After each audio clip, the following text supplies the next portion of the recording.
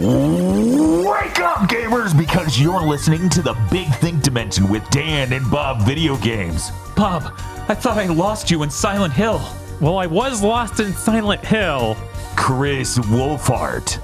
I love sawdust. And Dr. Aggro.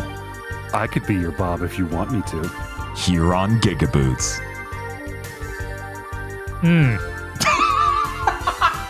Yeah, that's certainly correct. The hardest part was squeezing into this red leather miniskirt. You know, sometimes the hardest part is the one with the biggest payoff. Jesus. Aggro just goes by Bobby.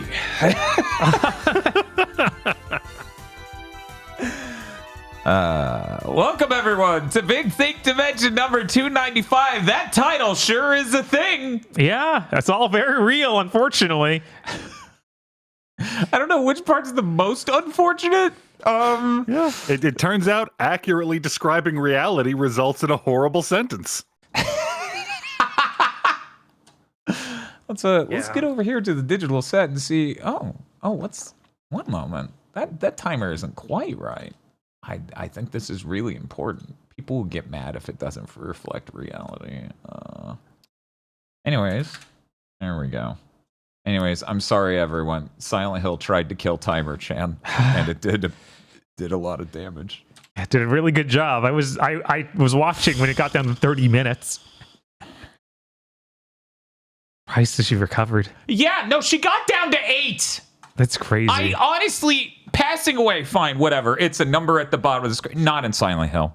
Not in that version of Silent Hill, especially. The lore ramifications alone. Chat, you need to understand. Wherever Chimer Chan dies, that's her afterlife. Whatever game she dies in, that is her afterlife. Oh God! Why would you add this to lore? Yeah, I don't like this because if she dies in the industry is burning down segment, that's terrible. It's like Jacob's Ladder, but like Phil Spencer is standing next to her. So you have to keep her alive until Dan and Bob get out of horror games and get to a good game that you want her to rest peacefully in. You gotta wait until Dan brings back the Like a Dragon Infinite Wealth streams and let her expire in there, so she can hang out on Dandoko Island. Just start playing the feeding Saber Tacos minigame and give her a Viking funeral. Yeah, there we go. I just imagine Timer Chan at a party and the attendees of the party start transforming into Phil Spencer and Jim Ryan. Jesus. Just horrifyingly. And she's just like, ah! So anyways, hopefully anywhere but the industry's burning down segment, please. Anyway, I'm very excited for this big thing. We have a lot to talk about. We're going to touch on Silent Hill 2 Remake. We're going to talk... This is going to be our unofficial Visions of Mana spoiler cast later. Yeah, because that shit ain't getting its own episode. No, we have so many things to do. We have to keep moving. Mm-hmm. And I think maybe the discussion would be better in this sort of format.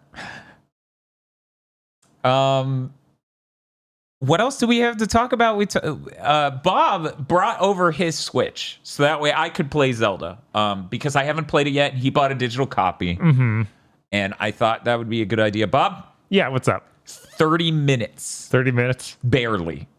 That's it? The performance is so bad. It is really bad. Here's the thing you may not know, appreciate, relate to in the least about a content creator's life. A lot of the times... you will do things like not play a game or play a game because it makes a lot of sense for what you do. And by and large, I do this and it does not ruin things for me. But if I played this for this year, instead of just fucking waiting for a Switch 2, legitimately, I would enjoy the game much less. So I put it down. You can take your Switch back. I'm good. I really wanted to play it. There's so many great things in it. It does run so bad. I just, there's no reason, right? Yeah. I can have a reasonable discussion about Echoes of Wisdom during Game of the Year without me having played this game in this downright compromised level of performance. Yeah, and it's not something like where you're going to get spoiled massively by Game of the Year or anything. Like, it's not, right. Yeah. Like, story is not the main Tears thing of the here. Kingdom wouldn't even have been that. That's true. Way more story-oriented. Like, it just being 30. If it was just 30, it'd be fine. Like that'd be like it's not a full 3D game. You're swirling the camera around in. Like it would have been totally tolerable. But it's like, well, we're gonna surge up and down. The fucking frame rate of this game is a sine wave. Yeah, no, and it really like takes me out of it. And it was like, and I'm a lot further in having fun, but it would be so much better if that was not there. Yeah, I've talked to people who are legitimately like in their playthrough by now significantly, and they're like honestly thinking about restarting the playthrough on Ryujinx. That's how bad the performance is. I mean, the opening dungeon had performance dips, and I was like, this isn't great. It's already frustrating. I can deal with it. Then I hit the world, and it was like, I'm looking at 5 people and this shit's tanking. So anyways, I'm just going to delay it to the Switch too. Who knows? Maybe it will make a great stream. Maybe. Because I've enjoyed every 3D Zelda stream we've ever done. Yeah. Every Zelda stream we've ever done, period. And I guess this fits in with the 2D ones. Yeah, it definitely is close to the 2D ones. Yeah, so it would be like the cap to a 2D Zelda month in essence, you know? So what's that? Link's Awakening DX, just because. The Oracles, and then Minish Cap. Minish Cap, right. So this, and that'd probably be all of them, right? I mean, wouldn't you have to do Link Between Worlds? Yeah, Link Between Worlds if we want to get the 3DS out. And I would say that Phantom Hourglass and they got to go somewhere. Spirit Tracks count. Oh, yeah, I guess. And we own them on the Wii U. Yeah? Yeah. Man, that would be a crazy amount of content month. Like all those games are real Zelda long. months are that. Yeah, Zelda's real long. Oh yeah, and there's Triforce Heroes and what was it? Four Swords Adventure. Link's crossbow training? No, that's a 3D 2D Zelda. game, that's 3D gameplay. No, it's on a screen. It's flat. I know you're saying this ironically, but Thank I literally you, PC gamer contributor. I do literally follow like one of the most like helpful and not crazy PlayStation YouTubers who just do PlayStation news and then like one variety video a week. And he legitimately delineates between VR and not VR by calling every other game 2D. Oh my god. Yep, I know who you're talking about. Oh my god, that's maddening. Yeah, no, I'm like, dude, that's not what that is. You gotta stop saying this is a 2D video game. He does great work, though. For anyone who's curious, let's talk PlayStation. If anything, I would say in many cases overly generous towards PlayStation's competitors. And their prospects going forward. So good. I'd rather that than like YouTube, because I follow him, tried to serve up a PlayStation news channel that is the way you would expect it. Yeah. I tapped out within 10 seconds. Yeah. 10 seconds. The tone was just so immediately, no, I'm good. No. No. Yeah, there you go. If you log into VR chat in desktop mode, it should rename it to 2D chat.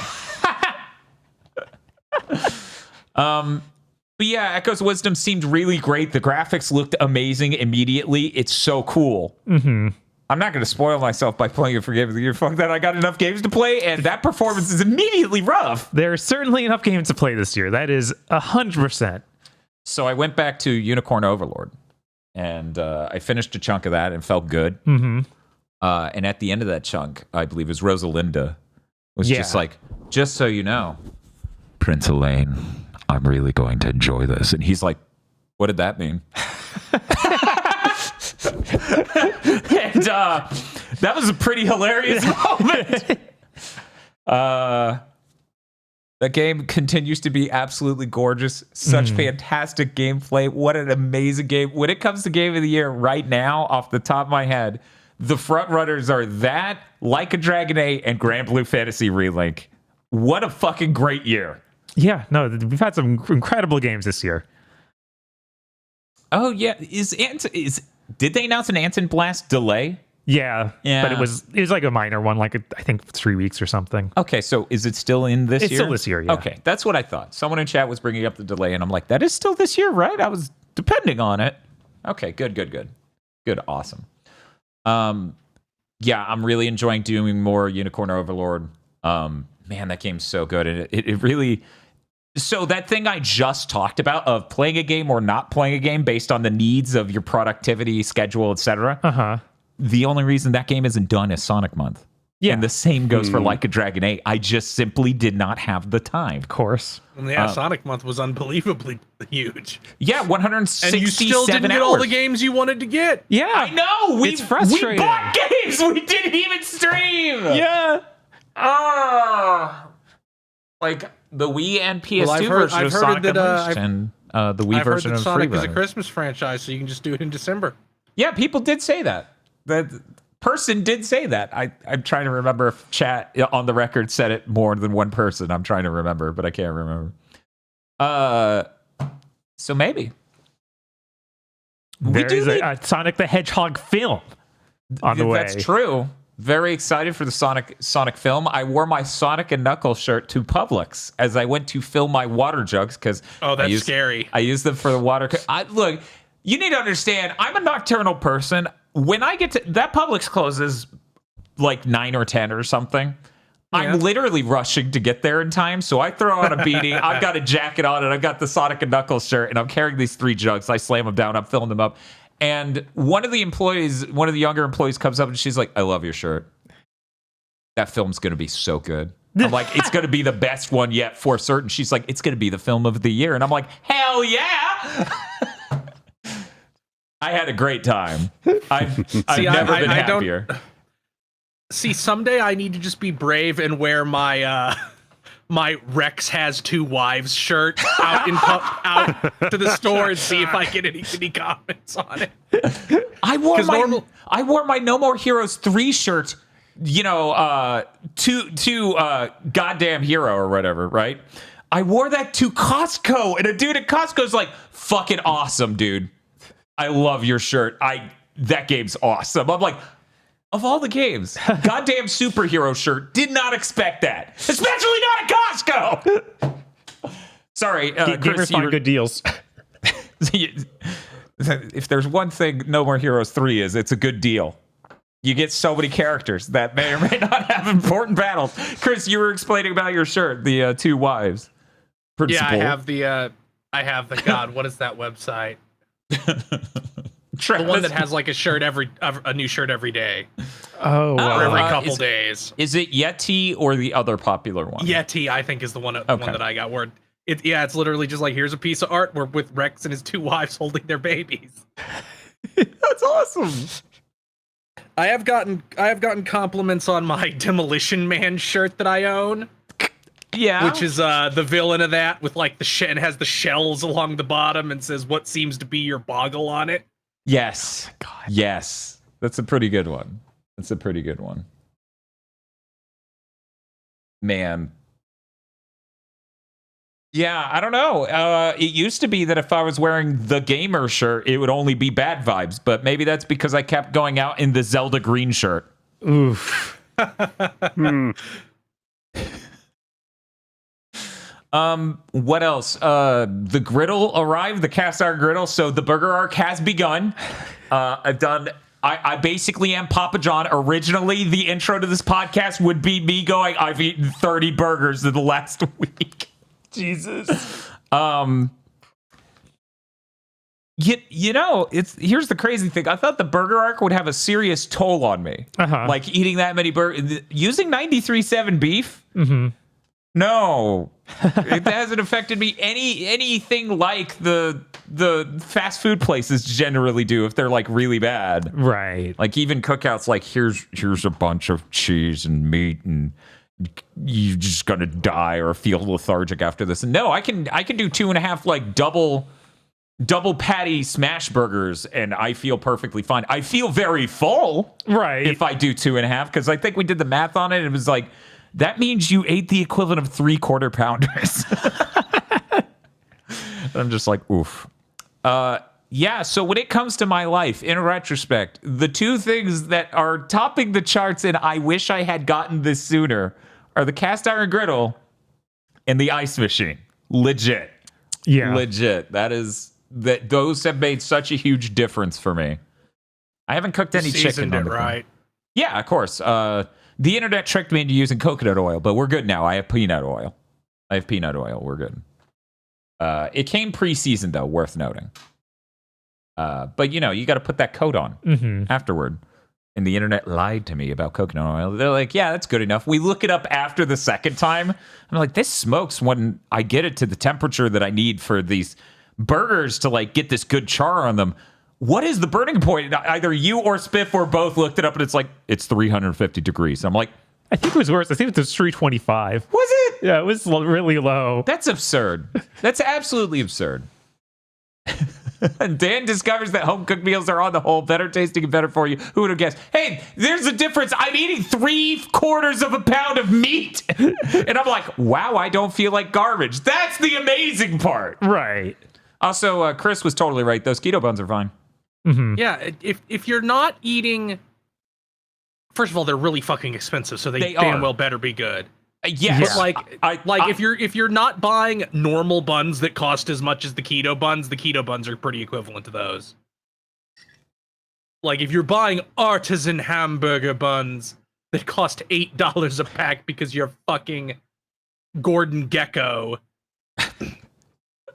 then yeah, they would probably like if you're on that brioche shit, then yeah, they fall short of that. But compared to like a normal bun that you'd get at a barbecue, they're fine. Oh yeah, no, like I was kind of amazed. I thought I would buy it once, and because of the price, and then you dump your pants because they're 60% of your daily fiber in one. No, I've been building up to that thanks to the low carb tortilla recommendations and stuff, and the amount of broccoli I eat and other things. I've been building up tolerance. No, I thought I would eat it once and be like, wow, this was expensive and terrible. But no. They do have cheaper keto buns, but then they're a scam because they're cheaper because they're literally half the size. Mm-hmm. So imagine you're trying to make a smash burger on something that big. Get the crystal bun out. and then at that point, it would cost so much you would feel like a moron. Because it'd be like, I can't believe I ate 17 of these when these buns cost $4 a bag or something. Anyways, yeah, that's been really, really great. I'm literally making more burgers after this. That is how that's going and how it will continue to go. However, I feel like I got a little scammed because Spiff was the one who bought the griddle, right? It was supposed to go up on Throne, but then I had any difficulty listing it on Throne at all. Just there was a weird glitch in the Amazon system where it would not surface the correct version. It kept wanting to sell horribly different versions. It's like, here's the one that goes on one burner. I'm like, no. And they're like, oh, you want the one that comes with a lot of extra shit? And I'm like, no, the 2 one. You look directly at Amazon, work correctly. You put that link into Throne, breaks entirely. So anyways, we just gave up. I put it on a wish list and he bought it for me. Okay. But I feel mildly scammed because I have bought since over $40 worth of shit in implements to use with the griddle. Right. That motherfucker gave me a razor and he's selling the blades. Like, this is a nightmare. But this has been really great. Aside from that, we played a little bit of Silent Hill 2 remake, just a little, right? Yeah, just a little. So we're gonna talk about it a little bit, just a little. Just because, you know what? I keep calling it remake. Technically, it's just called Silent Hill 2, and then you put in parentheses 2024. Sure. I'm gonna call it. Yeah, no. I'm gonna call it remake for the rest of Silent time. Hill 2, the Silent Hill 2. That's the rule we decided on. It's when true. they do this. I think we can talk about this a little bit without spoiling it or our upcoming thing too much. Mm-hmm. Yo, if you want a deep dive, we have an upcoming thing. I think it's worth listening to, even if you maybe don't give a shit about Silent Hill, because it'll stir the imagination. There's certainly a lot to talk about during that. There is a lot to talk about during that. And I think it's really good. But let's go and talk about it real quick. All 4 of us beat that game. Yeah. Yep. I have a physical copy of that game. Chris, do you still have a physical copy of that? No, I wrapped that game Sunday at 2 p.m. And it's Sunday at 2:15 p.m. I walked in the door of GameStop and traded it in for $35 of store credit. Now, the weirdest thing for me is I'm tempted to keep the game specifically because I want to see it on a better HDR TV, something that could do 1600 nits, 1500 nits. Because I'm under the impression that the Unreal Engine default HDR to SDR or just HDR tone mapper doesn't understand that people have TVs that are not insanely bright. You know, like it's just working in a world of pure maths and doesn't have any consideration for that. Also, the PS5 Pro is happening. So between these two things, I just want to know. And I think keeping it for that may be a good idea. It probably won't drop in value that much before the Pro comes out. Yeah. As far as before the TV, Pro comes out. No, by the mean, time Black Friday happens, I imagine it'll be down a lot. Yeah. Or not a lot, but enough that you'll get a pittance at GameStop. Yeah, it is curious whether, like, if the Black Friday sale will be good on it. Because, again, it's a $70 game. And it feels like these $70 games, when they come out before Black Friday, some of the time, they don't actually do the crazy good deal. Some of the time, they just do 60. And it's That like, does happen That's sometimes. always true. It's worth So- noting that they gave me fucking more for Stellar Blade than for this. I mean, And that's Stellar fair. Blade was further from launch. Yeah. what? Yeah, they gave me $37.50 for Stellar Blade. What are they? I guess Stellar Blade might have sold better. Maybe they were seeing less of it back. I don't know. Or it's sold Yeah, worse, they're even. but They're fewer. even. Oh, hey, want to hear a fucking crazy thing? They're about the same length. It's true. It is. I was just going to say that. I'm like, you can't say they kept it for longer because they're both about the same gigantic chunk of time. Mm-hmm. When you say gigantic chunk of time, because it's like, it's less than almost every other game in the current climate. Yes. It's more about what they went to do and how long that takes. And it's more about that and less about, yo, I want a game that lasts 80 hours. Because so many games do that. But yeah, Stellar Blade definitely, it's a weird point of discussion. I feel like it justifies its length a lot better. I mean, Yeah, it has things in it and isn't stretching out a game that is 7 hours long into 2.5 times that length while adding nothing.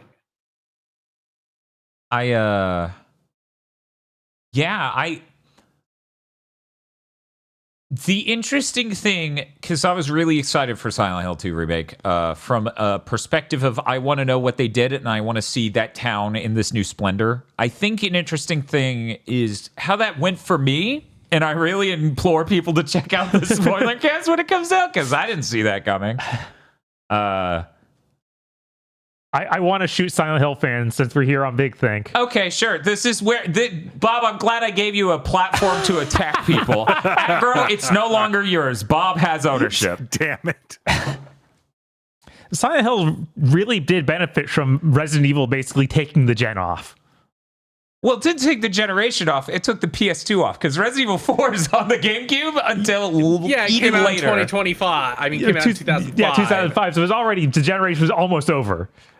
So they took off basically the whole thing. They released Code Veronica in Outbreak. Look, we had Code Veronica X, we had Outbreak, we had, what is it called, Gun Survivor 2. Yeah. We had so many Resident Evil products. I mean, Yeah. I don't think that's really the case, because I don't think any Silent Hill game sold especially well. It was through, like, word of mouth that they have legacy.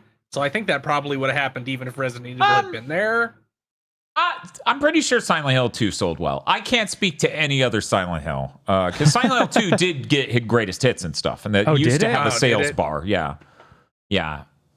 Unless my mind's completely inventing, which happens, I guess, a greatest hits box that doesn't exist. But yeah, I feel like 1 also might have had a greatest hits version. So 1 and 2 I would vouch for. Nothing else. Like 3, 4, absolutely not. Yeah, you don't even hear discussion online about those much. Like those, especially is 4. sad because 4 is bizarre. Yeah, 4 is bizarre, but from everything I've heard, that's one of those games where it's like, we had the money to make half a game, do it twice. Cool. Very excited. Which is, you could say they were ahead of the curve. That wasn't even a 7th gen game. Yeah. I heard crinkly when Aggro was talking. Aggro, are you eating a candy bar right now? I am not. I was moving a thing on my desk. It's like, you have to ship me that candy bar now. Give it to the teacher. I ate a piece of bread covered in peanut butter during this podcast so far. Because the algorithm 20 minutes ago said, binging with Babish ranks every jarred peanut butter. I'm like, well, now I have to eat some peanut butter. I can't argue with that.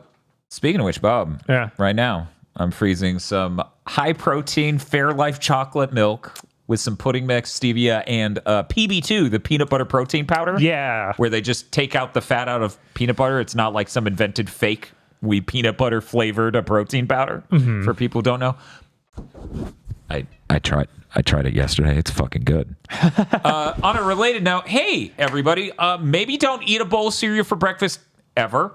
Maybe then don't follow that up with a huge smash burger and a pickle and a bowl of broccoli and cheese, because after that, as we all know, you're going to eat literally a pound of baby carrots out of guilt, and then you're going to eat a whole canister, a whole pint and a half of ice cream. Jesus. And then you're going to feel really sick. So don't do any of that, okay? It's best to avoid the breakfast cereal bowl entirely, because that just leads to ruin.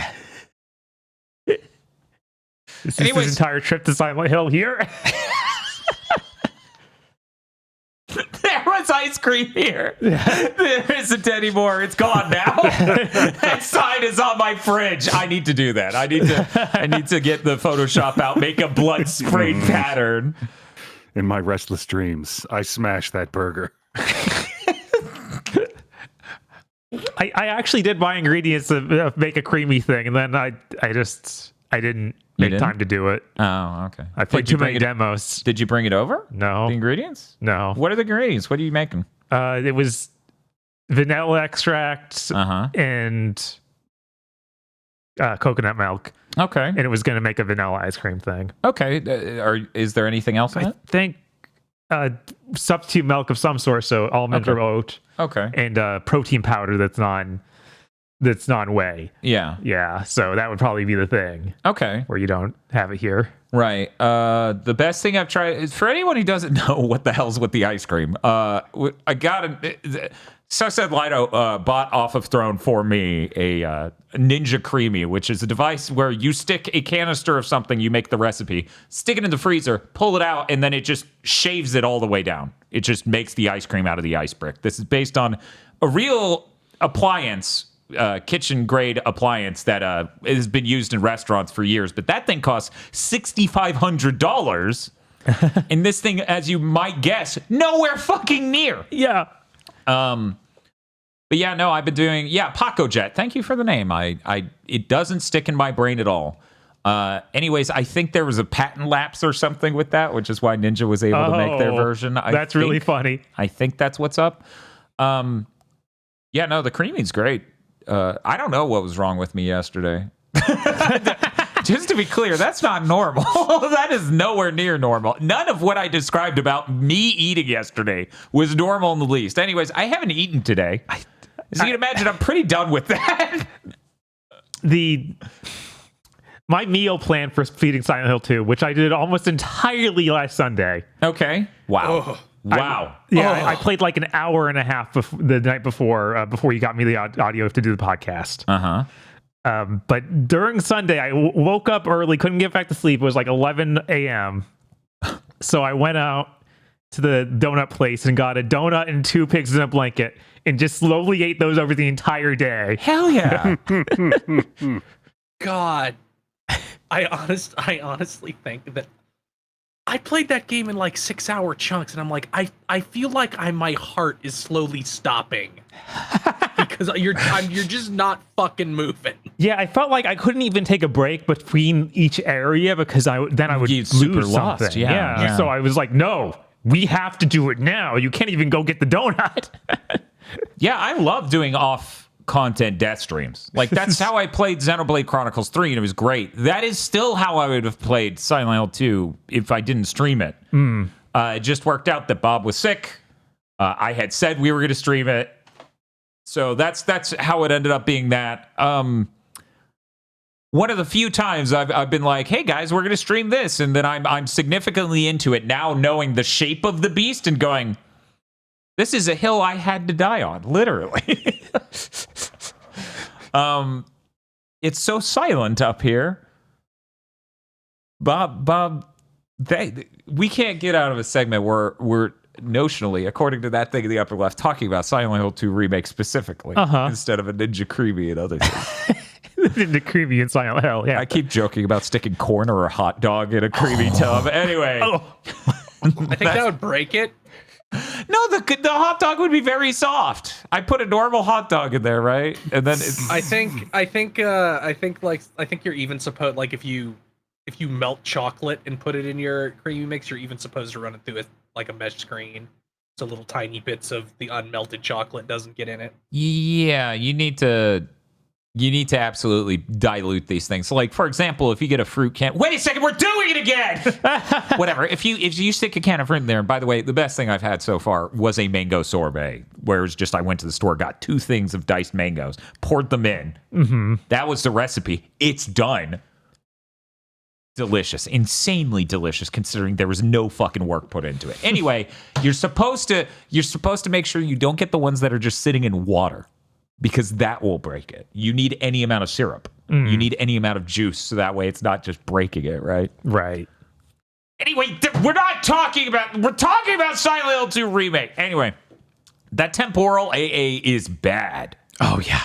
It is the worst game I have ever seen in that regard. Yeah. Yeah, the only competition is Star Wars, honestly. Like, that's the only other one I could think of that was nearly this bad. I At least you expect lightsabers to ghost a little bit. Kind of, but you don't expect these spears that certain characters might be wielding to become mush. Yeah, this has been the most I've ever seen people just light up a game for having this stuff in it and looking rough as hell. Yeah, the thing is the whole game is like this weird dark, and the weird dark has now become the weird goo. And the fog, too. Like, the fog's definitely exacerbating a bit. When you try to have a layered environment, which is why we do stochastic rendering, the whole point is, well, if you only render 1 in every 4 pixels or whatever it is, then you can put more time, more computational power into those pixels to give it a more layered and processed look, to give it depth. But that makes it more complicated for the TAA and other things. Have you seen the Ratchet video that Digital Foundry put out? I only saw some screenshots. I didn't get to actually watch it. It is a very fascinating A/B comparison. I think if we pull that out for the PS5 Pro versus PS5, which I've been talking to Justice Zag about the thumbnail for, and he's currently leaning towards, we need to make it the Daniel versus the cooler Daniel meme. I'm like, you're fucking right, my man. That may be the most complicated for anyone to get. It's that. It looks because that game already looked great. It already looked great, but there are so many wins with the pisser technology. But then there are also some mild losses in very specific and weird ways. Oh no! Because they over sharpened the game originally. But the new look, they thought it was sharp enough. They didn't need to have the sharpening. So what people might think is actual detail being there might just be sharpening artifacts. Yeah, artificial sharpening. It's kind of nuts. Like, I look at it and I just go, yeah, that one looks better, but I can pick that up.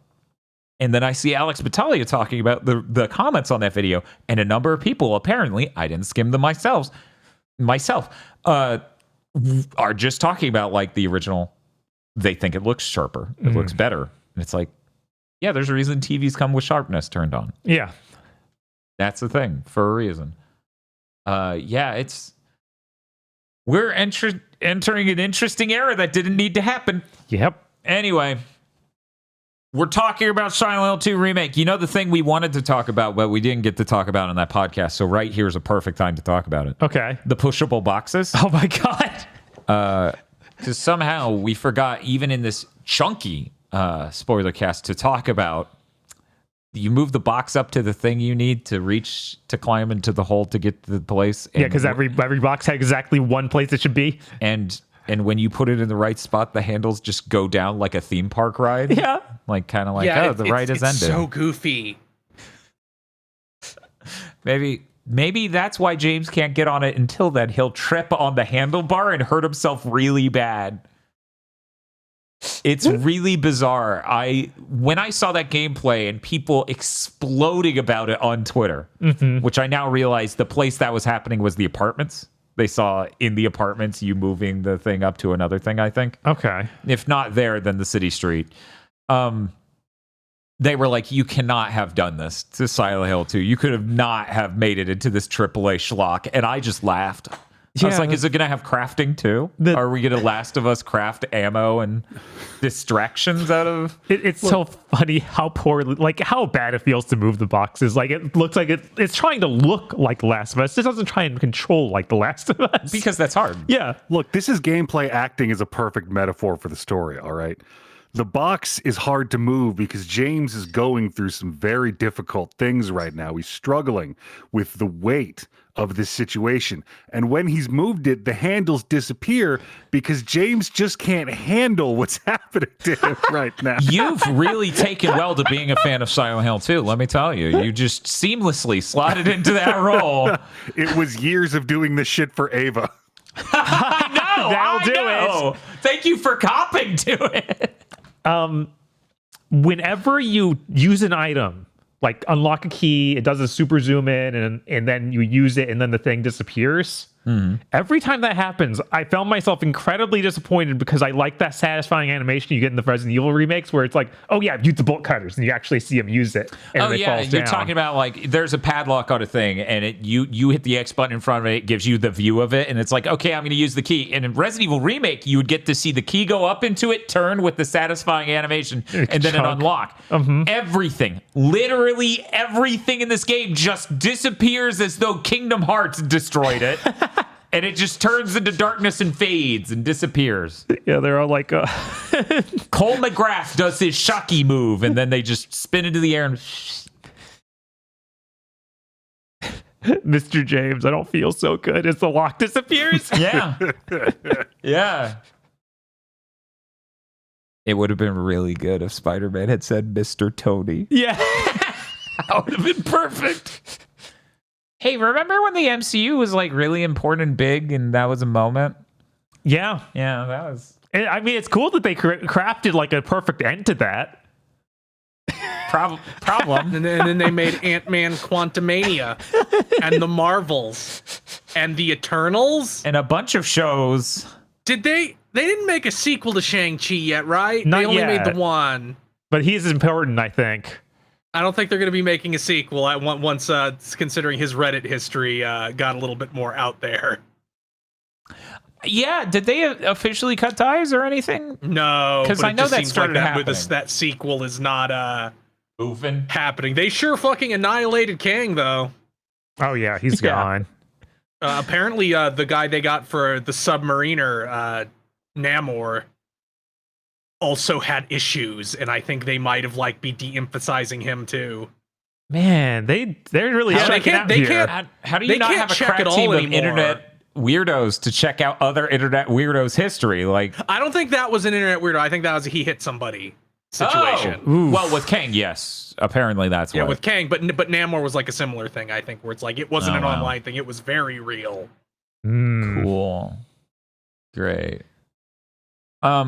Hey, you know when people popped off for Spider-Man to show up in like that first MCU film he showed up in? Yeah. And remember how people thought the oh man. Why am I so bad at remembering his name? What's the name of the blind lawyer? Oh, Daredevil. Daredevil. For some reason my brain's like Deadshot. No. Anyways, when he showed up in the movies and it's like, oh, that's Daredevil. Isn't that cool? Something tells me, what was it, She-Hulk? Not gonna have that reaction if she shows up in a movie. Something tells me that. Did they put Daredevil in him? Did they just put him in the Deadpool I'm Wolverine sorry. movie? Chat wrote Dat Dog. No, they put him in the newest Spider-Man movie. Yeah. Oh. And it was like a neat thing. It was Yeah, like, oh, cool. It's just a short little thing. Yeah, it was neat. Even as someone who doesn't give a fuck about the Daredevil show, I was like, yo. Right? Man, those Marvel Netflix shows would sure be good if they had basically half the episode count each one. Yep. That's why I always hear about those. I haven't seen it. The one that Jessica Jones season 1 pissed me off so bad because it literally like ends and then there's 4 more episodes because it can't end. Yeah, we really ended up in the most bizarre situation possible with streaming shows exclusively because of executive meddling. We can't do full-length seasons anymore. You can't have a conclusive ending, but you also need a narrative through arc? Yeah. This is such a shitty, unbelievably bad space to be in. Mm-hmm. Everyone decided to make Poochie. It can't be episodic. It's got to be serialized. It's got to have a through line. Mm-hmm. Because that's the hook. So many layers of this you have fucked up every part of this. Every single part of this. Good job, executives. And none of it's profitable. Great. Awesome. You know what? I may have brought this up somewhere in that Silent Hill 2 stream, but just like, Mary kind of lost in Silent Hill, Just no one's going to find that. The death of physical media caused by streaming has actually had larger implications than we normally credit for, because we would have seen a better developed optical medium for a thing going forward if there was any demand for bought product. But that was completely shot in the head by streaming. Yeah. So not only did it affect movies in that way, like, what was it? Matt Damon, I believe, was talking about, where it's like we used to rely on the home release selling in order to get these types of movies greenlit ever. It also has shot the technological development of things. We would have absolutely had a much better media format for watching a movie on than 4K Blu-ray by now, where it would have legitimately looked much better, instead of it being like, well, we're going to try to make this convey an image that's 16 times more complicated than the last format. Yeah, I did that math right. Okay. But it's okay. It's got a better codec. Right. And twice as much space. And I'm like, so it's 16 times more shit with twice as much space. That's 8 times more information if you just do a simple reduction there. How good is your codec that it can do 8 So times? good. That good? So good. 16 times the detail. Yes, that's correct. Yeah. What a bizarre situation. Anyways, I need to shut the fuck up about these random tangents. Aggro, is there anything you wanted to talk about briefly to either tantalize people for the Silent Hill 2 spoilercast, or I don't know. Just you realized you didn't mention a thing and would like to mention it here. The Silent Hill 2 remake, especially as someone who didn't play the original, is fucking weird. That makes sense. There's so much really cool shit in it. And then it doesn't end. Yeah, I was feeling that about halfway through the hospital. Like, there are so many cool places and really good puzzles and neat events. And then the board swing from The Last of Us 1 for some reason that doesn't work well. But worse, because it doesn't. It's a bizarre experience. Yeah. Once again, just to cover our opinions on and where we're coming from in regards to Silent Hill 2, because maybe this will excite you more for the podcast, I hope. Aggro didn't play the original. Bob and I played the original. I thought it was really solid and good and fun. I thought it was all right. Bob thought it was all right. And Chris, glowing Yeah, I fan. really like it. I'm a glowing fan. I even think the combat is real solid. So that's the spaces we're coming in at for the remake. I hope you all enjoy when the Silent Hill 2 spoilercast comes out. Anyway. Oh yeah, if you're going to play that game, turn on run toggling, because oh my god, all you do is run in that game. You need to have a toggle to Turn hold a button. combat difficulty to easy. Probably should. I didn't, but you probably should. Turn on the dot reticle in the center of your screen. Yeah. And if you're on PC, do that mod that changes which version of DLSS it uses, because they used the wrong tuning profile for it. So it looks better if you just change it to a different tuning profile for DLSS. And also, you could uncap the 30 frames per second cutscenes, but then you need the additional mod in order to make it not have characters appear magically if you uncap the 30 frames per second cap for the cutscenes. Well, if you do all that work, you might as well get the new James mod. Yeah, you might as well get the nude James mod. I saw that image of him cheeked up staring out in the parking lot next to the bathroom and him just going, man.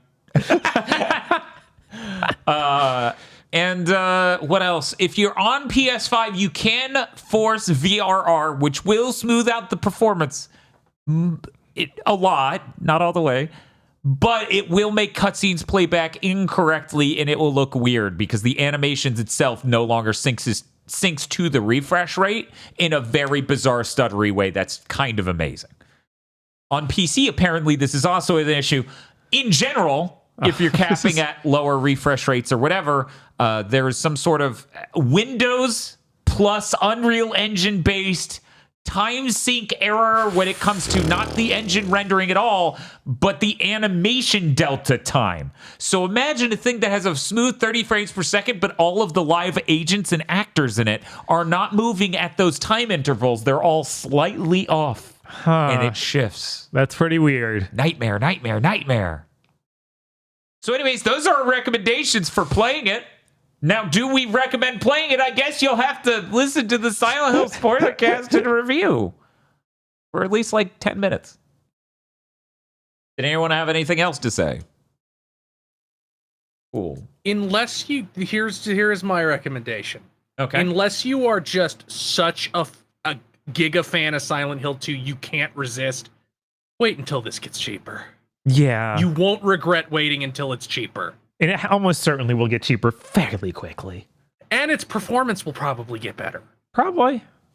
Like, there's no game that, like, optimization is now just a thing that AAA games do later, which we have a news story about, and is why I'm probably going to buy them a year late going forward. Yeah, no, let me tell you, this game of the year might be the last of a breed. I feel like it might mutate heavily after this year based on, it's like we'll see. Well, welcome to the mid-tier and Nintendo and Indies game of the year. A lot of cuck nominations now. And Sony, because they don't tend to fuck that up as much as other people. It's true. Once again, if you're going to charge $70 for a game, I really do expect it to have that Sony level of polish. I really do expect it to look fucking immaculate, have an insanely good game behind it by and large. Like, it needs to be that. Otherwise, why are you charging $70? Go fuck yourself. Anyways, see for Dragon Age Veilguard at the end of the month. Yeah, At least apparently... Did you see the spec sheets come out for PC on that? No. Apparently, it actually has pretty moderate settings and stuff. Please be solid on console. Please let the rumors be where EA was like, why do you need more than 30? You should just be 30. Let that be completely false and it's actually fine in performance mode, not massively, not one of those, well, we got a performance mode out, but it won't be real for 6 more months. I'm really optimistic for Dragon Age Veilguard. Like, legit, I know a lot of people have been like, oh boy, you got to do that. And I'm like, I'm excited. I've never played a Dragon Age and this looks weird. Since the moment they announced, no, there's no open world shit we made, it has the structure of Mass Effect. It's level based. I was like, I started clapping.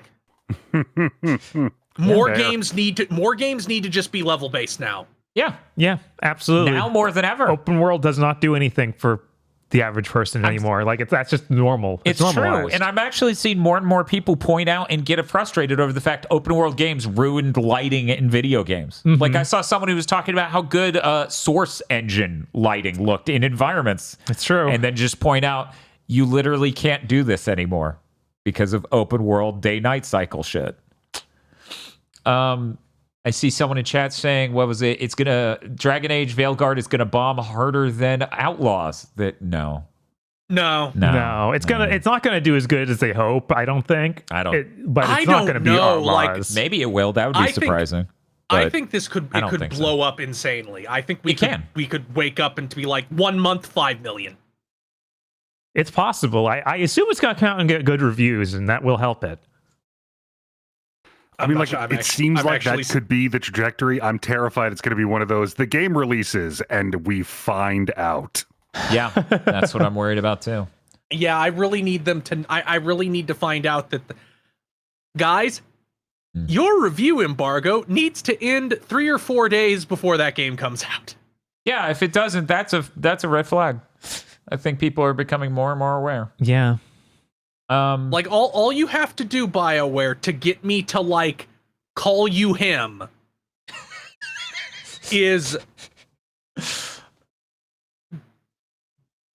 be relatively stable at 60. Don't be egregiously buggy. And don't be Mass Effect Andromeda. Don't have writing that makes me want to bite a grenade. Even Inquisition is fine. Inquisition's writing mostly fine. Just don't be fucking Andromeda. Real quick, I'm seeing people bring up $60 on PC, $70 on console 60, exclusively. yeah. So you charged us $10 more for the easiest developed version? Yeah. Would you like to explain? No further questions. Okay. That was a thing when we went to 60 too. I feel like for a little while PC games were also still 50, and then they went up to 60 later. That is true.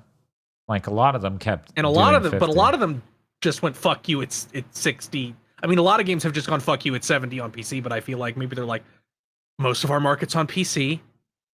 Maybe they have data that says that. I don't know.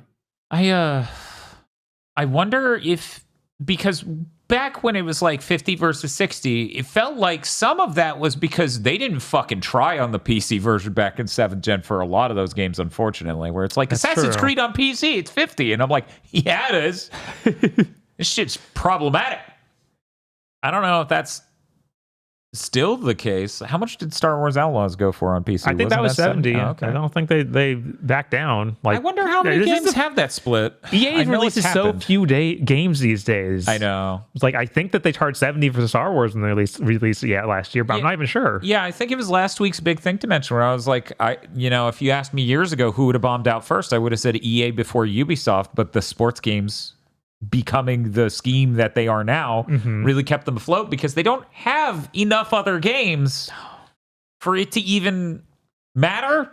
Yeah. Yeah. Anyway, I think we're good on Silent Hill too. Yeah, probably. Yeah. They know to look out for the content. Yeah. Look out for content. One of the last episodes of Pokemon Go to the Movies is out now. Yes. It came out this Monday, so you can go enjoy it. And if you want to see the last episode, let me think. So we have, and then did the last episode go up? The final episode is not done yet. But then, cool. So if you want to see Uncanny Valley Teeth, Yeah. head on over to patreon.com/GB podcast, where you can hear about the teeth from the CG remake of Mewtwo Strikes Back Evolution. It's so much worse than you might think. Yeah, I Shibio, he had a really good recommendation for the thumbnail, and I did my best to make it a great composition. Probably the only episode of Pokemon Go to the Movies, I can't see this happening twice in a row, where sticking the banner in the middle made perfect sense because of the composition. Great image. The only great image in the entire movie is the thumbnail. But it's okay. Bob flashbangs you with tons and tons of images. I do. Certain. There's plenty of comparisons in there too. Great. Awesome. But right now, the public episode is up, which I believe is... Detective Pikachu. Pikachu, yeah. That's right. Yeah, So different uncanny CG Right. movie. We got two But in this a one was row. Ryan Reynolds. Obviously at the buff. And ADR. Lots and lots of ADR. We wrote this joke to go over this boring scene. I guess we better ADR it in. You know, I saw someone who was like, "Oh, I wish the next movie wasn't happening," and they're referring to the final one because they're a patron. And I thought that was weird. We recorded that a bit ago, and I don't know why someone would want to skip that, but I guess we'll find out when it comes out, and people will communicate with us guess on that. Anyway, there you go. Later this month, we're gonna have a Chugging Bleach.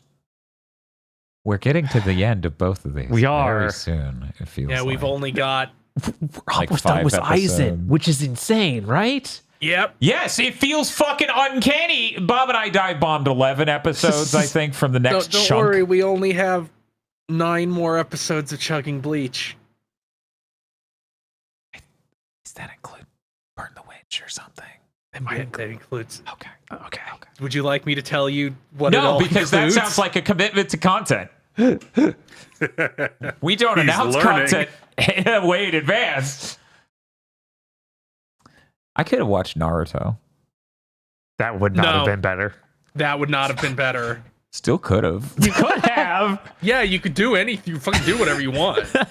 I think I dropped after the time skip in Naruto. I dropped it so quickly in the anime, and this is while I was still digging through Bleach. Imagine how bad that is. Again, like I need to keep saying, I've read Naruto like 3 times, the whole manga. Mm-hmm. If it wasn't for the fact that 72% in, more than a quarter but less than a third away from the end, they go, okay, I'm the bad guy. I'm going to revive every single character in the entire series. Also, every character that has even been alluded to existing. Also, a bunch of guys who never fucking were mentioned before. Let's have the biggest war ever, and it's like 25 volumes of manga long. It is. You remember the mid-off? Remember the mid-off, Dan? Yes. Imagine if that was 150 episodes. Damn. That's great. So what's Head Captain Yamamoto doing during that? I think they're all just kind of staring at Madara Uchiha. Cool. Awesome. What is the next game we're going to talk about? I don't do you have any more from your set, or can I go to my set? Because I played a whole set of games before the Steam Next Fest, but I was going to talk about last week. And UFO 50 was before last week, so I got to talk about how much I enjoyed Pilot Quest. I haven't played any more UFO 50 since I wanted to finish Unicorn Overlord before Metaphor tanks over. Yeah, it's really hard not to just play more Metaphor, but Silent Hill and Steam all the Next Steam Festery. Next Fest demos kept me from it. Okay. But I can talk a little bit about Metaphor if you want. I mean, Aggro and Chris did last week, I think, or Aggro did last week. Okay. But if you want, sure. If you've got things to say, keep it brief, but sure. Yeah, I got a little bit farther than the demo. I got to the point where it introduces the whole... this game's about traveling, so you actually get like a big vehicle you travel on, and it's called a Gauntlet Runner. Okay, cool. It's like a giant boat with creature-looking legs attached to it. It's designed by like the designer from Ava, so it looks really cool. Oh, that's sick as shit. And there's like a competition going on where a bunch of other groups have these things, so you get to see really goofy cutscenes where it's like them dueling on them. And I was like, oh man, this is like if Outlaw Star was even dumber somehow. They stand like a mile apart shooting cannons at each other on these dumb legged tanks. That's awesome. So that's really cool. And the way that the mechanics they add for the traveling is really neat, where it still takes time. And since you're not in the main city anymore, they actually have it set up so, okay, there's certain activities you can do while you're on the road. Mm-hmm. And every night you're going to camp out. And then when you camp out, you can talk to a teammate. Or you can run into different things while you're on the road. Like, oh yeah, this is this crazy tree. Let's get out and look at it. And that enhances your wisdom. Because you're still building enough stats because you have stats for the social link stuff. Right. Get high, stare at a tree. I'm so wise. It's like a magic tree. That's how you do it. I'm so wise. I still only have the 3 characters you get in the demo. I'm starting to wonder if we're just going to be getting job classes for them. I don't know. There's like extra seats at all the different locations, so you could definitely see more people being added to the main team. Mm-hmm. And I keep running into more people that have the social link abilities, where you get they have a clearly designed person, and you sometimes get a class from those, like a medic class or a fighter class. I think that's what it's called, brawler, something like that. Yeah, brawler. But yeah, it seems like the systems keep expanding out in new ways, and it's got really nice art. I do wish it ran better. Like, it becomes obvious that it has problems when you're in bigger areas. The demo had a lot of smaller areas because I did the side dungeon, which was really tiny. But now I did the main dungeon. I was like, oh yeah, that definitely has some trouble running. Yeah, I heard about some people who were trying to play it on the Steam Deck. Oh. Jason Schreier went on to Adam Conover's podcast, and they were talking about, oh yeah, the Steam Deck's great. It's great. And then Metaphor ReFantazio came up and he's like, yeah, I wouldn't play that on the Steam Deck. I'm trying to do that right now because I'm on the road and the towns are 15 frames per second. And I'm like, oof. Yeah. The towns feel like they might be the most intense thing because I guess they probably at some level didn't care that much about how much resources they were using. They were just like, let's make it look pretty. Yeah. And that's honestly, it's kind of topping my list for games I want to try on the PS5 Pro now. Do we know if it has even leaked that it has support? I don't think it's leaked that it's had support. Because it doesn't have TAA. No, it doesn't have TAA. So, well, if it's a GPU horsepower problem or a memory bandwidth problem, right, which is why I'm hoping it is, then that could solve it. Who knows? Just brute force this. But that's all I really had to say about it. Still seeming really good. Probably going to be on my game of the year list. Probably going to be my game of the year. We'll see. Yeah, I'm really excited to get into that. I really need to finish Unicorn Overlord and Like a Dragon 8. They are both just hanging over me. Yeah. Because I loved playing both of those so much, and I just need to finish that fight. So that way I can start Metaphor, which I would like to note, so that way you all aren't confused in the future when I am hitting the button. Bob bought his copy. My copy is the free one. Ah, yes. But it comes with a price. Oh, no. A dark price. A terrible, heinous price. I have to use this controller to play it. Also, it'll somehow perform worse for no reason, and nobody Shut will the even fuck figure up! out I why. want to hear this! And have serious glitches that may or may not break the game entirely. Also, since it will inevitably be the least QA'd version, it will soft block you 80 hours in. If that happens to me... Will there be a second person. Xbox destruction? That will only be the second person to ever finish the game on Xbox. I would actually be so fuming pissed if that happened. If it was just a repeat of the, hey, Dan, remember how you got Kingdom Hearts 3 on the Xbox One X? What if you got completely royally fucked by that? Cool. This would be worse. At least you got to play that fucking version. At least you got to finish it. Yeah. You just had to wait an extra month for the DLC for no reason. And it ran worse than even the PS4 original version, I'm pretty sure. Oh, that's right, because Microsoft's whole thing was it's on the X, it has to be 4K. Remember when we used to obsess about how many pixels were on screen? Now we don't even have real pixels on screen. Now we just fucking make them up. Now we just invent them. Jesus. Man, it's... Not this time. I'm just thinking that I just remember some insane Xbox fanboy post from before the new consoles were out. We'll just be like, everything on PS4, everything on PS5 is gonna be checkerboard, and I'm like, and nowadays I'm like, man, I wish some shit was checkerboarded. I'd rather have checkerboard rendering than fucking FSR2. Oh yeah, 100%. Given Alex Battaglia's comments, which I assume were based on talking to developers about this and not speculation and bullshit, it is harder to implement checkerboard rendering than it is to implement any implementation of temporal AA. So that is why you didn't see as many like games do checkerboard rendering, or more importantly, it didn't become the industry standard. For people who don't know, checkerboard rendering actually came out before DLSS even won. They basically led the way in, hey, how can we smartly raise the resolution for these games without increasing performance needs insanely?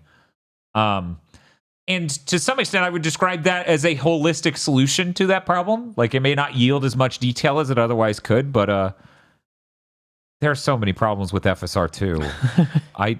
Let me be clear. If you have a temporal AA thing that isn't Pisser or DLSS, go fuck yourself. Your game better support those two, because Jesus. We're also heading up to a world where the switch to either through DLSS or through NVIDIA's nerd patent for a version of DLSS that isn't DLSS, that they got denied for the patent on, weirdly enough. Okay. I guess it was too generic. It was like, we use tensor cores to temporal AA the game. We're heading for a world where Xbox is going to be the only platform without a hardware-based temporal AA solution, which is weird because you'd think that would be their exact thing. Should be releasing APIs a new and Xbox hardware in 2 years, Dan. Right? Seemingly, maybe. Hopefully? They promised. They Dan promised we're getting a bike for Christmas. They did promise that. Sure, he got fired, and now he has to work. Now he works at the dollar store part-time, and we had to move out of our normal house into this much smaller house. And on a related my note, sister isn't around anymore, but we're getting that bike. On a related note, Metaphor had a huge amount of marketing for Xbox. It was a huge deal on Xbox. It debuted at the 37th best-selling game on Xbox. It's already sold 1 million copies total. Across all platforms. Yes. Which implies something about the Xbox version. What in the world?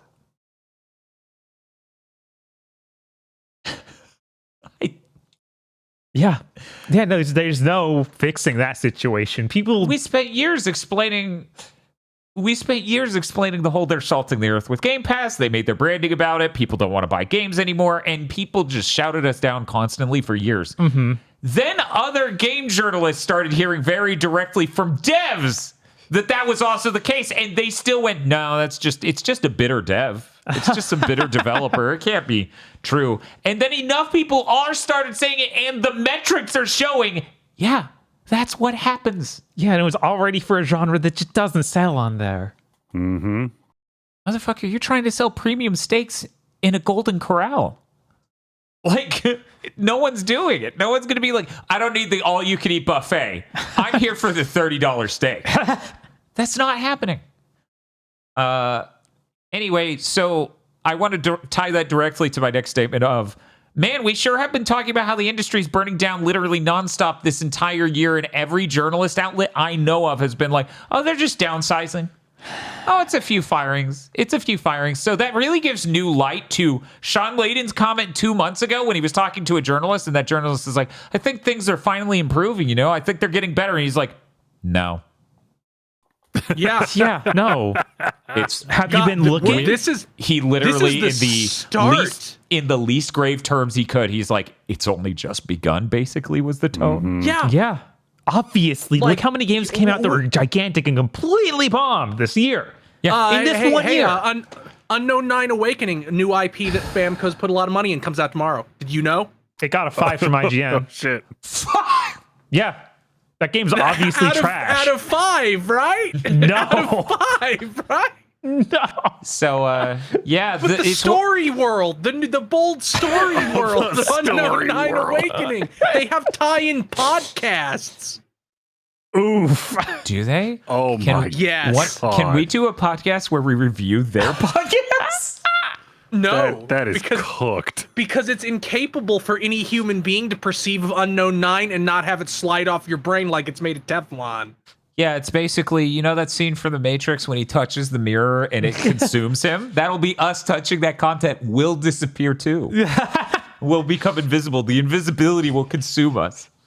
Yeah, but we bemoan how there's so many games and not enough time. We only have like 1 more year of that at most before like the backlog of things that were mostly done runs out. And then there will be no games except Nintendo games for 3 years. I do think what's going to happen is we're just going to have no games at the AAA space, but there are going to be so many good indie and middle, like AA games, that we're still going to be busy as hell, probably. I still have a ton of stuff from Steam Next Fest that seems good, but it's all indie stuff and smaller right. stuff. And the best thing about indie stuff, when you're thinking about it from this productivity angle, this sort of scheduling angle, like we have to sometimes, they're moderate lengths. Mm-hmm.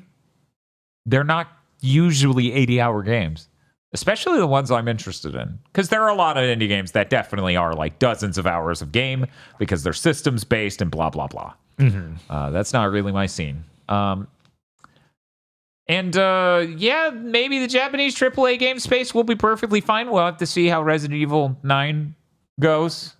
I'm sure it'll be. I mean, we have something about one company not doing so. Do we now? Is it in the title of this episode? Anyway, yeah, this industry, man. But it was really funny. I haven't even told you the best part of that story about Sean Layden in that interview. Okay, the person who's interviewing him is from GamesIndustry.biz. So he should know better. Yeah. But that is that after level, they're myopically like, it's just a studio. Everyone's just downsizing a little. We're just correcting to COVID expectations, right? We're correcting back from COVID expectations. And people from GamesIndustry.biz believe this. I mean, wasn't that site gutted recently? This was right before that. Okay. Yeah, it was like May or June. But yeah, no, that's we're so rinsed. So anyways, the point of me bringing all this up is I remember running into a viewer who's like, no, everyone knows that Game Pass kills sales. I'm like, no, we literally said it for years, and people just thought we were conspiracy theorying, fanboying, lying about shit. There are going to be some Tosh Kitchen sounds for a bit. And then eventually the narrative came around. After 4 years, 5 years of this. Yeah. Eventually people started to admit it. I'm now watching the same thing happen for the game industry burning down, where because people follow Big Think Dimension, they're like, what do you mean? Everyone knows it is. It's like, no. Yeah, you still get, if you like, there's still a lot of really big journalists and content creators who like are really defensive and resistant to the idea. And it's like, go ahead, Gross. It's like, no, guys, like, it's happening. We're coming down from COVID, but even if we weren't coming down from COVID, there's a market contraction is happening anyway. Mm-hmm. Yeah, I mean, it was like the recession that hit around COVID. Yeah, COVID probably made it worse, but it was already happening, guys.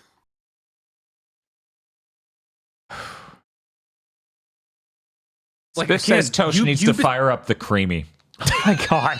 Ubisoft is not going to exist in its current form 1 year from now.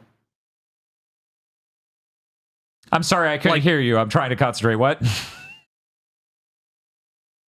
Say that again, Chris.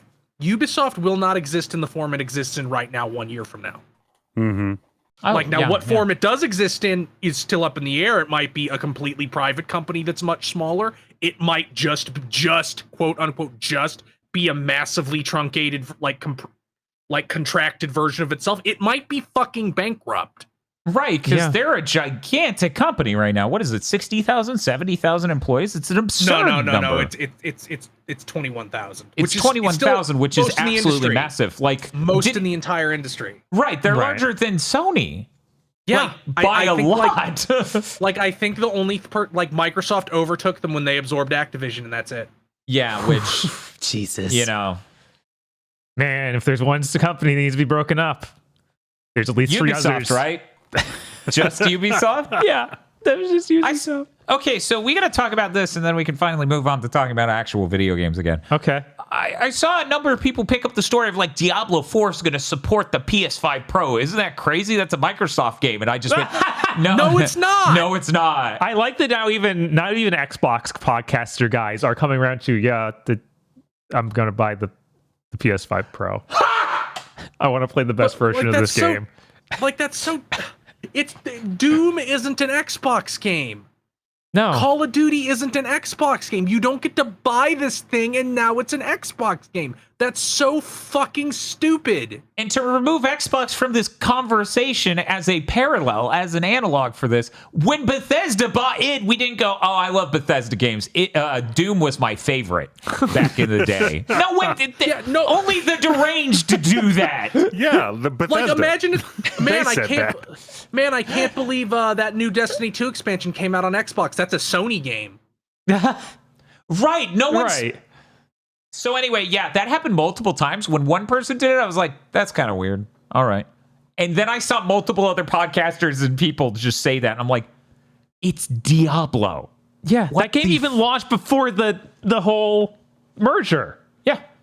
What? Or in the middle of it. I don't know. The timeline's weird. Yeah, I think it got out before it fully happened. Yeah, because I think the merger happened in the fall of that year. Mm-hmm. Yes.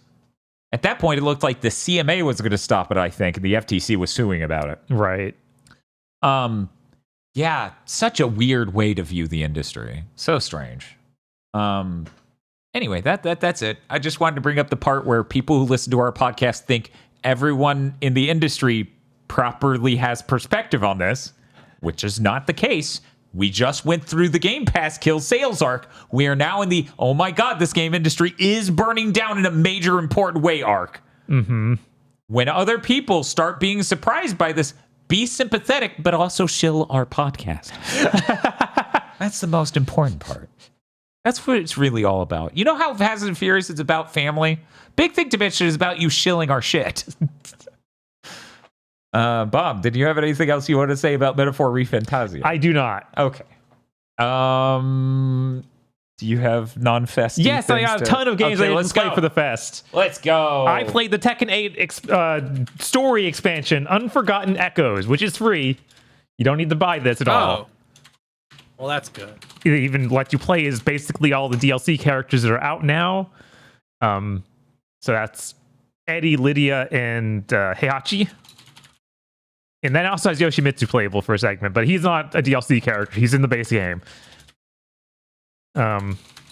This is neat, but it's also real short. Just a tiny little thing, mostly about Heihachi and the loops they go through to bring him back. And also, it introduces something that I think is really funny and very Mortal Kombat core, the Tekken monks. The what? Tekken monks. They're a bunch of monks that call themselves this. Like, they train in the mountains, wear monk outfits you might expect. Like the big hats, the Buddhist staff stuff. And they're just this force has been training in the Mishima style in the more traditional way instead of being evil like the Heihachis. Oh, so they're hipsters. Yes, but they broke off from the faction like 600 years ago or something. This is absolutely perfect. We need a spin-off action game starring the Tekken monks just to dunk on Ed Boon. I don't know. I feel like if they make that, then Dan and Bob will be obligated to play Death by Degrees. I feel like we already are. It's worth the price. We have to do it. I bought that game a few months ago. Oh, yeah? I played like the first 10 minutes or so. I was like, oh, this is prime. This is good. Good PS2 Prime jank. trash. Yes. So, okay, so here's the thing with us and streaming. Is the gameplay of that game of a depth where you think it will go a whole game and not just look like staring at paint dry?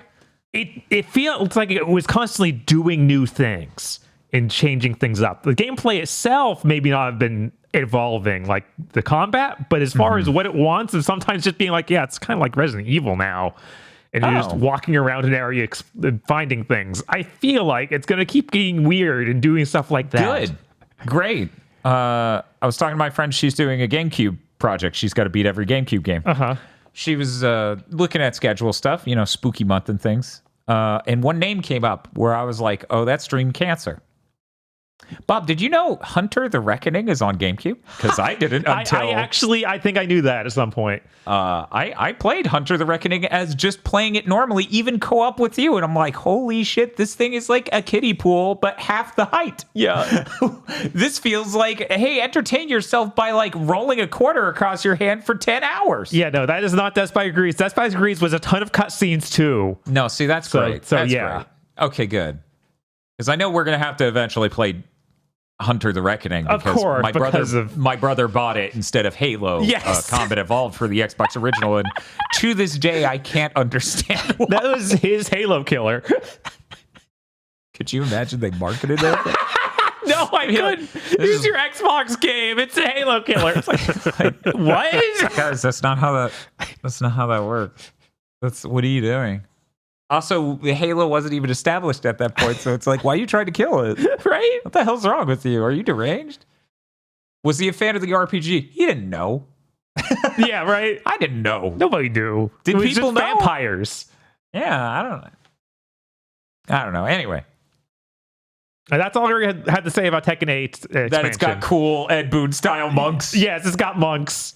And also I had weird desyncing audio issues where I need to keep turning it off and on and trying to get it to sync up. Hopefully they fix that. You had to close and reopen the game? Yeah. Weird. Okay. All right. Yeah, I don't know what's up. Also, they got the update out where you can make any character on the title screen. So it...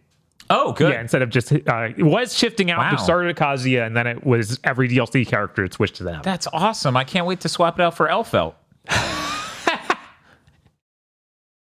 Why are you laughing? You said any character. They shall be the final character for the season pass, Dan. They need... it's almost certainly going to be a crossover character of some sort because they're not even featured in the story at all, where all the other ones were. Right, yeah. So we'll have to wait and see. It would be really funny to see Elfelt in like Tekken 8 stylized. Like Look, I'm just saying. What is Elfel this? could fit in any fighting game. You can just stick her in Dead or Alive. You know what? Maybe she's the last character for the new Dead or Alive Extreme thing. They're like, and Elfel. She literally killed every other candidate. You have to date her now. She was the villain and your new girlfriend. Sorry, your new wife. Right. You don't want to go half measures with her. No, Sounds like an isekai anime title. I also played some more Zelda Echoes of Wisdom. Okay, cool. I find it very funny I also that did. Zelda survives entirely off smoothies. Yeah, I like that. That's the replacement for the cooking in the newer games. Mm-hmm. You can mix any two ingredients, so you can mix butter and butter. Finally. It doesn't always work though. If you mix salt and salt or a potato with a potato, it's like you made bullshit. It does nothing. Fuck you. Meanwhile, they knew about Americans and they saw the butter bar skit from Whitest Kids You Know, so they were like, yeah, they'd eat it. We should allow it. I honestly can't remember if the butter one actually does make goo. I think it does just make some ruin this drink. That's my new Creami recipe. Oh, I'm literally seeing in chat now Zelda's Creami arc. Yeah. Yeah, of course. Other than that, I did finish it. There's some really good dungeons in there. It does, unfortunately, eventually stop giving you, like, here's your dungeon upgrade. Which is disappointing. How many dungeons would you roughly say there are? I want to say around 6 or so. Okay. Okay, that's about as many as I expected. These are acceptable somewhat numbers. Right. And some of them are designed really well. There was only one where I ever was like, I hate that you made me use this mechanic in this way. There's a lot of fun mechanics in this game. I've had a lot of fun realizing, because you have like an ultra hand equivalent that lets you move objects that you didn't create.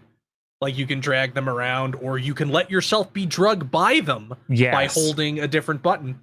That works on enemies. Mm-hmm. So I realized that Zelda can effectively hold a guy's arms behind him while her summons beat the shit out of them. Yes.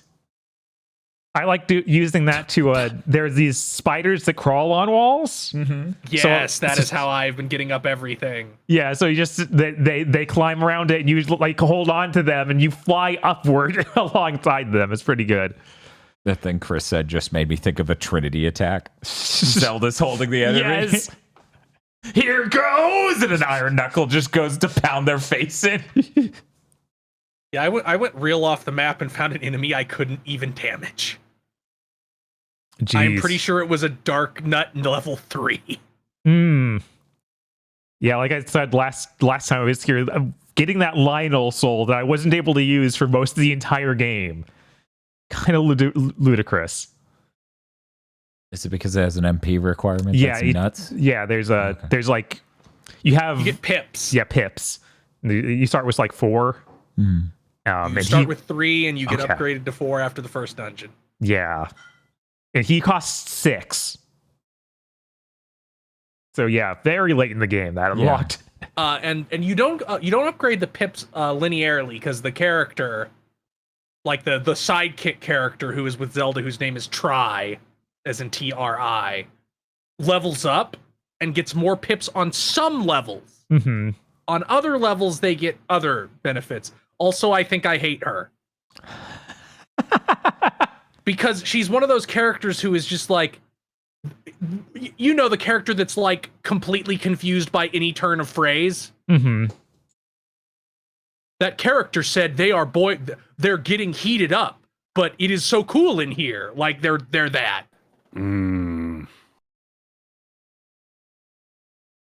Yeah, that they emphasize doing that sort of thing once in a while. It's a little weird. I feel like it doesn't.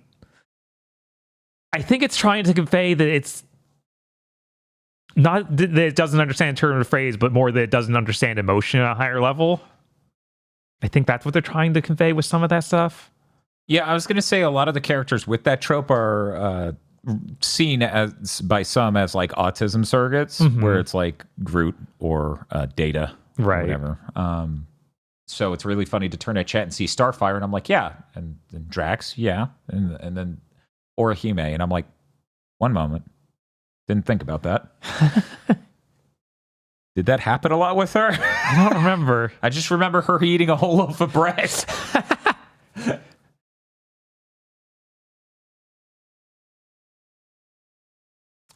Also, any game doing a stealth segment, Metal Gear Solid had Solid on radar. Just steal it. Please, show me the vision cones. No. That's all I ask. That would be cheating. The game isn't a stealth game first and foremost. Let me cheat. Well, it is now. It's like, I didn't buy this. I didn't buy this game. This wasn't on the box. And it's like, no, you did buy this game. Literally. That's all I had to say about Echoes of Wisdom. Did you have anything else, Chris? No, I'm only like in the middle of the second real dungeon where it's like, go to these 2 places and do it. I'm only at the second one. Yeah, I like how open it is. It's like, hey, you can do one of or either one in whichever order you want, and it keeps that. Yeah, it because maintains that sort of thing. There's not like the dungeon items so much, though you do get upgrades in dungeons. Mm-hmm. If I had to, and maybe Bob can tell me if this becomes less of an issue the further in the game. It feels like every boss so far is like entirely revolves around your link trigger. Yeah, a lot of them do like sit on that heavily. Because it's like there's just not like a lot of them have attacks that will just blow away your offensive echoes, so it's kind of hard to damage them any other way than with the link trigger. Yeah, for some of them I was spawning like the sea urchin on top of them, and that would work. When I ran out of link trigger, that sort of thing. But yeah, it definitely does focus a lot on that, and until you get really strong things to summon, sometimes that becomes more viable, but it is mostly the link trigger.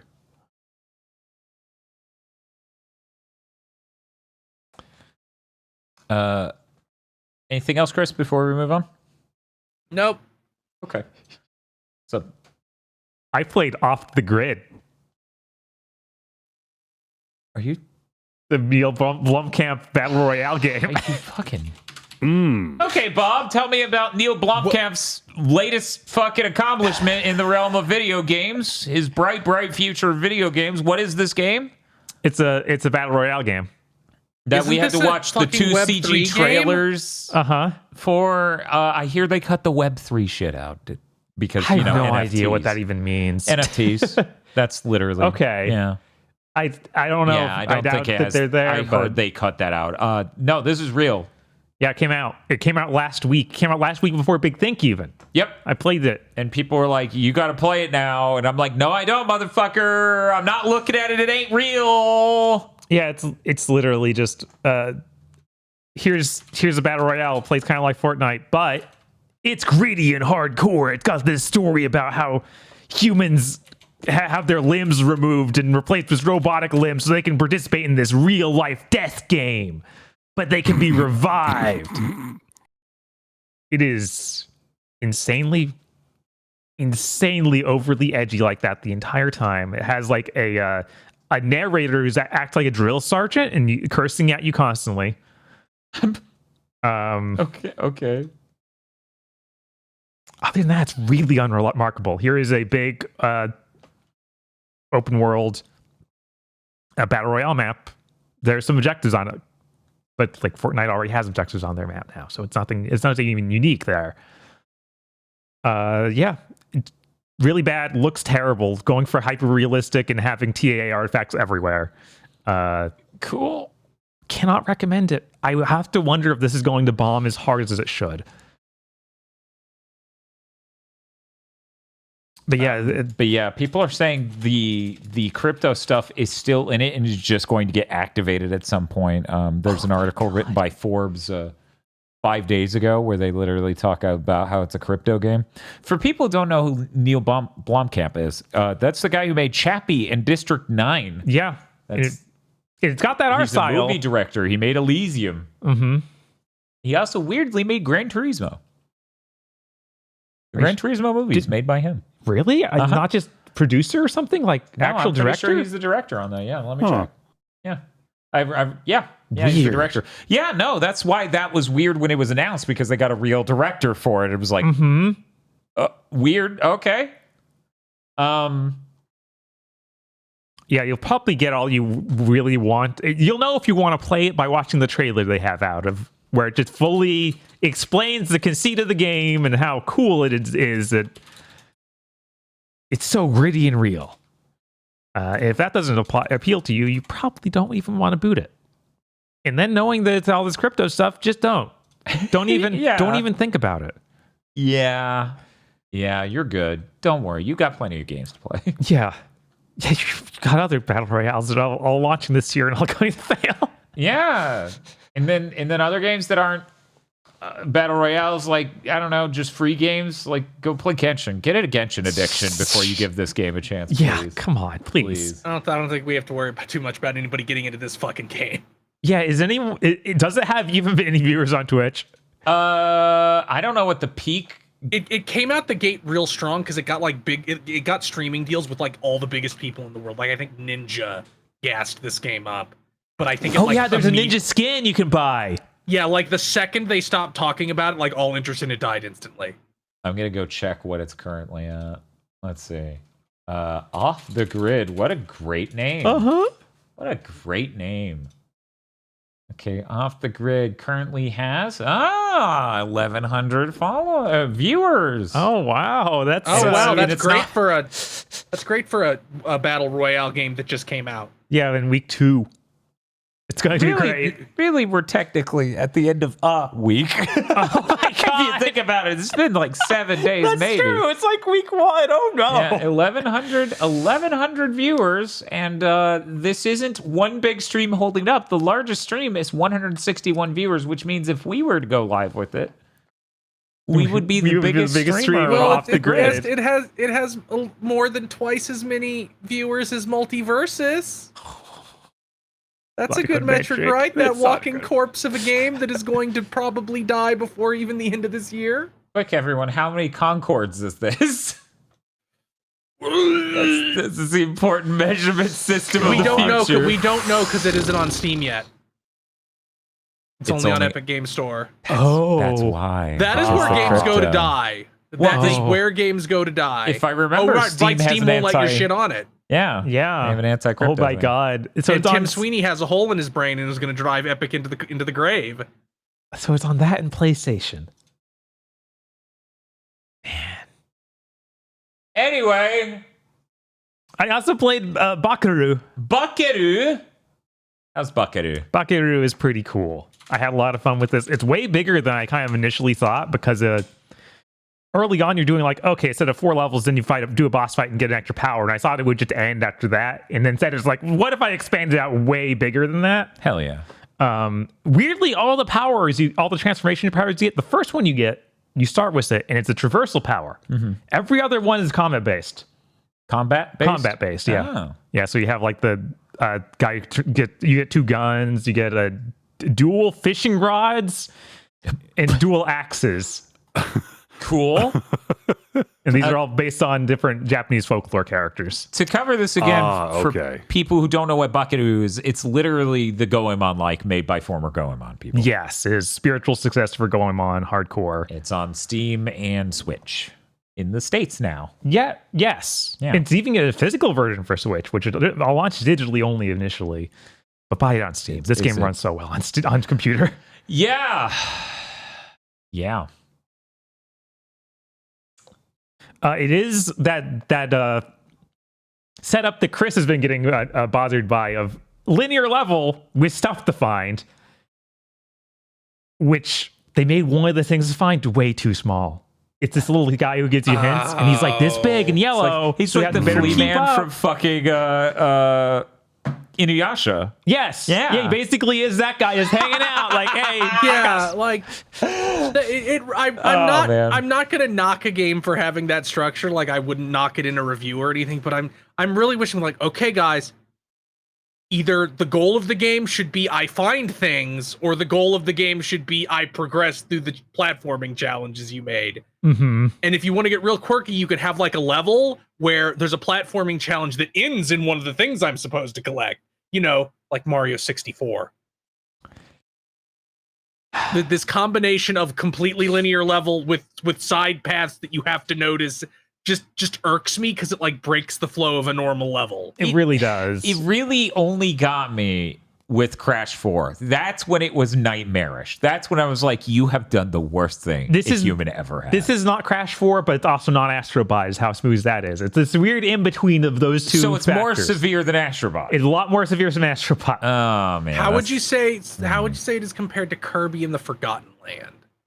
I'm trying to remember that. We played it all in one stream where we did the stream really early. I mean, I don't know, based on chat constantly going, you just passed up a thing during our playthrough of this Kirby in the Forgotten Land. I don't know. Yeah, I think it's pretty close to that. Sackboy: A Big Adventure then. Yeah, you played Sackboy's Big Adventure, right? I maybe played one level. So I like how by adding the article A, for some reason, Agro's version of the title, Sackboy: A Big Adventure, just sounded like an 80s animated film. Like, in my brain, I imagined the box. I mean, that's what it is. Is it? Uh-huh. Oh, I thought it was Sackboy's Big Adventure. Okay. So did I. I Googled it and was surprised. we could have had Sackboy: A Big Adventure. We should have imagine what the next subtitle is. What's the next one? We'll Dive into darkness. They also, after you get certain lengths into the game, add another thing to look for in the stages, which is insane. There are other Tanukis hiding, because you're a Tanuki, and you need to find your friends. Okay. They can be any object. That object will shake and have a Tanuki sign on it somewhere. Yeah, I definitely want to suss that out on a fucking portable screen. So I only found one of these naturally. I had to go look up a video for the others. Oh, that's right. So I found they are insane. Deranged. It's like, yeah, that tree. You should know to punch it. You don't even just punch it once and find it. No! Keep punching it. No. How important is this? That's a fail. I'm sorry. Well, how important are these to collect? These, they don't lock you on progress. They lock you on upgrades for your giant robot. Dude, you can't do impact dirty like this. Yeah. Come on, man. Yeah, I don't know why they thought this was a good idea. The impact stuff is really cool. They have a cool theme song for him transforming. They gotta. It's not as good as Impact's song, but isn't it also Kageyama? I don't think it has lyrics. Okay. So I don't think they got Kageyama, which is like, obviously it's worse than the Impact one. It's not Kageyama. Damn. But it's still really good, and it just made me like astonished that there are not more games that have an elaborate mech transformation sequence like this. This is a classic staple of anime. How is it in so few games? I don't know. There are also very few games, just in my opinion, globally, unless they're an adaptation of a thing that had it, that do magical girl transformations. It's true. If more games did both of these, the industry wouldn't be crashing right now. Obviously. I feel like every Devil May Cry game would have gone up a full point if every time you hit the devil trigger button, the background faded to sparkles and the music kicked in. And you get to see the silhouette of a completely nude Dante or Nero with a cool gradient through them, just dancing. Yes. I mean, fuck, Bayonetta technically is doing what you would consider the bootleg magical girl. Yes. Because they don't add the sparkles or anything else in the way you would expect. She's just nude. Yeah, they like the first Bayonetta, that opening sequence is definitely being a bit of magical girl. Right. But obviously, yes, not as stylized in the same way. Exactly. Other than that, this game is really cool. Had a lot of fun with it so far. It's also seems real big. You get a giant flying teapot that flies around that turns into the giant mech. Cool. It's good stuff. That is good stuff. I gotta let you know. I was gonna ask if I could play Bakaroo off of your Steam account because we now have the sharing set up, but it was Steam Next Fest, so I knew the answer was no, so I didn't even ask. Yeah, no, it's like, dude, no, I gotta play these 87 demos. And that is everything I played other than the Steam Next Fest. That's not technically true. That's okay. Oh my god, we're doing that? We're doing it! Hello everyone, welcome to the Visions of Mana spoiler cast! We're just gonna hit this button now. Because my notes. It's gonna go the whole way through. Let's get to it. I beat the game on PC. Bob? I beat it on PS5. Chris? I beat it on PS5. Aggro? I dropped it. That's fucking Grizzly! Grizzly! It is bizarre, and I'm sorry, Aggro, to let you know this. There is just a point where it turns on and becomes the game it feels like they kind of wanted the whole game to be, but that isn't until the back half. Yeah, like I'm happy for him. Admittedly, still doesn't have enough money even at that point. Nope. No, like that honestly made me be like, I don't like this even as much as the first half. The Yeah, studio's it's closed, rough. but I really want to know. I really want like I really hope that somebody eventually finds out how what happened behind the scenes, because it feels like they made this like this huge world, and then just like were they like, well, we made the huge world, now we're out of money. We used all it on that. Yep. We can't actually make any content to fill it. That's exactly it. They made a giant frame for a beautiful thing with the absolutely gorgeous environmental art, and then had no way to fill it with anything meaningful, to the extent that various systems in the game have no good payoff at the end. Various parts of the game have no good payoff at the end. They didn't have any meaningful things to do in the open world for the entire first 2/3 of the game, or half at least. I would say it takes 10 hours easy for the game to come online at all, because some of the quests at that point are like, hey, welcome to the new city, go to that place you just came from and pick up dirt. Yeah. It's so insane that like you regularly pass these, like the environments in this game are gorgeous. Gorgeous. Yeah. The Absolutely. art style, the way that they nailed this like diorama type look, the way things look when they're far away. And it's like you pass this gorgeous looking like cottage in a wheat field, and it's like there's nobody here. Yeah, there's there nothing isn't there. even an NPC you can't talk to there. There's just nothing. You'll get a side quest where you go back and pick up a note next to it, though. I wouldn't know. I quit doing the side quests when I realized they were all that. Yeah. Yeah, every And side gave quest you is nothing. bad. Yeah, I'm convinced that the Trials of Mana remake is just a resoundingly better game. It is. I want to Yeah. go Really back and is. play through it again. But here's the thing. This game exists and got me a Flammy plushie after like 30 years of me wanting one, so... Silver lining. Yeah, no, I think that they're still... Silver lining, this is the painting. The game is the silver lining at this point. That's And what that's about. You know, I feel, I'm just gonna say it. It's weird this game comes down pro-suicide. Yeah. Yeah, no. Like I really thought it wasn't like I thought this would be like Final Fantasy X, where it's like, no, you live in a broken world that is doing these horrible things and everybody's weird and broken about it. But no, I didn't expect the payoff to be like, we willingly killed ourselves. That's determination. It's actually motivating that so many fuck people off. killed It themselves. Really, it Yes. never. Oh, So they're it's- setting it up. The whole. So, okay, if we really want to get into it, because I really do, and this is a spoiler cast, we got to get into it. The best part about the ritual of sacrificing yourself to the Monastery is apparently this is a desperate bid to fight off the curse of the Giga Chad from years ago, who's just so bitter at everything that his anger is polluting everything. It will consume the world. His bitterness will consume the world. I think he and they just injured go, the mana we gotta keep goddess." feeding children into this wood chipper, otherwise the curse will do something. And it's like, I also like that's how your it has plan? no I also like how it makes no fucking sense whatsoever, because the whole point is, Aggro, when you get to the Monastery, you meet the spirit of the main character's ancestor. And he's like, no, the way this works is I would turn all the alms into the mana crystals and then feed into the crystals that you get from monsters and then feed them to the tree. And I'm like our lineage has always had this problem. I'm like, then what about the girl who was their mentor who doesn't have this power, but was the soul guard?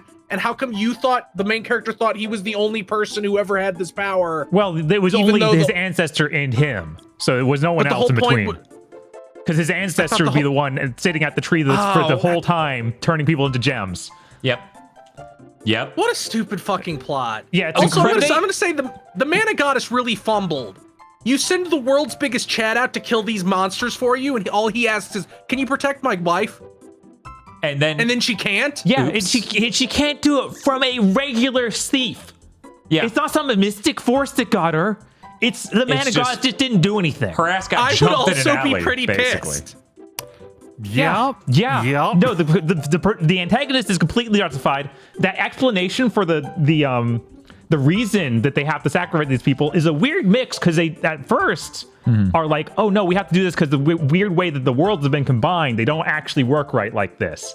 And then later they're like, well, actually it's the poisons from this guy. It's like, okay, you're gonna have to decide on one of these, because one of these is solvable and the other is like, you screwed up and now you're just killing people forever. I don't remember the curse being the fault of that. I remember the Benevodons being pissed and attacking was the result of them colliding these universes, which then caused them to They talked about how it was unstabilized the universe. One they say that the universes combined require some kind of upkeep, but they also add the element that like he showed up with the Mana Sword and like critically wounded the Mana Goddess, and she's now in hibernation in the tree. And otherwise she would be doing this and they wouldn't be feeding children into the grinder. That's the whole, it's actually motivating. We've held up all this time throwing our children into this blender. It's so frustrating. Every part of that story is so upsetting. You at near the end of the game, they show you previous alms. A lot of them are 8.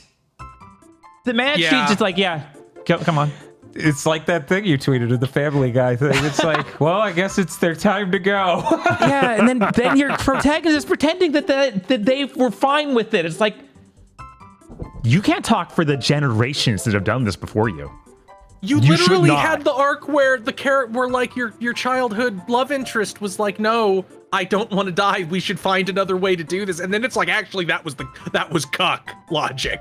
We need to kill ourselves now. And when you revive everyone, and not everyone, you don't revive anyone. When you revive the Mana Goddess, there is no comeuppance for all of the people, all of the spirits that have been like doing this. Like, this was their solution. Well, it's a good thing they did. And they don't even acknowledge that it was bad. They are completely remorseless. Well, yeah, because it was based in good, actually. The whole thrust of the story is nobody forced us to kill ourselves. We took it upon ourselves to kill ourselves, to keep the eternal flame going until the Mana Goddess could recover. It's actually uplifting and is evidence of how great and moral we are. It's so fucking bizarre. This might be the most pro-capitalist message I have ever seen in a video game. That's what I've been waiting to say. I'm like, I don't want to make it sound like it's great writing here, it's but like it is the a evil perfect clone replica of Xenoblade 3. It's like a perfect replica of capitalism combined with the muddy message about why and how it works. Diluting itself into, it'll keep working. It'll keep working. It's truly disgusting. It's like the most hideous plot. Whereas like Xenoblade Chronicles 3 is people who had the wool pulled over their eyes and wake up to the beauty of being alive and understand the sadness that is life being so fleeting and don't want to fuel time on these clocks. And the weird thing is that the main characters all come to this realization of that, no, we want to stay alive. There's things we still need to do. And then somewhere about halfway through, they just sort of go, but there's this big scary guy we got to deal with. Even the final resolution for all of them is like, oh yeah, go back with the queen to her kingdom. And she's like, I'll be back, brother. It's like all of them have that moment of realization and that they need to keep doing stuff. And their lives is far more important than what they're doing here.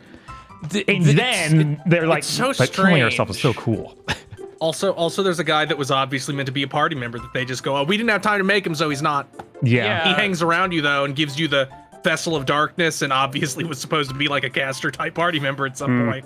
But he's not. And because we made 8 different, games. Classes for every single character with 3 different unique outfits. Oh, no, it's 8 different unique outfits, 3 different unique weapons. 3 different unique weapons, yeah.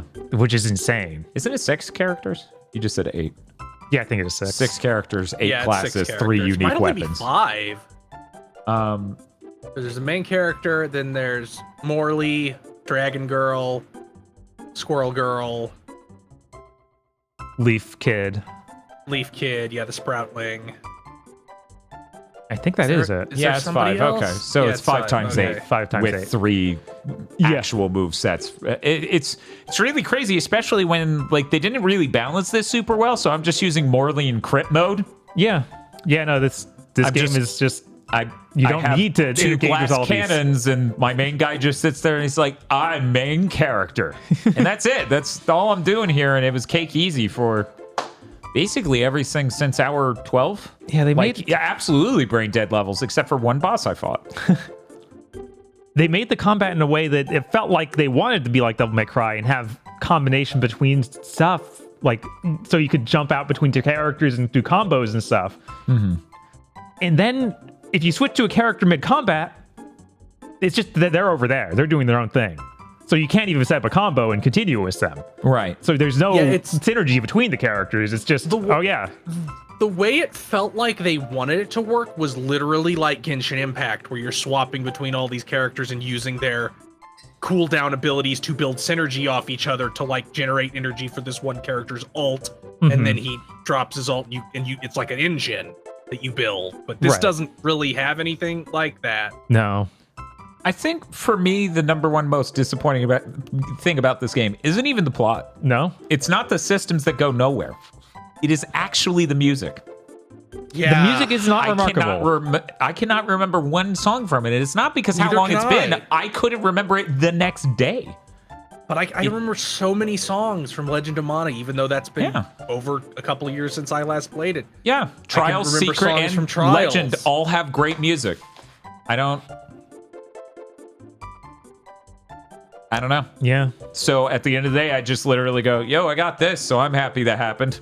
I'm I don't glad know that- what you two have going on, but Morley and the Dragon Girl, good designs. oh, they're great designs. I love all the outfits they do Yeah. too. Holy shit. It'd be really cool if there were like people inside them. That'd be neat. Yeah, there sure isn't any writing in this game. I couldn't fucking take it. So like Hina gets crystallized. Uh-huh. And I'm like, oh man, that was pretty impactful. Grizzly! Yeah. Yeah. Yeah. And we just move on, and like Karina's like, oh man, Val, the girl you grew up with and love is dead. Stop being a bitch. We have to go. Yeah, and this is all delivered on dialogue in the overworld as you're running somewhere. Yeah. Yeah. Yeah, it's really frustrating. Yeah, this really seems like I don't know, maybe they got shut down because this just went so badly during development.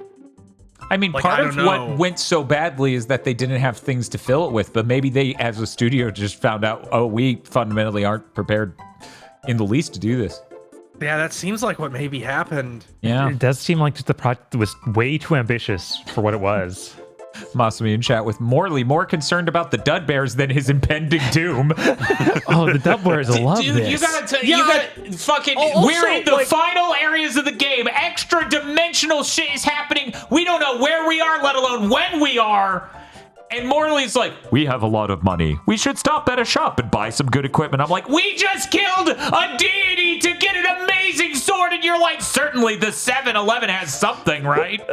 Yeah, they love You saying know- that. I like how I get that bitching about the plot of this game is irrelevant at this point because it's obviously multiple stories that they had cooked up, like hammered into one pile. Yeah. But what was up with the mentor character being like, oh, I don't want to die and now I'm stoned? Yeah, no, that bothered me the whole game. Just absolutely. We Like, it never even comes up. We actually ran out the nearly 14-minute track. Anyway. Literally, I think that the Jin or the deity that was over the area, whichever one he was, just went and did it. Just, oh, she's showing a lack of resolve to kill herself. Do it now. Yeah, it literally doesn't make any sense as a mythos thing because it happens so quickly after they decide to not sacrifice her. It's Yeah, like and then- frame and then, one. like, It's the like thing you didn't where even the thing where the humans significantly start escape. turning into the golems. Like nothing like that ever happens again, nor is it brought up ever again. Yeah. Yeah, It's real dumb. really dumb. It sounds like 3 different plots that tried to bandage damn. over the problems of the other plots that were never fully resolved. It kind of feels like this game's systems where they don't go anywhere and they pretend to have a conclusion that matters. Yeah, not finishing this game sounds like it's paying dividends for me. you know how the elemental plot, that thing, The where progression tree, the yeah. progression tree, where you're unlocking things throughout the entire game. You're unlocking Yeah. new segments of it. Yeah. You get the final one after the game's over. You have to go to like not New Game Plus, but the extra story, The post-game I think, 30-minute extravaganza I post-show. think that's how Trials worked too, though. I think that you couldn't get the highest level Oh, of yeah? classes. until the Really? post-game. I knew that was true But that for had me more playing. of a post game. Right, Yeah, this has like 30 minutes of post game. It sucks. It's like the Talking Dead of this game. I wish that it was set after the game, but it's not. It's not even set after like the resolution of the final fight. It's just, oh yeah, they did this one other thing before. It ties up every little loose end that was left. That's Great. Do you know that evil merchant guy that showed up for the queen? Yeah. He stole. He stole the thing that runs or operates that giant hourglass in Morley's town. That's why it blew up. So now he's Yeah, they implied that the whole game, that it wasn't necessarily Morley's fault because it shouldn't have done that. right. So they pinned that on him, and he's using the device he got from that to summon an evil god. So you have to go kill that. It's real dumb.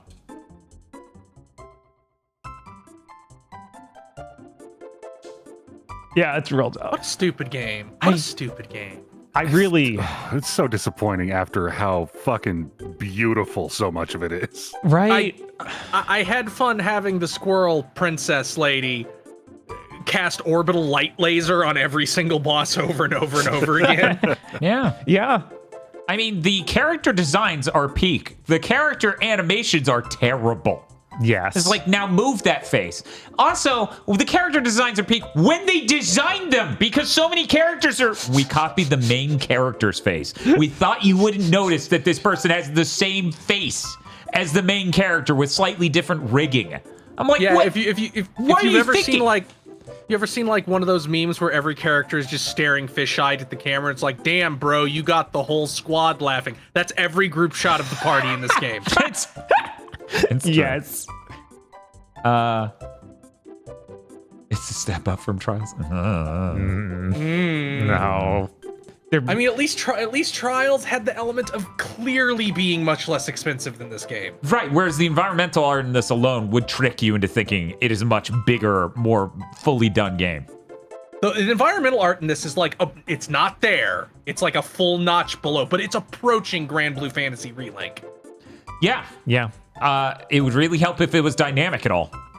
Because it looks gorgeous, but it doesn't do things like Grand Blue. No. Grand Blue has set pieces that are keyed to moments of like, oh my god, this is so crazy. Look at this tornado causing this thing as we travel through this cave. Look at this boat segment. Speaking of which, we got to talk about it. Oh my god. They do the Grand Blue Relink boat battle aggro. Oh, they do. It sucks real bad. It's so dire. Wow. I was like, no, bro, anything but this. The comparison's rough enough.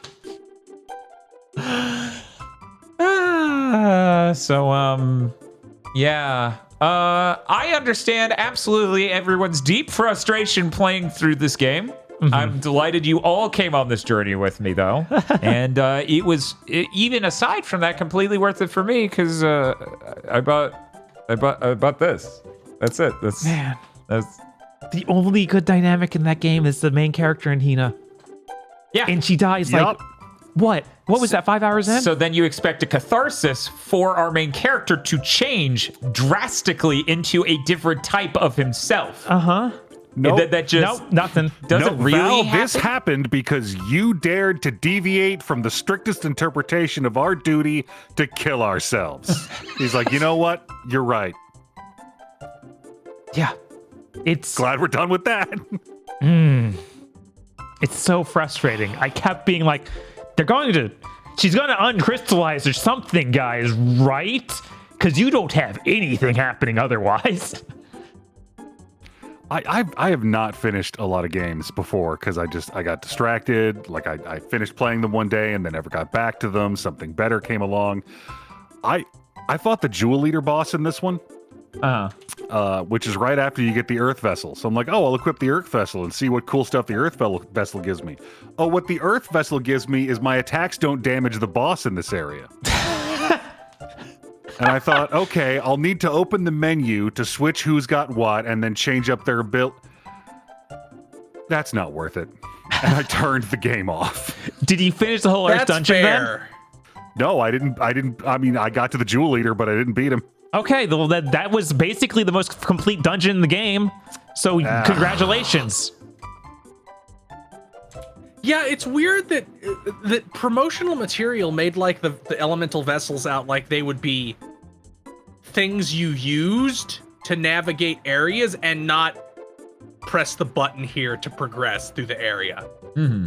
Like there would be any kind of dynamicness to how you used them at all, but there's really not. They all are like, you press it in the spot and then you go to the next area. Yeah. It spawns the bubbles, or it spawns the platforms, or it spawns the wind. It's like, yep. So that's all it is. Just the unlock. I find actually doing the combat, it feels good. It feels better than you expect, yeah. I think it feels incredibly serviceable. I think it feels good, borderline great, but the problem is that the systems supporting it aren't there. Like, it needs to have a better progression, a better enabling of the player to do unique choices. Yes. It really feels like there's not enough going on in that way. Yeah, honestly, that's why I defaulted to just Judgment Cut over and over again. Everything died, so... Yeah. I just hosed them down. Yeah, hosing them down works too. Like there's all these simple solutions, and yeah, there's other things like your dodge doesn't have iframes, so it is really risky to actually get up in there and start fighting normally. So you're better off hosing them down or doing something else along range. We haven't talked about one of the funniest aspects, I think, of the tone of the end of this game. Oh my god. So, your love interest gets reabsorbed into the Mana Tree, etc., etc. And then the Mana Tree's goddess is reawakened, right? She's no longer harmed to the point of not being able to present. And she is just straight up your childhood love interest? I think something you did let her become the mana goddess. What? It's really They didn't write an ending to this game. So yeah, because they show the regular mana goddess there, and then she leaves. She leaves with the old ancestor view, and then Hina appears. I think it's a little bit more direct than that. I just like to have this lore of so this entire game, this entire plot is about the Mana Tree going, I really like this simp I got. I would really like to have one more. This insane gambit. God, it's so... And then at the end of the game, it's like, real quick, we didn't cover for aggro and other people who don't know. Your ancestor is just the biggest Mana Tree simp the world has ever known. Yeah. Ever. And he just sits guard there at the Mana Tree, turns people into stone, and feeds them to the Mana Tree. Mm-hmm. Also, I don't believe that he was able to cross counter the Giga Chad so hard he died. Yep. Why couldn't the Mana Goddess stop one fucking thief? What is her fucking problem? She's clearly evil. Day drinking? Like she really didn't hold up her element of the bargain. Like, you told this guy, go kill 8 evil deities, and he's like, okay, can you watch my wife while I'm gone? I know. And she immediately breaks out the jack and starts drinking and passes out on the couch. Yeah, no, I laughed so hard the moment he's like, okay, I'll do it, just protect my wife. And I'm like, this is so good. It's literally that tragic illness or something the Mana Tree just couldn't prevent, instead of some dude stabbed her. But even that should be within her realm of power. She's the fucking Mana Tree. I know, she creates reality. At least, it's literally like that image of the sim on the computer and the baby's on fire in the background. Yes. And we're supposed to feel bad for her, and I can't. And it's like, you know how there's dramatic irony? This is comedic irony. The moment he said, okay, well, you better keep my wife safe, there should have been a laugh track. Yeah, because you know the whole situation already by that point. Yeah, you're like, oh man. No, you had this coming, Mana Tree. I'm sorry. This is on you. I'm going to burn you down when we're done, regardless of what happens here today. God, there's so many dumb and frustrating things at the end of the game. I know. Where you get the mana sword at the end. Yeah. And they're like, you can do it, main character. You can fix realities and make this no longer an issue. but it might cause a problem like we had with that evil guy. It's like, how and why? Because we don't know. And then that's literally the text too, just to be clear. Because we don't know. So then he does it and nothing bad happens, of course. Is feeding 8 people to the tree every 4 years? Do you think that'll cause more or less bitter, resentful people who want to kill the goddess? Which one do you think has a more likelihood of that happening? Right?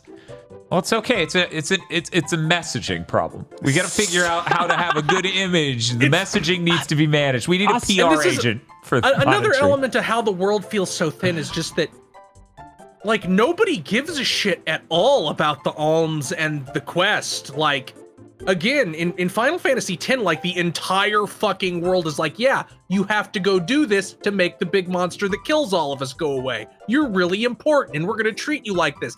And this random noble's like, I guess I'll just kill all of them. I wonder what'll happen. Yeah, it really feels like the first 2 cities care. Like, that's their main thing. And then they kind of forget about it. Like, everyone else is a little like... bit. We need to have an RPG quest. There's a little bit of the Nick J's energy to, like, a lot of the townspeople in this game. They're like, what are you doing? Get over there and kill yourself. Yes. Oh my God. The other thing that really bugs me is their whole plan is, like, the reason that we're doing this, we're prolonging the existence of the Mana Tree like this, is one day a hero will rise up who can kill this evil Chad. Was it? I thought it was literally maybe the Mana Goddess will wake up if we let her rest enough. Yeah, they were like, hopefully she gets enough energy and somehow this works out. I don't remember. I could have sworn that there's at least one NPC. It might be that weird dragon lady that shows up like once. It's like, no, we need to prolong this until we can have someone who could fight him. And their whole plan for these billion years or whatever you've been doing it is kill the strongest ones. Feed me only your best mana creators. It's like, bro, maybe you should take it easy on the ice cream. No. Let somebody build up and fight this guy. No. Oh, I'm only the best.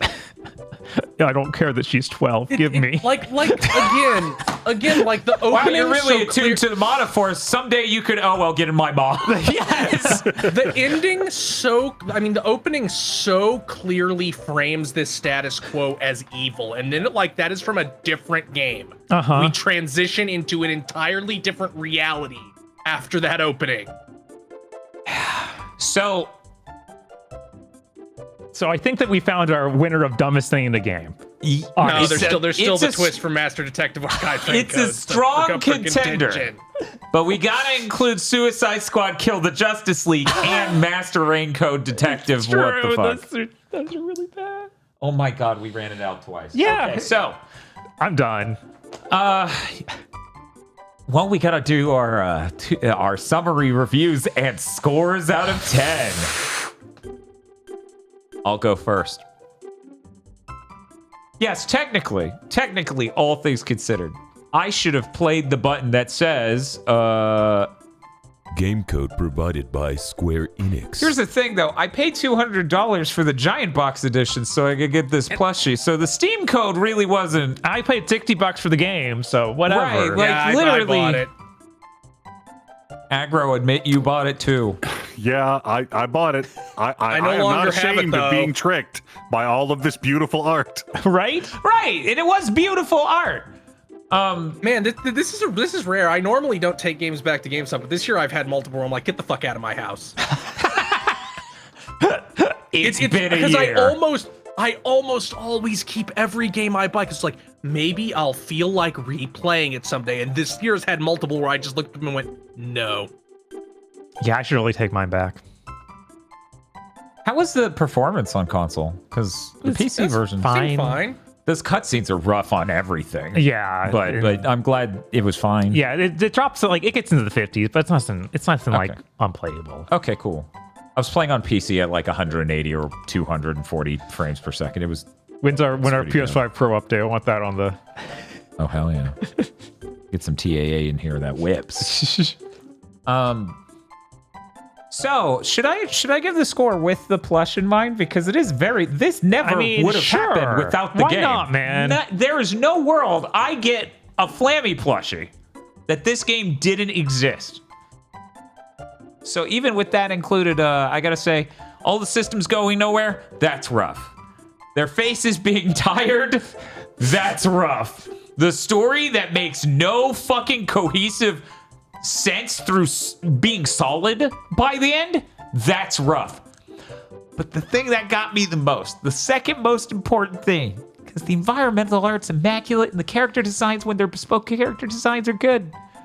The music is so forgettable, and that hits it really hard for me.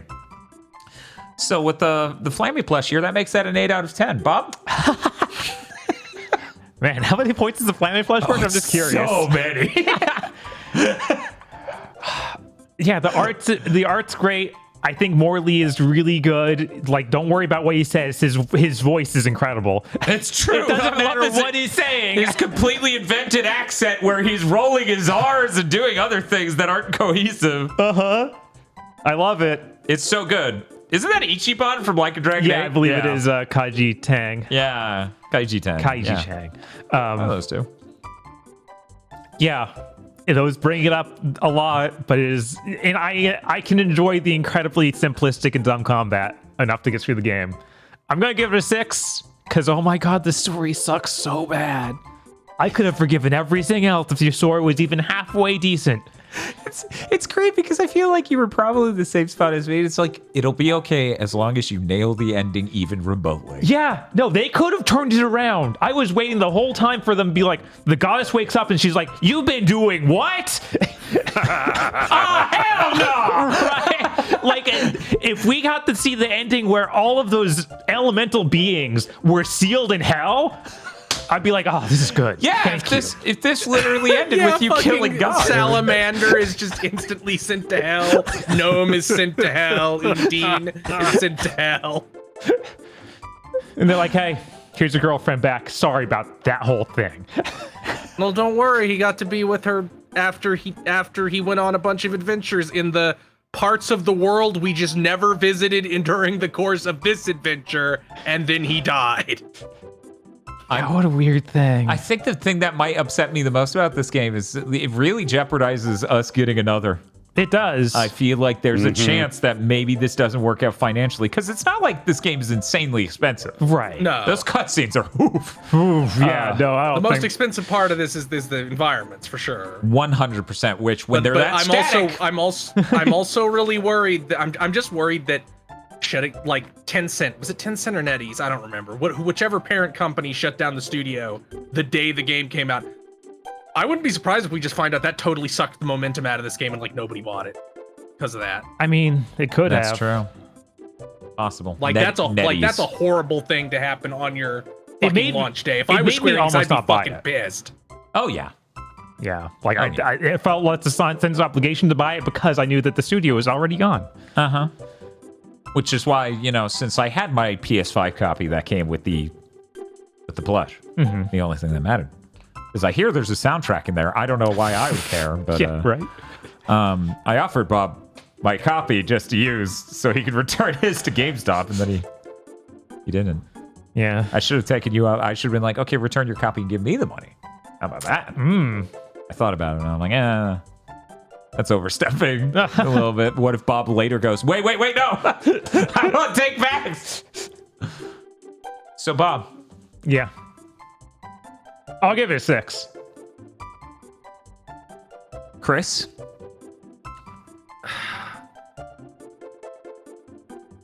I don't know, like the entire last half since I got the experience bonuses from finding little cactus, which when you find 20, it gives you 1.5 times experience, and when you get 30, it gives you double experience. Like, the whole back half of that game was just me running past every normal enemy encounter as fast as possible, like trying to chew through to the end of this game. So I'm really just gonna have to give it a 5. Like, okay. I liked parts of it, but I really just never want to think about it ever again after today. I don't know. I think it's fucking hilarious. I like thinking about it. It was the playing it and watching it be sad and not fulfill its potential that made me enormously sad. Just adding this here into our... Yeah, you gotta get it in the sheet. And aggro.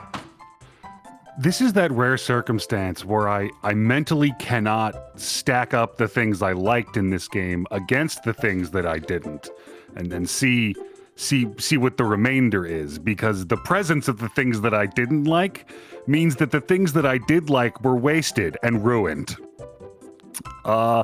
This game worked. You can play it. The combat's passable. The art is gorgeous. It doesn't crash all the time. It's not broken. It was written by fucking mutants. It is at best bizarrely, opaquely nonsensical, and at worst the product of sick, deranged people. 3. It's completely fair. I can't blame you. Okay, that brings our total score to 22 points out of 40, and the average of 5.5.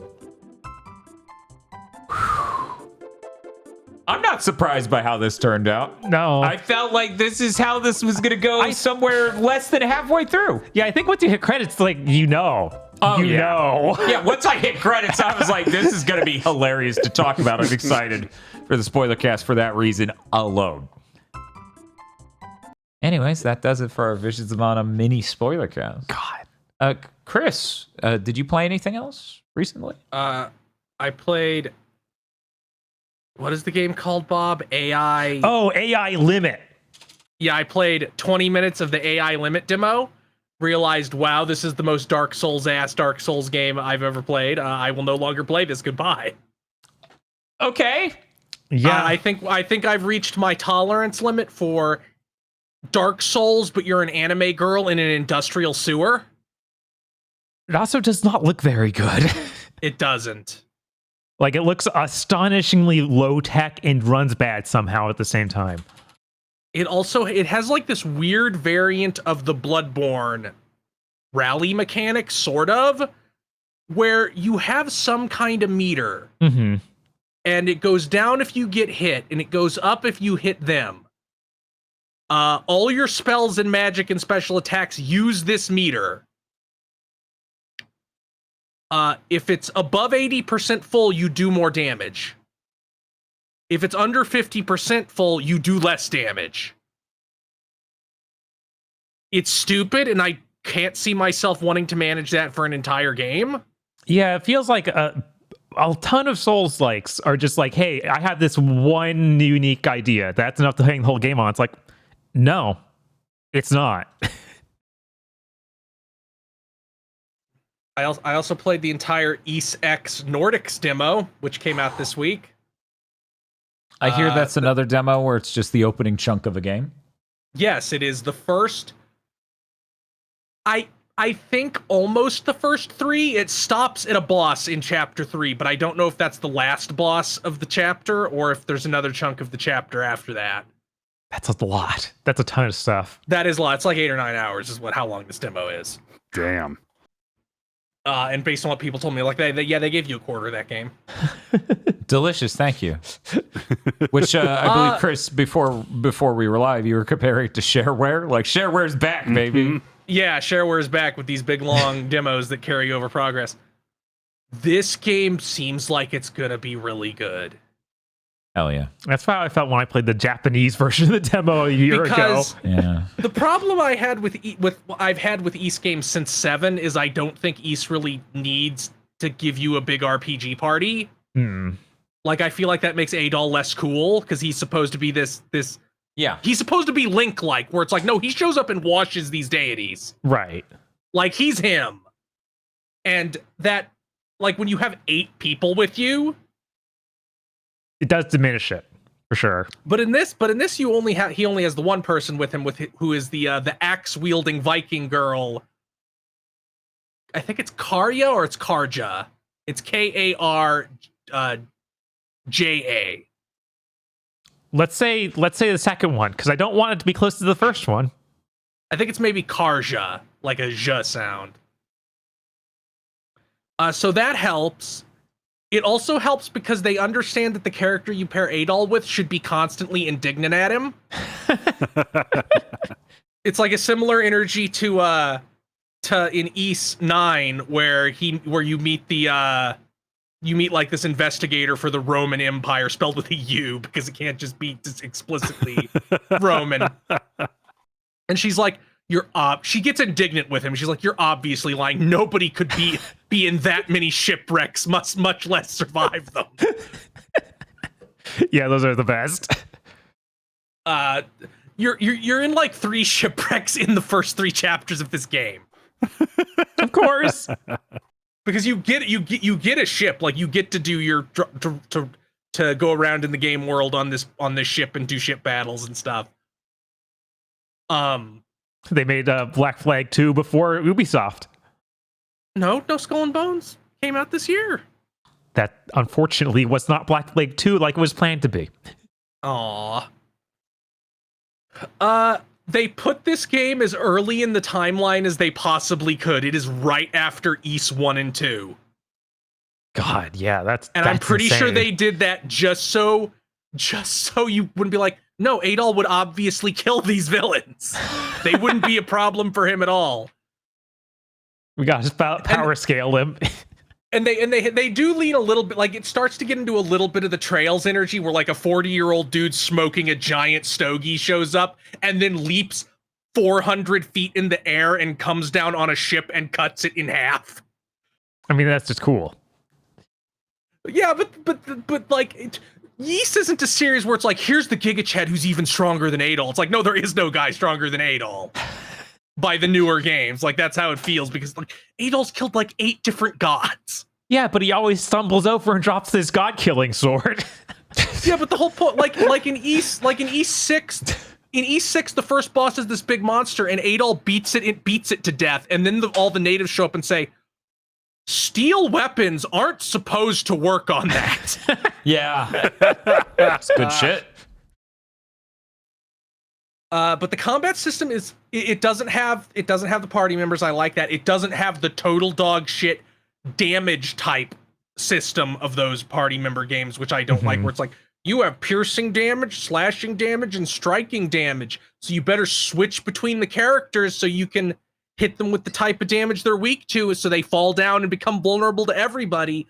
Also, what's the point of having a big party if you can't freely pick who you want in the party, because you have to take this into account and always have all 3 damage types with you. Also, why are there other party members that have Adol's damage type? I'm not going to take Adol out of the party.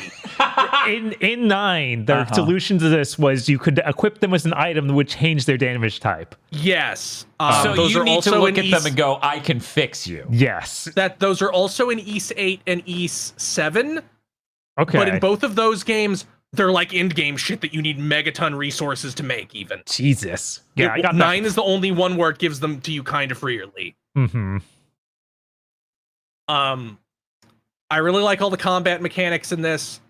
The way it works, if you hold R2, the main characters are literally tied together with a magic handcuff, like an ethereal energy handcuff. They cannot get too far apart from each other, which leads to funny things like, how do we sleep? I guess we have to sleep in the same room. And them trying to sleep in different rooms. It's like, if we put the beds on the same wall. So you hold R2 and like you stance up together, and that is your guard. So if you do nothing while holding R2, you will block attacks except for certain attacks which break it. You also have a perfect guard, which has multiple levels of perfect guarding. There's like well, you kind of pressed it in time, which is it fills your revenge meter more. And the revenge meter is a thing you have, which every time you block an attack, the revenge meter goes up a little bit and multiplies the damage of your next special move. Oh. And it starts out maxed out. It starts out capped at twice as strong. And through finding items to upgrade it, you can max it out to 5 times as strong by the end of the game. Is what it says because you pick up the item. It's like, it'll juice you up to 5 times by the end of the game. If you do it a little, like pretty close to perfect, you enter like a power state that makes your next regular attack real strong. And if you do it perfectly, you get a big hit X right now prompt, and you do like a cinematic attack on them, which goes into the cinematic attack dimension. They didn't want to wrangle it with the actual game world. That's the smart decision. That's the correct decision. So there's red attacks, which you can only block with that guard.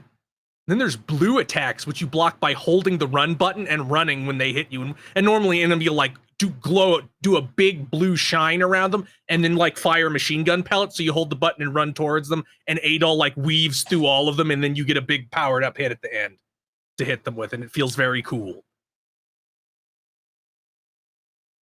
It's real solid. Like Falcom has progressed from early PS2 to late PS2. This game has set pieces. It's so funny. It has like a God of War set piece in the opening. God of War 1. But it's still a God of War set piece. Like you run from a big monster. It's knocking over things. It seems to kind of have physics attached. You use your grappling hook to swing across some things. You ride a piece of debris down a hill, and then do a boss fight at the end. It's all very impressive by Falcom standards. But yeah. And this seemingly isn't a massive bloated piece of shit. So it seems like it'll be pretty cool. It also doesn't have raids. Oh, thank God. Well... is the sea battles instead of raids? Because sea battles are cooler than raids. The thing that happens is you do a sea battle, and then when you knock out all the ships but the big one, you board them and fight 3 waves of guys that are real brief. And then they're defeated. It is not like the do 10 waves of enemies multiple times. And it doesn't seem like they're going to force you to be doing that constantly. Okay. That doesn't sound too bad. And it doesn't have, like, at least not in this demo, it doesn't have the progress meter that East 9 had, where it's like you have to fill the progress meter before you can progress the story. I know this game has side quests, but I wonder how many it's going to have, because there's kind of a thing... Because in the game where Adol and the girl Karja get made into like God, I forget the term, but like the scouts, like you're now the forward team for the Viking Sea Patrol. Because the whole thing is the Vikings basically run a protection racket. It's like you pay us and we protect you as you go through our territory. And if you don't pay us, we fucking kill you. Who are you protecting us from? Us. Oh. And the whole point is like, well, these villains showed up and are making us look stupid. We gotta go out there and teach them that people will stop paying us money if we don't get rid of these guys. So you go out to like be their scout and gather information. And there's this funny part where they're like, go talk to people and see if they have any stuff to help you. No, why would you have to do something to get it? We're supporting you so you can go out and do things for us. Right. So I'm not sure how many like side quests there will actually be. Because there's that element of, no, we're helping you so you can go kill these monsters. These Griegers. Nice. Griegers? Minor spoilers. There's a very direct JoJo Part 2 thing in this. Always like very, good. very directly. Almost exactly the exact same thing down to the fucking letter. Oh my God. But yeah, this game comes out in a week. I'm very excited. So I just have to be Metaphor in a week. In 1 week. I can do that. We got this. Let's go. It's okay. I just need to beat Unicorn Overlord and UFO 50 and Like a Dragon 8 in a single week. And after Silent Hill 2 Remake, it's so nice to just play a game that is so fucking high res and runs so locked. Did you know clean imagery looks clean and nice? Yeah. And Bob played Daybreak. This game came out significantly after Daybreak, so it looks much nicer. Like they have polished up their visuals even more than that game. Yeah. No, I remember playing the demo for this one a year ago and being like, this looks great, actually. Mm-hmm. Yeah, in fact, I'm willing to say that 99% of games don't need to look better than this.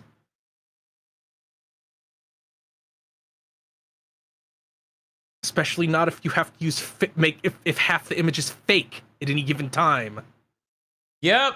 We start using that technology. You can probably just back off and be like,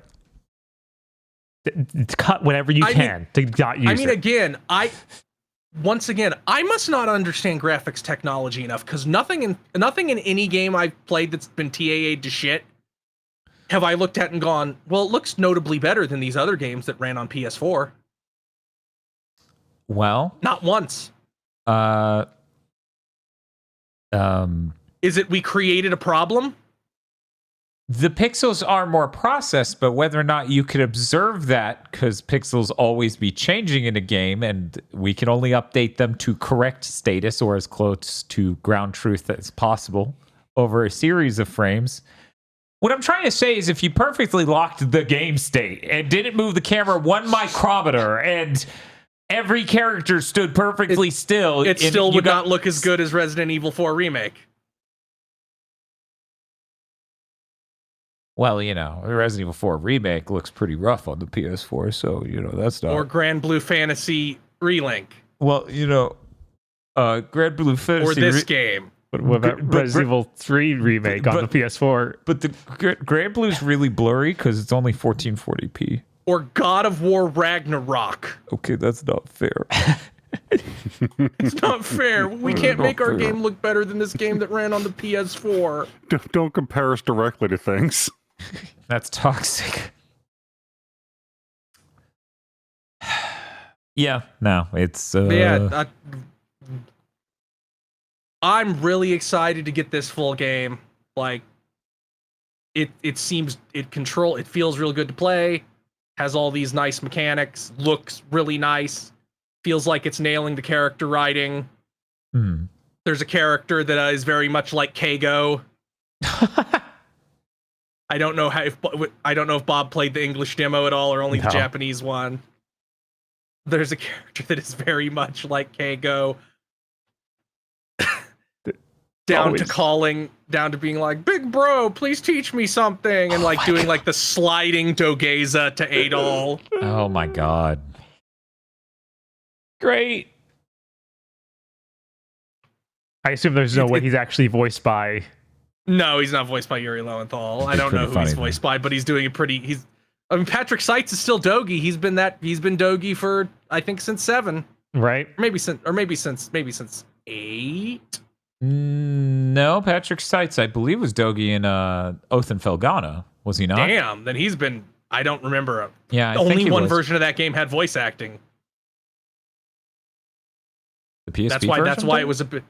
No, I think it was only the PS2 version? Or maybe it was the PSP version, but the PC didn't have it until they updated it like a couple years ago. Yeah. That's how I found out that the innkeeper in Oath of Felghana just sounds like when Vox does that one voice. When she talks like this. It's true. It's true.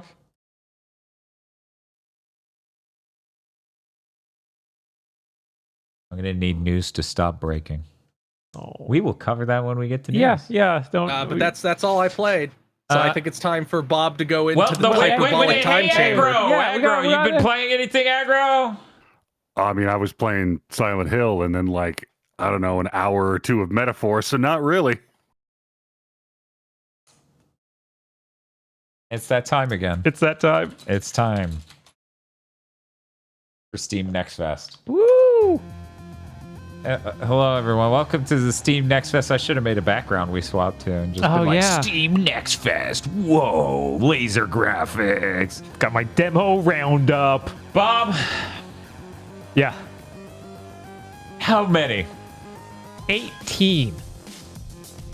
Let's get to it. Yeah, I'll try and get through this kind of quick. First one I tried, Spirit X Strike. This is a 3D action game which very obviously inspired by Fist of the North Star directly. It's Chinese made, so it has the Chinese voices and whatnot. But it literally starts with like your main character driving up to a dusty town in his Jeep and fighting a bunch of bandits there that are dressed like Fist of the North Star / Mad Max characters. It also has similarities to God Hand because it is like Fist of the North Star. And your character's a little goofy. But it's like a beat 'em up. The enemies are... It's mainly focused on like fighting a larger group of enemies, and you have cool different ways to interact with them. Once you beat them up enough, you can do like a finisher move. And you have things like, oh yeah, some of the enemies have guns, and if you time your dodge right, he'll dash like towards them and do an instant kill sort of move. It's very neat. I enjoyed it quite a bit. And then the boss fight happened, and what? The boss is completely not balanced at all like the rest of the game. Kills you in like 2 hits. What? Has attacks that come out so quickly you can barely react to them. Like, oh, he's got a move where he runs forward with his shield. And he can just start that animation inside of you. So you immediately take half your health bar. And then he tracks you as moves like a Dark Souls enemy. Like, you know how they do the swing back, the epic, like, pull their arm all the way back? They're winding up, yeah. Do the giant wind up, and then they just perfectly spin on a dime. Yeah, nail you. Yeah. Like, even if you're behind them. Yeah, a lot of the enemies have that, but the boss had it real bad. But yeah, otherwise, pretty cool. They'll probably balance that. If they don't balance that, I don't know what they're doing. Wow, this GIF that I got was so tiny and grainy. I upscaled it to full screen, and it looks like TAA. No, this is more solid than TAA. That's true. It's uniformly bad instead of whatever TAA is. You can see harsh silhouettes on all of our characters. Right? But yeah, lots of cool counterattacks, stuff like that, and you have a devil trigger sort of thing where you can just... It basically means that enemies can't block you. Which normally, if they block you, you have to do like a jumping attack to break their block. But yeah, I had fun with this one. I also played AI Limit. We talked about that already, though. The only thing I could add to it is, yeah, that thing literally basically steals animations from Dark Souls. Well, it worked out well for the Bright Memory Infinite guy. Yes. So not really much else to say about that. Rivals of Aether 2 got a demo. 2? They moved it fully 3D. It actually feels really solid. I didn't really play the original, so I can't speak to it. I hear it's really solid. But this is now, it's a Smash Bros. Clone.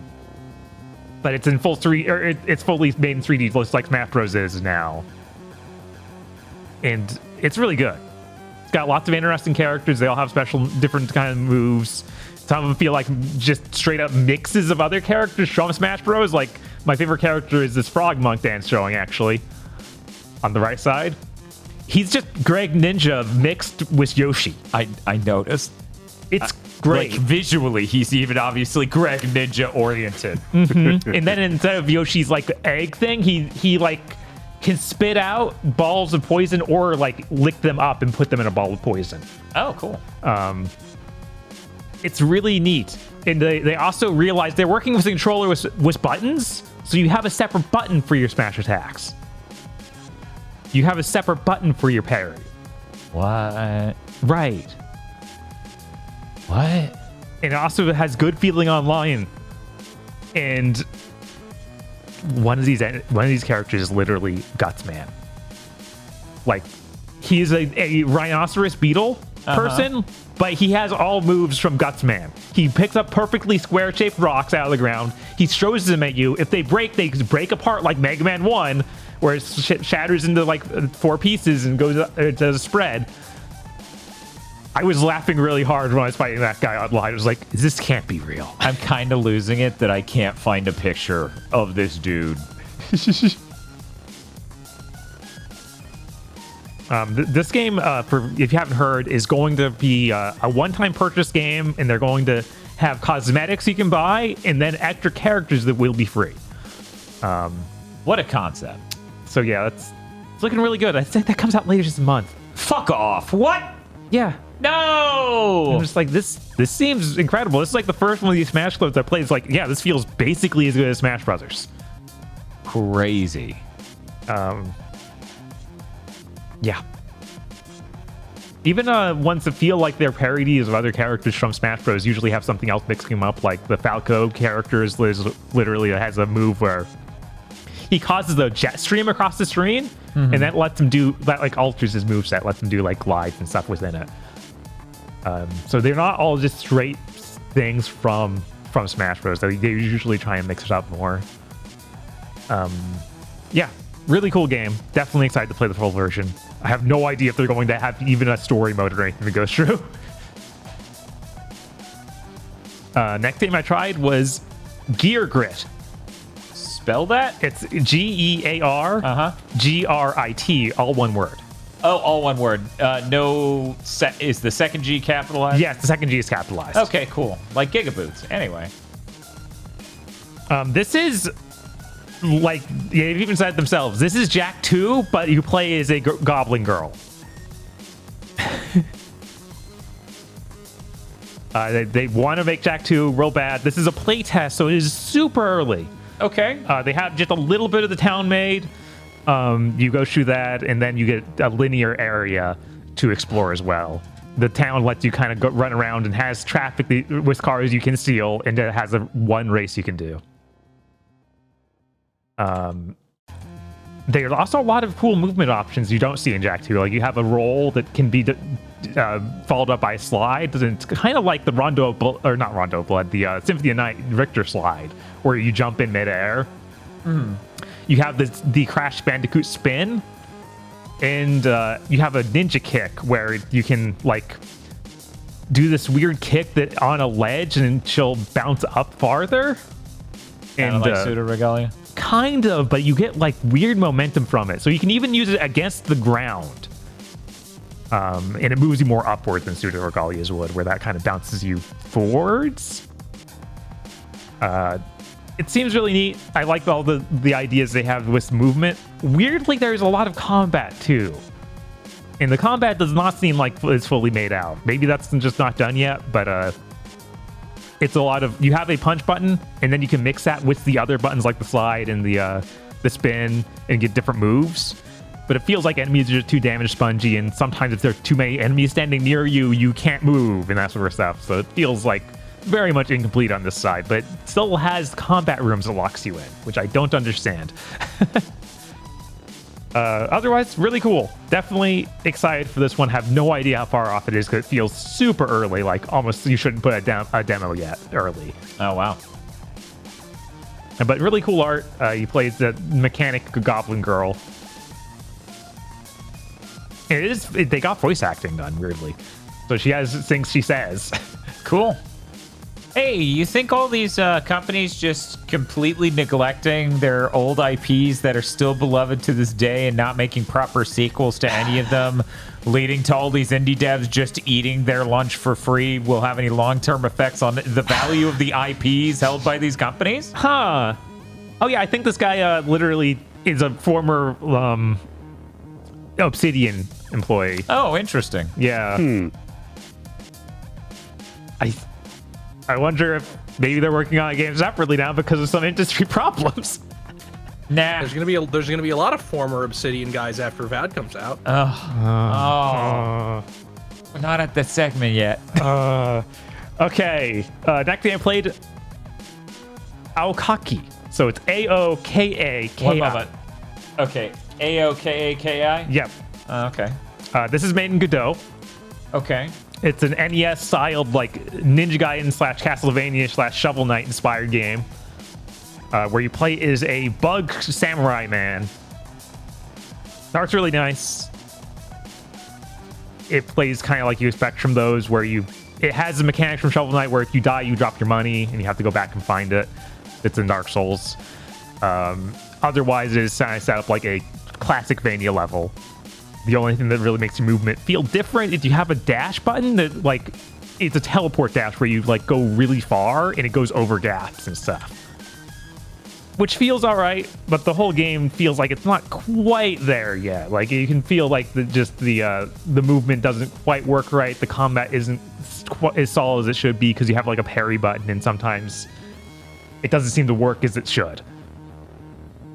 But the mechanics around the parry button are stuff like, okay, you parry them, and then your next attack is, like, super strong.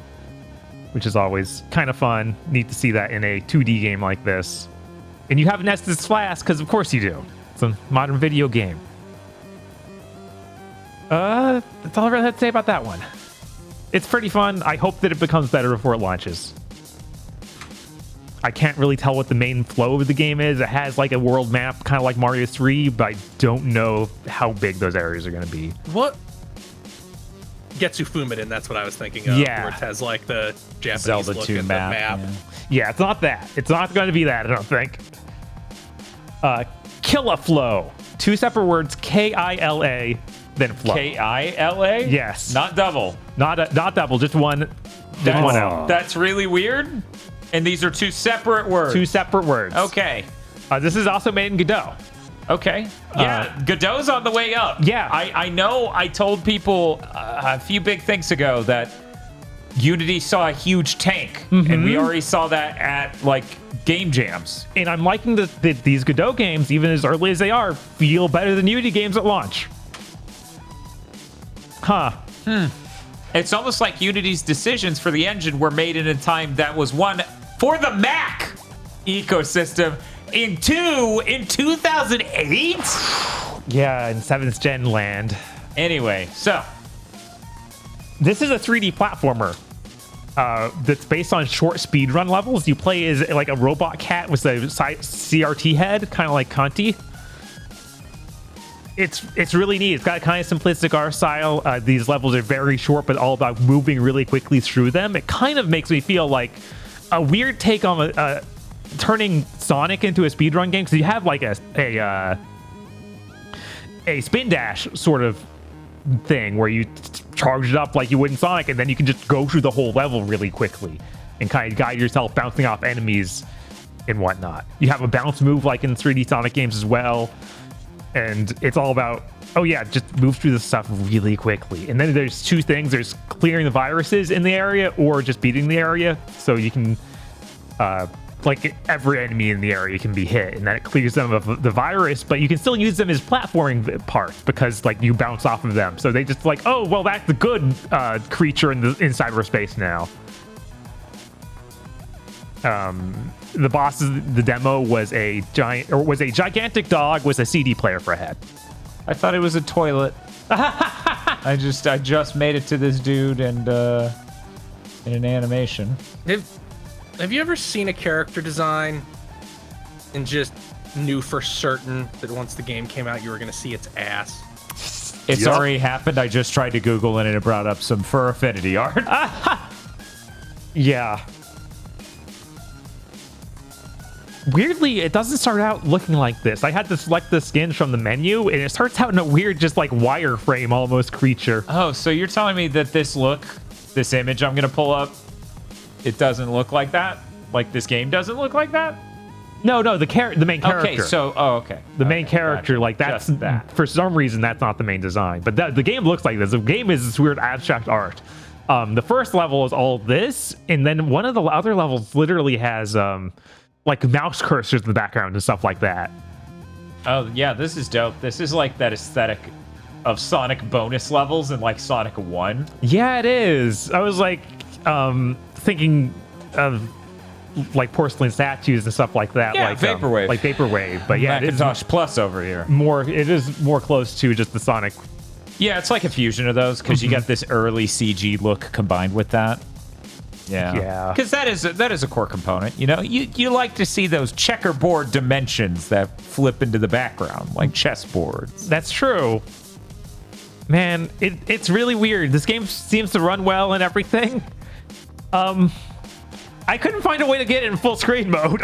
Yeah, even the video I'm just pulling images from so that way we can give people any idea what this game looks like is playing it just window big. Yeah, that's how I had to play it too. I don't understand. I don't know. That's a holy heck maybe still. Thank you, Windows Explorer. But yeah, you got your a double jump, a spin, a bounce, and that spin dash move I talked about. It's all about linking them together. It feels really good to play. I'm excited. I don't know if I'll play it when it comes out. I may have to wait because I think it's another one this year. Jesus. All right. I also played Tribe 9. Hey, does anyone else know what Tribe 9 is?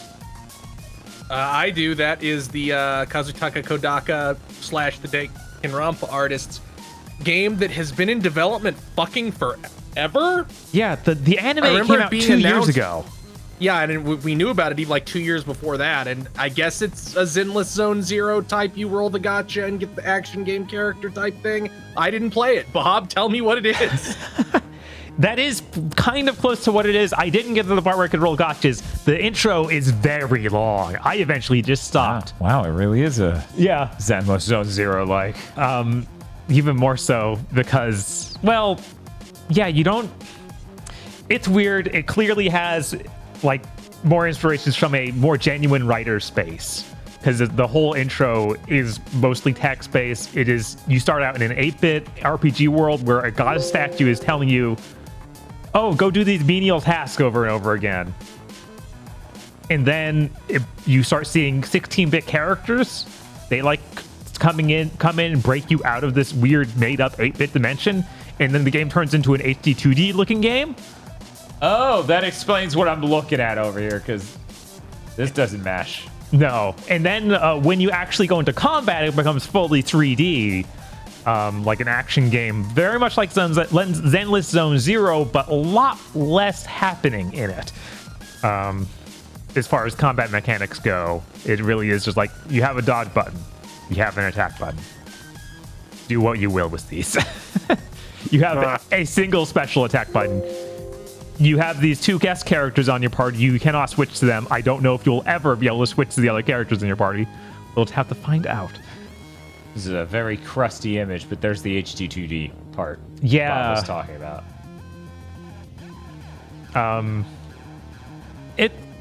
It seems like it has a neat story. It's something about, oh, you're stuck on this satellite is where you've been held prisoner for the last 2 years. And your memory's been erased, and your 2 childhood friends and a team of guerrilla activist group or something is coming to break you out.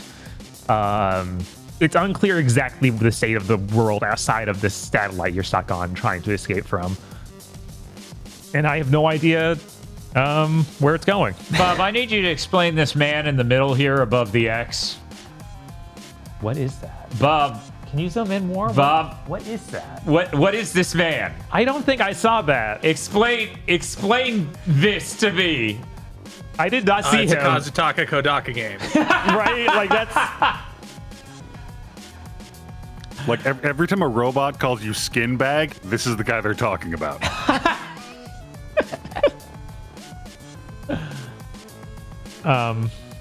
Yeah, I really don't know what to think about it. I didn't get to the part where it started monetizing itself.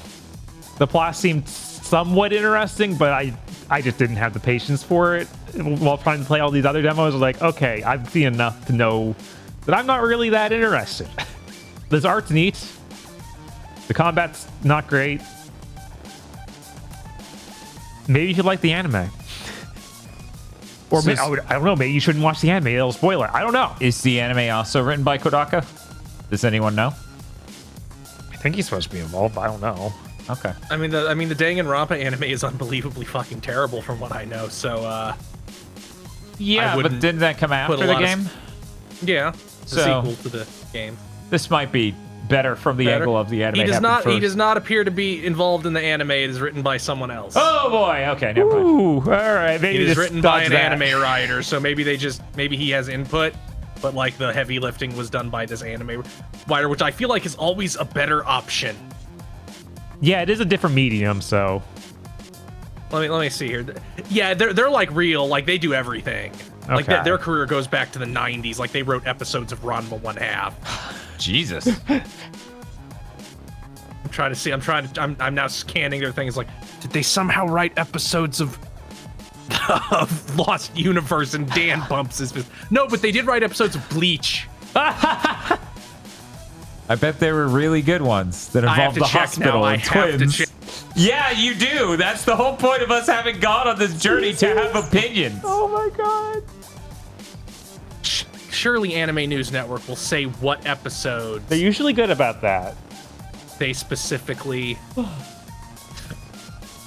Oh no. Oh no. They wrote the Diamond Dust Rebellion. Oh no! Let's see. Bleach episodes. There's a bunch of Soul Society episodes, several Bount Arc episodes, but not the entire Bount Arc. And then various little things after they write like one episode out of every 10. Right. Sometimes 15, 20. Look, you can't blame them for Diamond Dust Rebellion. The person who walked up to the counter and ordered the sandwich, it was Subway. The studio was like, we need you to write a movie about this guy. And they're like, okay. I guess that's true. I feel like there are 100 better ways you could have written a Hitsugaya movie, but none of them That's are true. action-packed. But would they be as gay? I mean, maybe. You could much easily write a much gayer Hitsugaya movie. Yes, absolutely. One moment. Imagining. But I guess that's all I got to say about Tribe 9. Okay, let's move on from Tribe 9. Phantom Breaker Battlegrounds Ultimate. The Xbox 360 mega hit from 2013 comes back. Only some of those words are true. Don't we talk about this every couple? It feels like we talk about this like every 50 episodes of Big Thing. Yeah, no, it's true. Yeah. It's back. It's back. Guess who's back? It's for people to know, it's a pixel-based beat-em-up game with 2 lanes, like Code of Princess, because everyone played that, and that's the one you go to when you talk about two lanes in a beat-em-up game, right? But it's got characters from other stuff, like Robotics Notes and Steins Gate, and then a bunch of other series I didn't recognize. I think the general connection is that there's different series written in some way by mages. I think? Yeah, Steins Gate's written by mages, so if that's the connection. Look, the important thing here. Yeah. Let me just show the Ultimate Edition before I've shown the fucking game. That's how it is, though. That's your main character. She's got a big sword. Why is there a space in the word Battlegrounds? I don't know. Well, Battlegrounds is 2 words. Is it? PUBG's the one that fucked it up. I think. No way. I'm pretty sure Battlegrounds is a word. Because even Google was like, hey, you want to change this to Battlegrounds, right? When I typed this into my doc. Yeah, Battleground is usually one word in English. Yeah, it's one word. I mean, do you battle grounds? Yeah, see, that's the thing, right? Now I'm starting to believe that this isn't about a place where you battle. This is about battling grounds. Well, the way the game works is okay. You spawn into the area. It has like 1 million different NPCs, they're like enemies to fight, and then you mash the buttons until they're all dead. Oh, that's amazing. Are they grounds? No. Okay. The main problem I had with the original game is it was incredibly grindy, and you started out at such a low level you could hardly kill these massive amount of enemies that get set at you. So the demo is like you all start at level 60. So I have no idea what the actual balance for this game is. Are you telling me they're trying to trick us again? Yes! This many years later, they're trying to trick us the same way? They want to get away with it. That's fucking terrible. Yeah. Having these Robots Notes and Steins Gate's characters, because it's very obvious these are not fighting characters. Like Robotics Notes is an anime about people like battling with battle bots against other battle bots, not against people or anything. I'd never heard of Robotics Notes. And of course, upon Googling it, it has a semicolon, but it's all one word. And I'm like, yeah, mages did this. Yes, it's absolutely one of those. So yeah, you'll hit the characters once, and then you'll have all these different calling characters that come in. And then you can also take out your ray gun and fire away and kill a ton of guys. And the Robotics Note character is also like, her whole thing is being a neat. So when you hit, she runs, she just is really angry and tired looking. It is not her. Oh, it's not this one? It's not her. They didn't choose the main girl. They chose, like, I assume the more popular girl. I think her name's Frau? Okay. And then the Science character is the scientist character that's got the coat around her, like, arms. I actually haven't watched Steins Gate, so I don't know her actual role. I just know she's the iconic design from the show. And she also has a laser gun. Okay, I'm just going to Google images of Steins Gate. Oh, we got a good cast shot. One moment. Maybe this will have the character. Did you know Bionic Commando Rearmed has really good music? Mm-hmm. Did you know we hit the goal to play Bionic Commando Rearmed? I knew that. That's pretty cool. It is pretty cool. Did you know that the only goal that remains is the Dissidia Duodecim goal? Huh. She is the third character from the left with the brown hair. So in the background with the red tie. Yes. You know who else has a red tie? Jim Carrey. Oh, okay. The nostalgia critic. Bob's like, is it da da da da da da or is it da da da da da? Yeah, this game is probably still gonna suck really bad. How regrettable! Yeah, every stage took way too long, had way too many enemies, and was just like a grinding, like just keep hitting them. Why? I don't know. The art's so good. Yeah, the pixel art's great. It should be a good game here. This is like our ancient GigaBoots shit. Yes. This is the longest arc in GigaBoots history, turns out, is us wanting this game to be good and then being like, it might be this time. We're like, no. When's the Little Fighters 2 remaster? The Little Fighters 2. You don't remember Little Fighters 2? No. I guess you didn't play enough free PC games in 2002. I guess that's on me. Oh my god, this. Yes. Jesus, dude. Oh my god. Where every character has Goku hair. Oh my god. Jesus. I think this is supposed the original developers are supposedly remastering this for Steam, and it's supposed to be out this year or next year. I guess next year because it's nearly the end of this year. That looks rough. Jesus. It looked really great when it came out in 2002. I don't doubt it. Wow. No, I'm sorry, 1999. Oh There my we god. go. Yeah, that dude, that would do it. Little Fighters 2. Okay. I also played Iron Saga Versus. Versus just VS. No. Okay. Don't spell it out. Okay. And Iron Saga, 2 separate words. This is a 2D fighter with giant robots. Some of them licensed. Whoa. So this has, the only one in the demo was Mazinger Z. Every other character was like, I don't get it. I feel like I keep up with mecha anime to a decent extent, and I would at least recognize these things in passing. Sorry, is it just Iron Saga Versus? Yeah. A 2 invaded this title. Yeah, no 2. No 2. Okay. Iron Saga Versus. Got it. I didn't recognize any of them. They're apparently all from the mobile game Iron Saga. Oh, well, that makes fucking sense now, doesn't it? Yes. And I'm like, guys, I know that this is your selling point, but maybe you got the license to use Mazinger Z and Dow Geiger.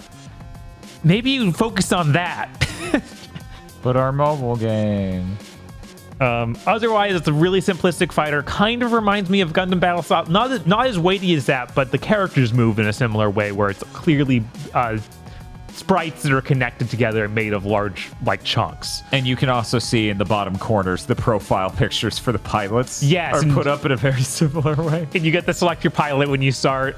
When you do versus, though, it does default to the pilot of that mech. So you will play is the Mazinger guy when you're in the Mazinger. It's pretty neat. They simplified the controls extremely, like auto combo on every button. Oh, wow. You have a light, medium, heavy attack, but then if you hold the attack after doing it and mash the directional buttons, they go into an auto combo. Which it didn't even say it did reduce damage. Maybe it does. Otherwise, I feel like it's crazy to allow you to do that. I don't know. It's got really nice art, and I like to play as these characters, you know, the real ones. But yeah, it really doesn't have enough for me to get invested in it yet with only the Mazinger. Next game, Strinova. It's Strinova.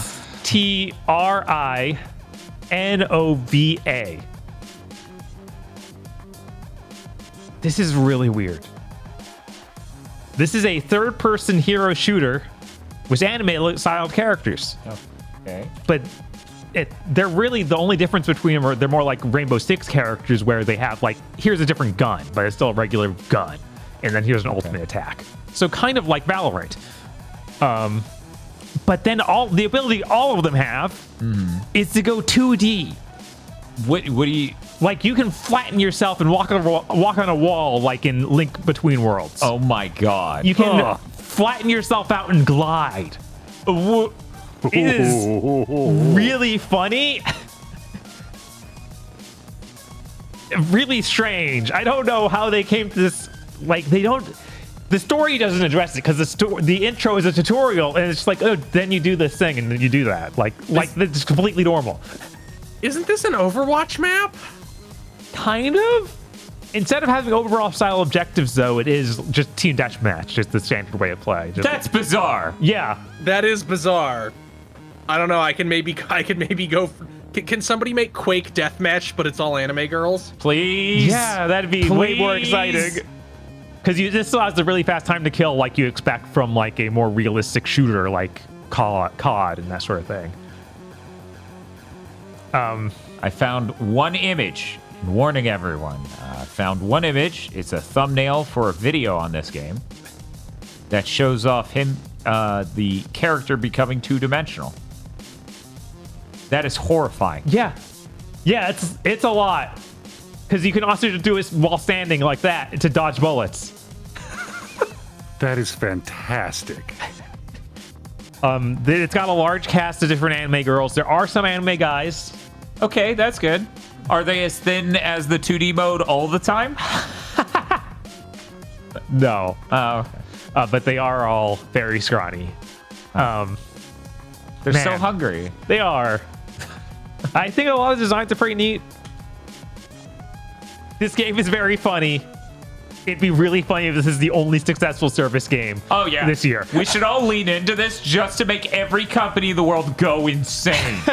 We should all be like, yeah, no, I spent $300 on that game. They would all lose their fucking minds. Like, yeah, I have enough pretty anime girls. It doesn't matter what the mechanics are around it. None of that matters, Spider-Man. But that's all I have to say about that. I might play more of it. I don't know. The next thing is the game from Inti Creates, Divine Dynamo Flamefrit. Flamefrit is spelled I got it. Okay. Great. So you play is a teenager, a middle schooler, transported to another world to fight a archfiend demon lord sort. And it's super generic plot setting. One of the first things to do is run across your childhood friend who's also been transported to this world, and you need to go find her magic wand. The game kind of fools me up front because you boot it up, title screen, starts playing this incredible, like, obviously 1990s anime-inspired theme song. Feels like something that would literally be in, like, Magic Knight Ray Earth. And you just leave it there. It's great. Okay. Then you boot up the game and it's like, oh, you're weird, like, it's a Zelda dungeon, but with no puzzles, just action and keys. And Okay, so that sounds about like a lot about like the action segments in Blaster Master Zero. Oh, yeah, I guess so. So yeah, it's kind of like that. The action feels a little weird because you get stuck in your attack animation's way too long, and you can't break out of them with your roll, and your roll has a super long cooldown time on it. So you really need to carefully choose when you do your really long animation of a 3-hit combo. A neat thing, though, is like Dan's showing, you have that fire attack. And if you use the fire attack on bushes, it lights them on fire, and anything in the bushes will die. Cool. Yeah, so it's got some neat mechanics around that. It looks like you will get different elements. I assume you'll be switching between characters with different elements, because like I said, you have to go get the wind staff for your childhood friend. I hit that part of Unicorn Overlord where they set the forest on fire, and I'm like, wow, dynamic forest fire. It's just like Far Cry 2. Oh wow. my god. Yes, absolutely. Hey, remember when games had simulation-based systems that we could talk about with them instead of them all being himbo-fied AAA experiences or open-world experiences? Yeah, like what's the point of your open world if you can't do zany stuff like that, right? Yeah, that's what fucking Zelda figured out 7 years ago, and the rest of the industry still hasn't figured it the fuck out. Well, we can't do that and make the game look as pretty. The game must never look less pretty, Dan. Never. Executives don't understand gameplay, Dan. They understand fidelity. They understand scope. Maybe this is why everything is on fire. You think? We just don't know.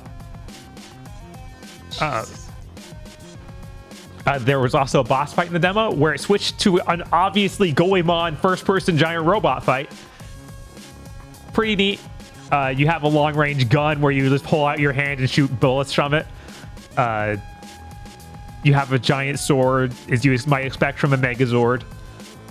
And you can block left or right side and do almost punch-out-like things with that. Looks pretty sick. All of it doesn't work quite as well as you'd want it to, but good enough to still be fun. Okay, that's good. That's good. Yeah. So unlike the ending of Sonic Unleashed. Yeah, very much unlike that. Okay, cool. Because the ideas are here enough to be like, okay, yeah, you did it. You accomplished your goal.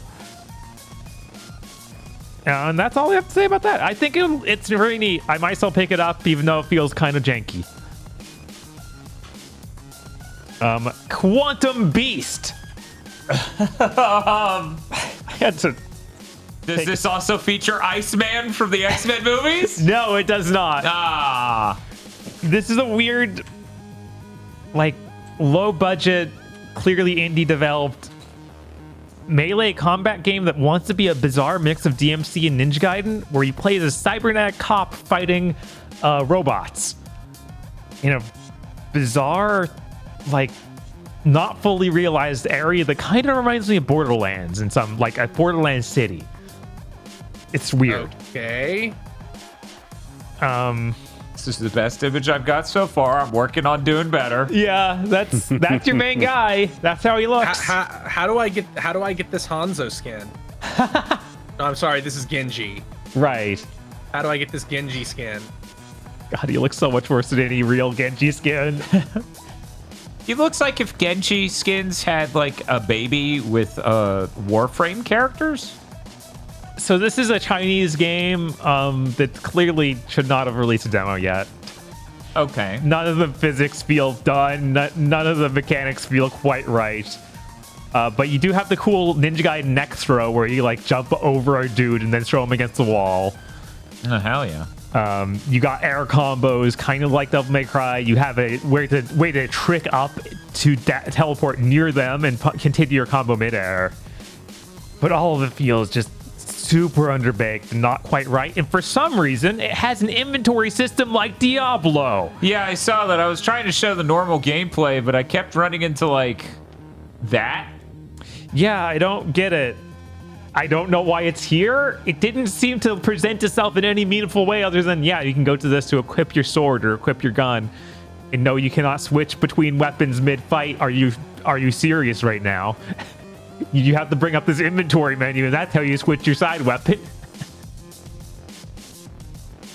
The sword feels even less done than melee combat, like with your fists.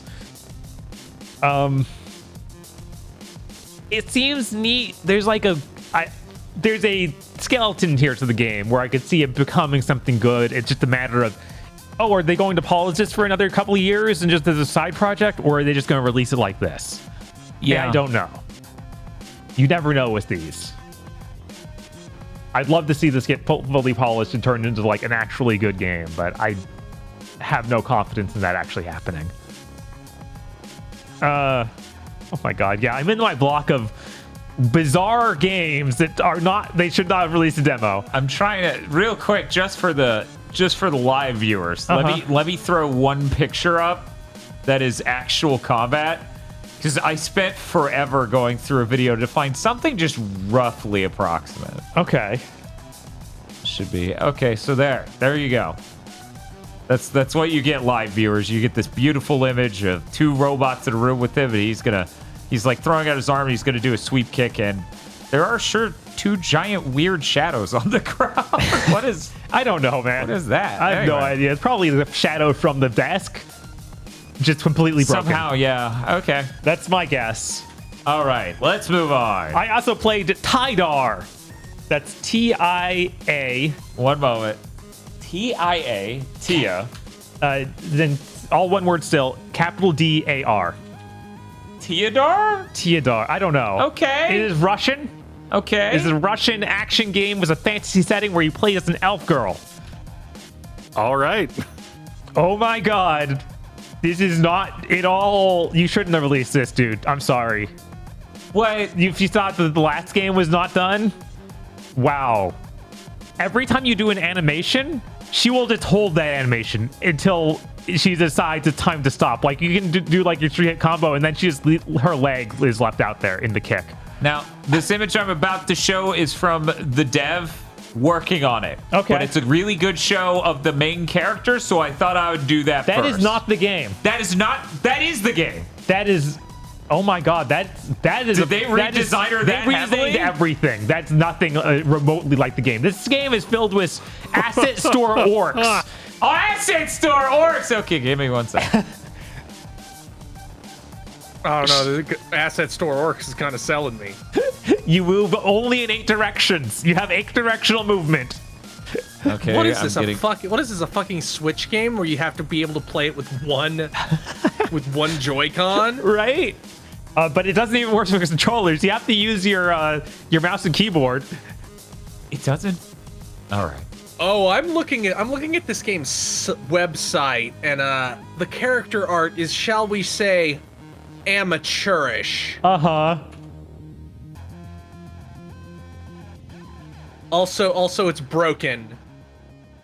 Oh, the website? Yes. Not a surprise. The game also is pretty broken.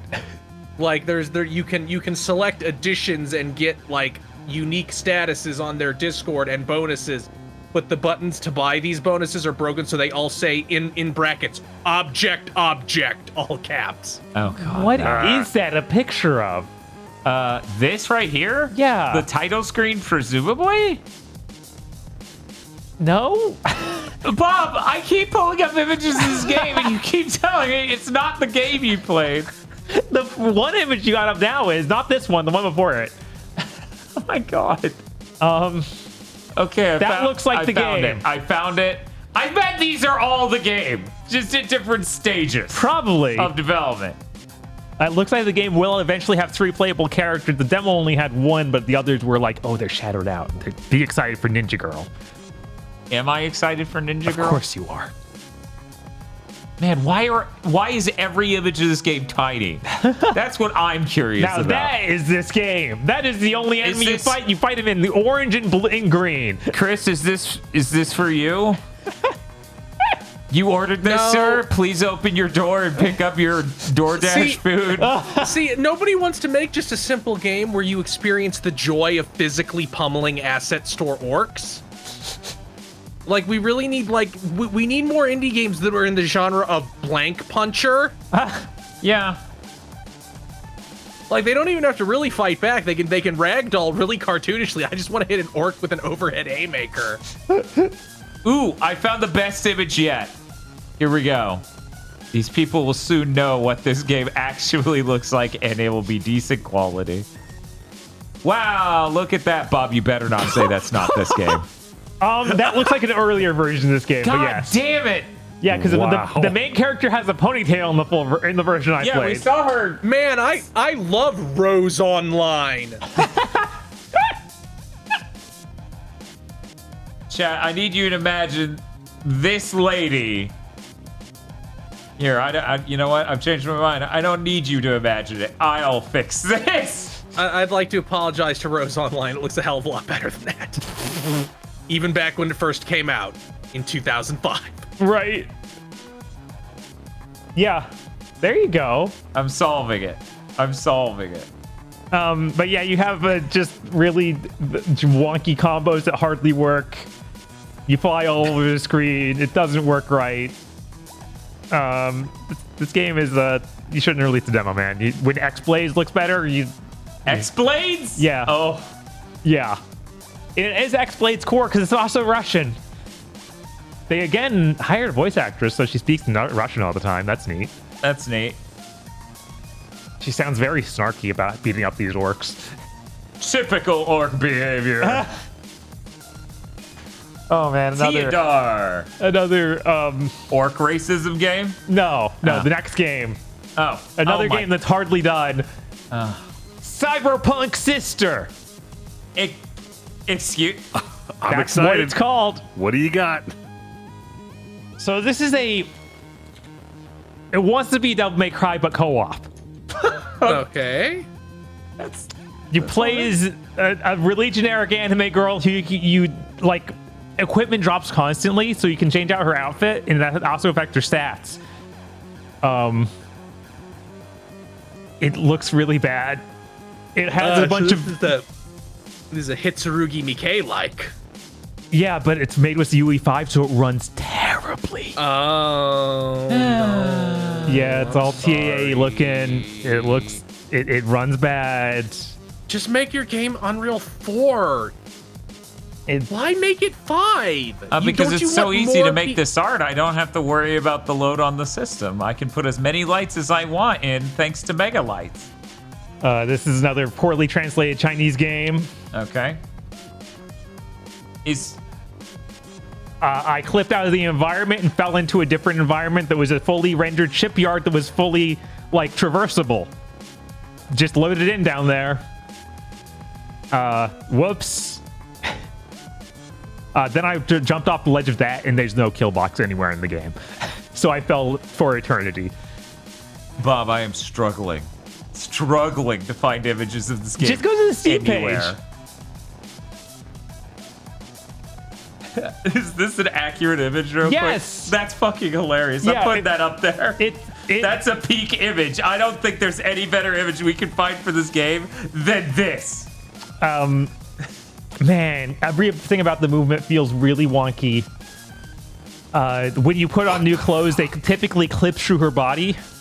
So it's not like, so they don't have to rate it extremely. She's a Barbie doll, so there's like no definition anywhere. Okay. Which is weird because it's like, oh, you just didn't give her panties, but she's just smooth. Well, yeah, it's like Kill la Kill. Nope, that's just because we stuck in that YouTube video now. Okay. Let me see if even with quotation marks. Okay, yes. With quotation marks, it will bring up the correct game on Steam. But yeah, you got your melee combos, you got your air juggles. It all feels wrong and janky. You've got a gun weapon where she does an animation where she's like slowly draws the gun up and fires it.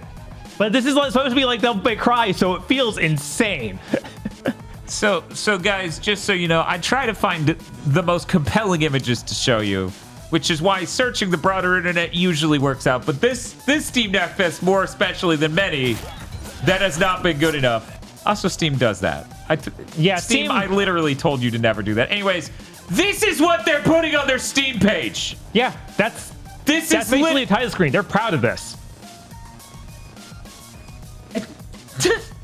Also, every time you get to a checkpoint, it's a phone, and you talk to another character, and they have drawn portraits for you and that other character. You look nothing like the portrait. Literally no part of you looks like the portrait they drew for you. I also find this Steam page image hilarious. Yeah, that's the menu to upgrade your weapons, I think. I couldn't figure it out because it's not translated right. This is an absolute mess. Stop playing that video, Steam! God. This is why I don't go to the Steam page. That's so bad. Yeah. Why is Steam like this? Because they're evil.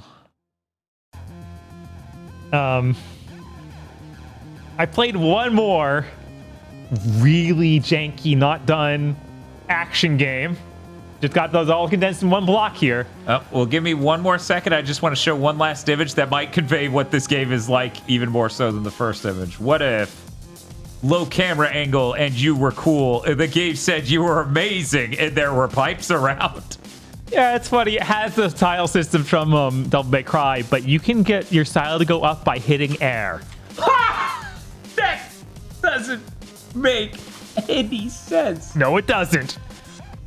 Okay, Bob, what's our next game? Spirit of Fire. That's it? Crypta. Okay, let me type the first part. Spirit of Fire. What, is there a colon? No. Okay, spell this. Crypta. So Crypta. Okay. All right, sure. Oh man, the fucking banner on Steam is sure giving Xbox Live indie arcade game. Now this is the one that I'm like, Mitsurugi Hikai. Reborn 2024. Oh yeah, no, absolutely. I did post a really great picture of this on Blue Sky. I don't know if you can get that. Speaking of which, we're all over on Blue Sky. Feel free to go over to Blue Sky and follow us. Links in the description. Imagine if Devil May Cry 5 was Sonic 2006. That's how I can describe this. That's amazing. You've described possibly one of the most powerful human experiences. So it's got every mechanic you can think of in a Devil May Cry ever, but they all don't work right. They're all super janky and not done. So I take it this is the powerful image that we need to show. Bob, this was the most compelling image you biscuited over there because it's bisky. I'm not saying that. Well, would you prefer skeeted? No, I'm just going to call it a tweet. Okay, so anyways, this is a great image, Bob. Thank you for girls that's so high in the shower she forgot to take off her clothes. That is a powerful image. It is. Man, I can't. Man, Dead or Alive 7 looking great. It is. Man, just have the water go through her, man. Like, No, they got this Holy working. They got it working. Be impressed. This rules. They also got that effect working for her skirt in her jacket over her skirt. You should be very impressed. The game runs terribly because of it.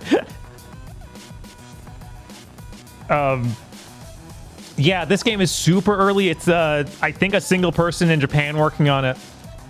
That makes sense. I could believe this one developing into a more complete game than the last few because it has this weird ambition to have every single Devil May Cry mechanic ever in it.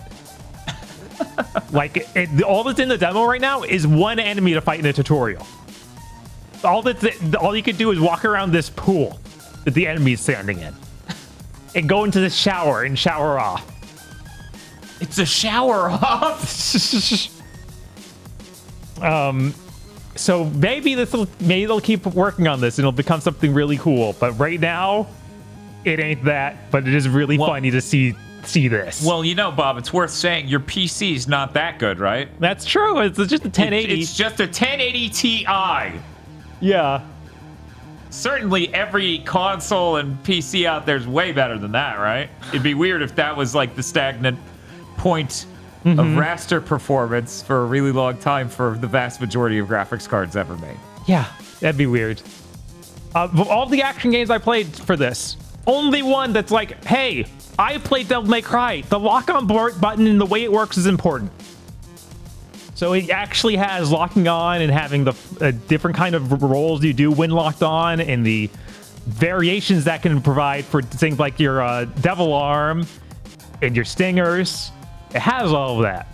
It all feels wrong and bad, but they're trying. Her ass is about to fall out of this outfit. Yes, at all times. That's part of the appeal.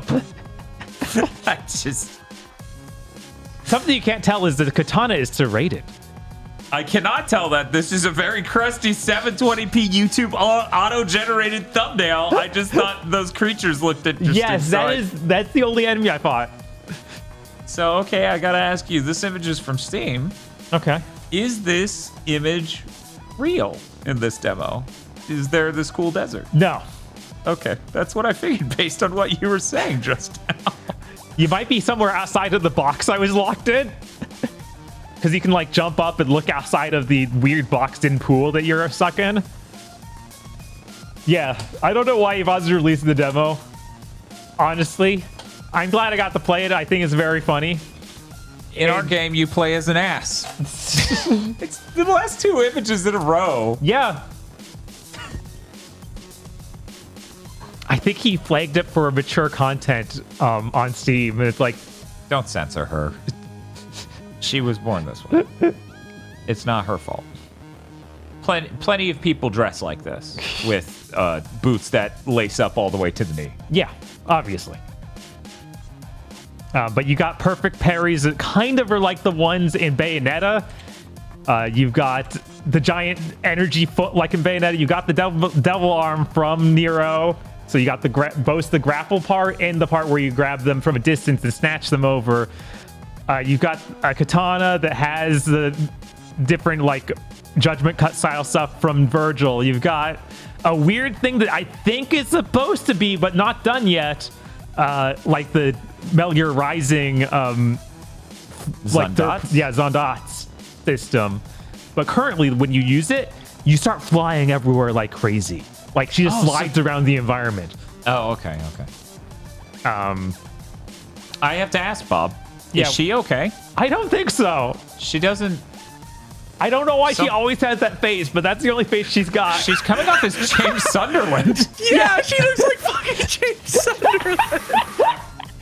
I demand a PC mod. Oh my god. I need to play the Silent Hill 2 remake as an absurdly dressed anime high school girl with a dumbass serrated katana. Yes. So I'm curious where this project is going. I hope it won't be done for 2 years at least. Yeah, by then you'll have time to get a 4090. Yeah. And it'll totally run well on that. Of course. I really do want to boot this on my computer, see. This one ran better than the Cyberpunk Sisters, at least. That's good. That's good. Yeah. Still didn't run well. Okay, back to real video games. What, these weren't real? I knew you were gaslighting me. TMNT, Splintered Fate, or, you know, if you want to fully read that up, Teenage Mutant Ninja Turtles. Ninja. Teenage Mutant Ninja Turtles, Splintered Fate. Splintered Fate? Yes. Okay. I don't even know if this will fit on screen. Right, so yeah, maybe just do the abbreviation. Nope. All right. This is Hades, but Ninja Turtles for some reason. What? Yeah, it's just literally roguelike where you play as the Ninja Turtles going through sewers. Oh, you fucking... They go to Dimension X and shit, and you make your roguelike the sewer. That was the first area. That's their I home got to a shipping yard after that. Okay, that's... Oh, for fuck's sake, man. But take it is all about going through different dimensional portals to go to these weirdly repetitive sewers and other things. So maybe eventually Dimension X. Maybe. Seems like the implications with the story are something like that, because Shredder's got a new ability to teleport us away like this. What's happening, everybody? Weirdly, because it has fully 3D graphics, it feels more like playing a weird console MOBA like Pokemon Stadium. Unite. Yes. This is a battling game. So yeah, it doesn't, because of the nature of the way it controls and how everything has weird cooldowns. It made me feel more like I was playing a MOBA than I was playing Hades. Gauntlet or something. Yeah. Or Hades. Wow. Weird. Yeah, it's interesting. If you're a big fan of Turtles, I bet you could get into this. It has a bunch of stories, strangely. And it has co-op, which you can't say for stuff like Hades. Yeah. Yeah, that's good. It seems interesting. Worth checking out. Next Whoa, game. watch out, guys. Shredder has the ability to teleport us between levels without interconnecting material. Yes, it really is that. Remember that time in the Battletoads game, they made a joke about how there should have been a reason? Let's move on. This game apparently was an Apple Arcade game. Oh, that Thus, explains the game feel and yes. UI in this photo. That would do it, because it does feel like a mobile game in a lot of ways. So I fully understand now. The next one I played is Voin. That's Voin. This is a weird first-person sworder. So it's got a bizarre art style where everything's got really low res, like pixelated textures, and it's a first-person game where you're using only a sword or a mace. You play as I guess a deity who's like made of lightning or something. Your literally name is Lightning. You have an ability where if you fall from a high enough distance, you cause a lightning strike. And then you get different abilities as you play of like, oh yeah, you do a 3-hit combo and then you charge up your secondary heavy attack to shock them and do like a chain lightning damage. So everything seems lightning based. It's got this cool like swords and sorcery aesthetic to it. The kind of grungy looking and has some really neat looking areas like cool spired temples against bright white backgrounds, all sorts of stuff. It's got a really neat look to it, and I think the gameplay is pretty simplistic, but could be interesting. I hope that the full game has more enemies, because I basically fought a bunch of zombies, and then one bigger zombie was a mace. I really love the lack of texture filtering. Yeah. That is really important, that we all just agreed that was a mistake. The weird thing about the graphics, though, is it has a Blizzard look to everything. Like, yeah, I'm seeing that. It seems intentional. I imagine this stream's like total shit. Oh, I'm sure. It kind of like, I get that they're going for like an early 3D type thing, but it also looks detailed enough. It looks like a weird action figure. Yeah. Also, there's the color itself is like Yes. posterized. It looks like they literally, instead of using full 8-bit colors, they're using 6-bit or something. Yeah, I think It looks like Clay Fighter. My God. You've got a dodge. If you dodge in time, you get a little bonus. Like you get to be invisible for a little bit. It seems pretty neat. I really can't tell the full structure of it, though, because I thought it was like Demon Souls, where you have a big hub, and then you go out from there to different larger areas, and then come back to the hub. Yeah. But then it has weird terminology around that system where it's like, well, on your runs, you can get stuff from that and take it back. And then I see that it's described as somewhat roguelike, and I'm like, what are you? I really don't know. Do we have any expectation of when this will release? I think it's supposed to be next year, but I'm not sure. Okay. Thank you. Right? Maybe things will start to make sense at some time before it comes out. And then the final game. We're there. Oh. Ruby Night. That's RUBINITE. So spelled all in the wrong ways. You wouldn't expect. It's all one word. RUBY? BI. Space. No, one word. NITE. Rubinite. No, yeah. But with no GH. Yeah. So it's a material. I guess. In Japan, they meant to write lubinite. It's some sort of viscous rock, or that turns viscous at room temperature. Bob, tell me about rubinite. This is a top-down pixel-based action game that's all about boss fights, and you play as Little Red Riding Hood, but fighting like bloodborne monsters. It's pretty neat. It has a unique mechanic to it where basically the whole game is, these monsters are really powerful, but you're Shiki Tono. You have the eyes of like death or something. Like she has red eyes, and if she looks at the enemy long enough, she can then do a critical hit. So you have to just do this thing where you hold R2. It blanks out a line in the environment, so you can't see around yourself very well. You just see forward and to the enemy you're looking at. So it's hard to see attack coming from the sides or anything. And you have the perfect dodge to fill that meter faster, or you can just be more conservative and hold back. But the closer you are to the enemy while you do this, the faster the meter builds up to do the critical hits.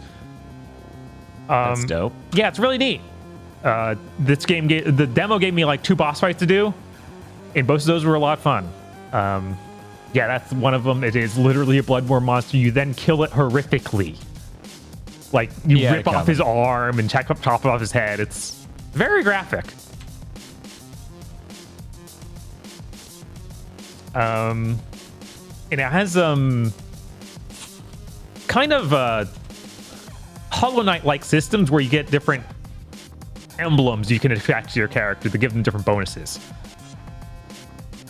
And it also has other progression elements like, spend this and you have another pip of equipment to equip, that sort of thing. So it seems like it will have some decent staying power as far as like how you upgrade yourself. You also have a regular attack that does very minor damage, which I didn't really mess with because it made it obvious early on. No, you should really be hitting with this critical attack. But I have to wonder like how you're going to mix that in later on. If they're going to start adding like ads or something to fight along with the big boss. But yeah, that game seems pretty cool. And that is the final Steam Next Fest game. And one more time with the name, that was Rubinite. Rubinite. Rubinite E. I'm just going to throw that on screen. Boom. That way they can see the character design in decent quality. Yeah. Yeah, she's got a weird bunny hood. We are 3 hours, 39 minutes into this, basically. Uh-huh. And we have yet to hit some important members of the community. But that was it. That was it. Hot damn. Oh, Good job, Bob. did it again. Back at it again at the Steam Next Fest. Did you play anything else? No. Podlords. Whoa. Oh, fuck. Jesus.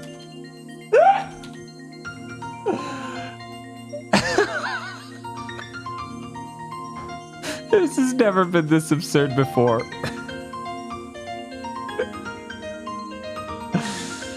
Oh, man.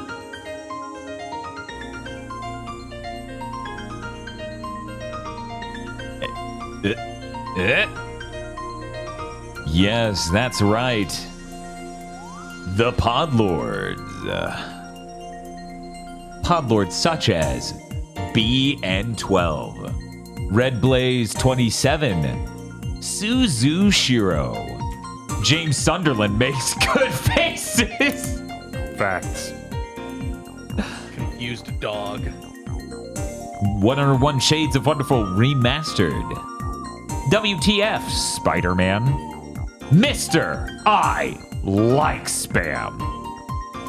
DFW 3K. Muckbun. Shiny Mew. Chris C. Enough Juicifrost to kill a horse. That's my Podlord name's going to become Enough Creamy to kill a Dan. Cooper Tank. Plan Dad! This is horrible, and I hate that this happened when Bob was outside of the room because he deserves this. Dun dun dun dun dun dun. Dun, dun, dun, dun, dun, Yeah, dun, exactly. dun, dun, dun, dun, dun. Exactly. You get like a dun dun dun dun dun dun dun dun dun dun dun dun dun dun dun dun. Anyway, Indigo Sykes, Local SpongeBob, Typhlosion. What are you doing with all that baby oil? We're just gonna go back here for a little bit. Yeah, show me Plan Dad. Plan Dad. Great. Incredible. See, it's like Granddad. but- yes, I get that.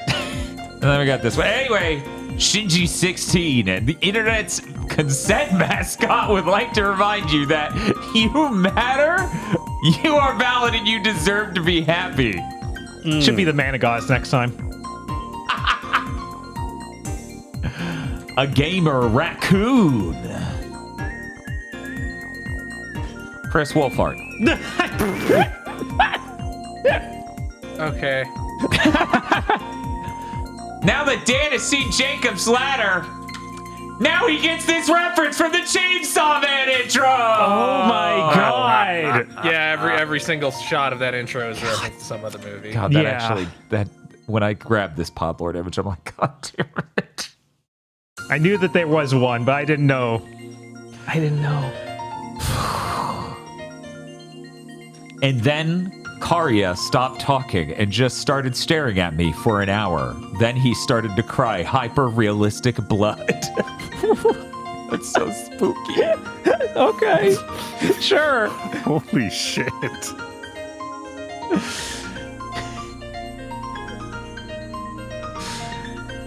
Saraline. Timothy Pfister is reading through the Sonic comics, and wow, Penders was literally never good at writing or art. What is the Wait, no, everyone knew that. Who thought that this was in good taste? Those motherfuckers. I want that so bad, and it's so awful. Yeah, no, I can't believe that. Come on. I think it's literally called The Final Moment. Yep. Hmm. Yep. Krunglespum. Pleochrome. Thank you, Metaphor, for catering specifically to me, the world's biggest R. Dorothy fan. Excuse me. You have the hubris to say you're the biggest? You That's fucking... a competitive field. Oh, listen here, you little bitch. I'll find you. The hair color and shape also made me think of Haman Karn, so Yes. it led too much into that for me. It's true. In fact, To think this of is, Dorothy. this is not Wainwright enough. Right. She does have the CD player head, though. Bandai Namco employee betrayed and left in the hyperbolic time chamber. Oh, Yeah. yes.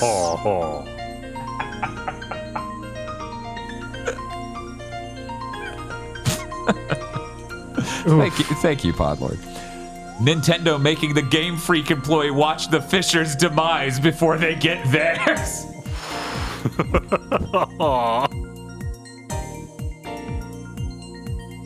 Virmvarm. Zhuge Liang, Lord El Meloy, too. Jesus, that might be the most unflattering version I've seen of Zhuge Liang. I know, it's terrible. Bleach Gags on vacation, back to Yu-Gi-Oh! Stardust Chronicles Spark Dragon! That's a form of Frieza. You can't trick me.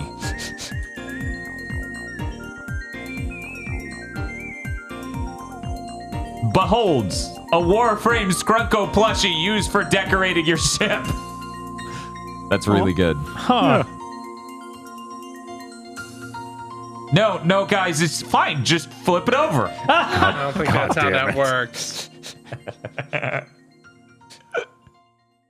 You get that the type of clay that just super hardens if it's exposed to air hard enough, and then you shove that into his back so Right. it becomes a stand. Hieda no Aku's corpse. Is this Toho?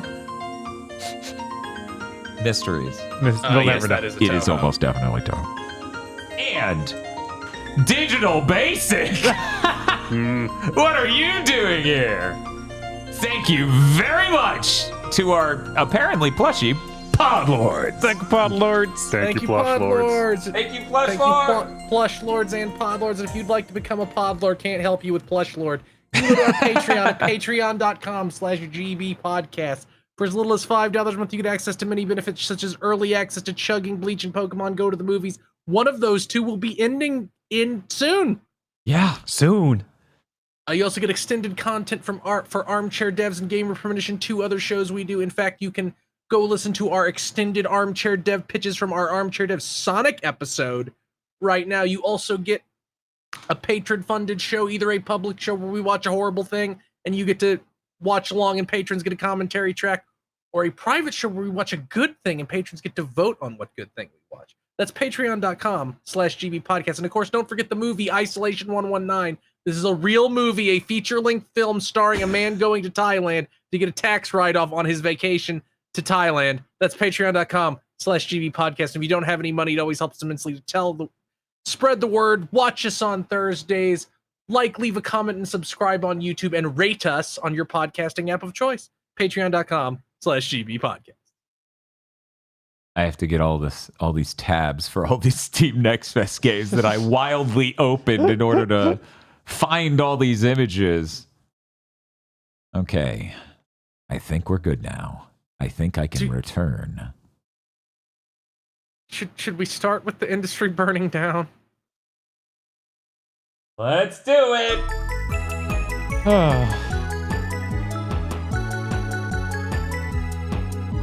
Why is he always smiling? What a sicko. I think something broke in him.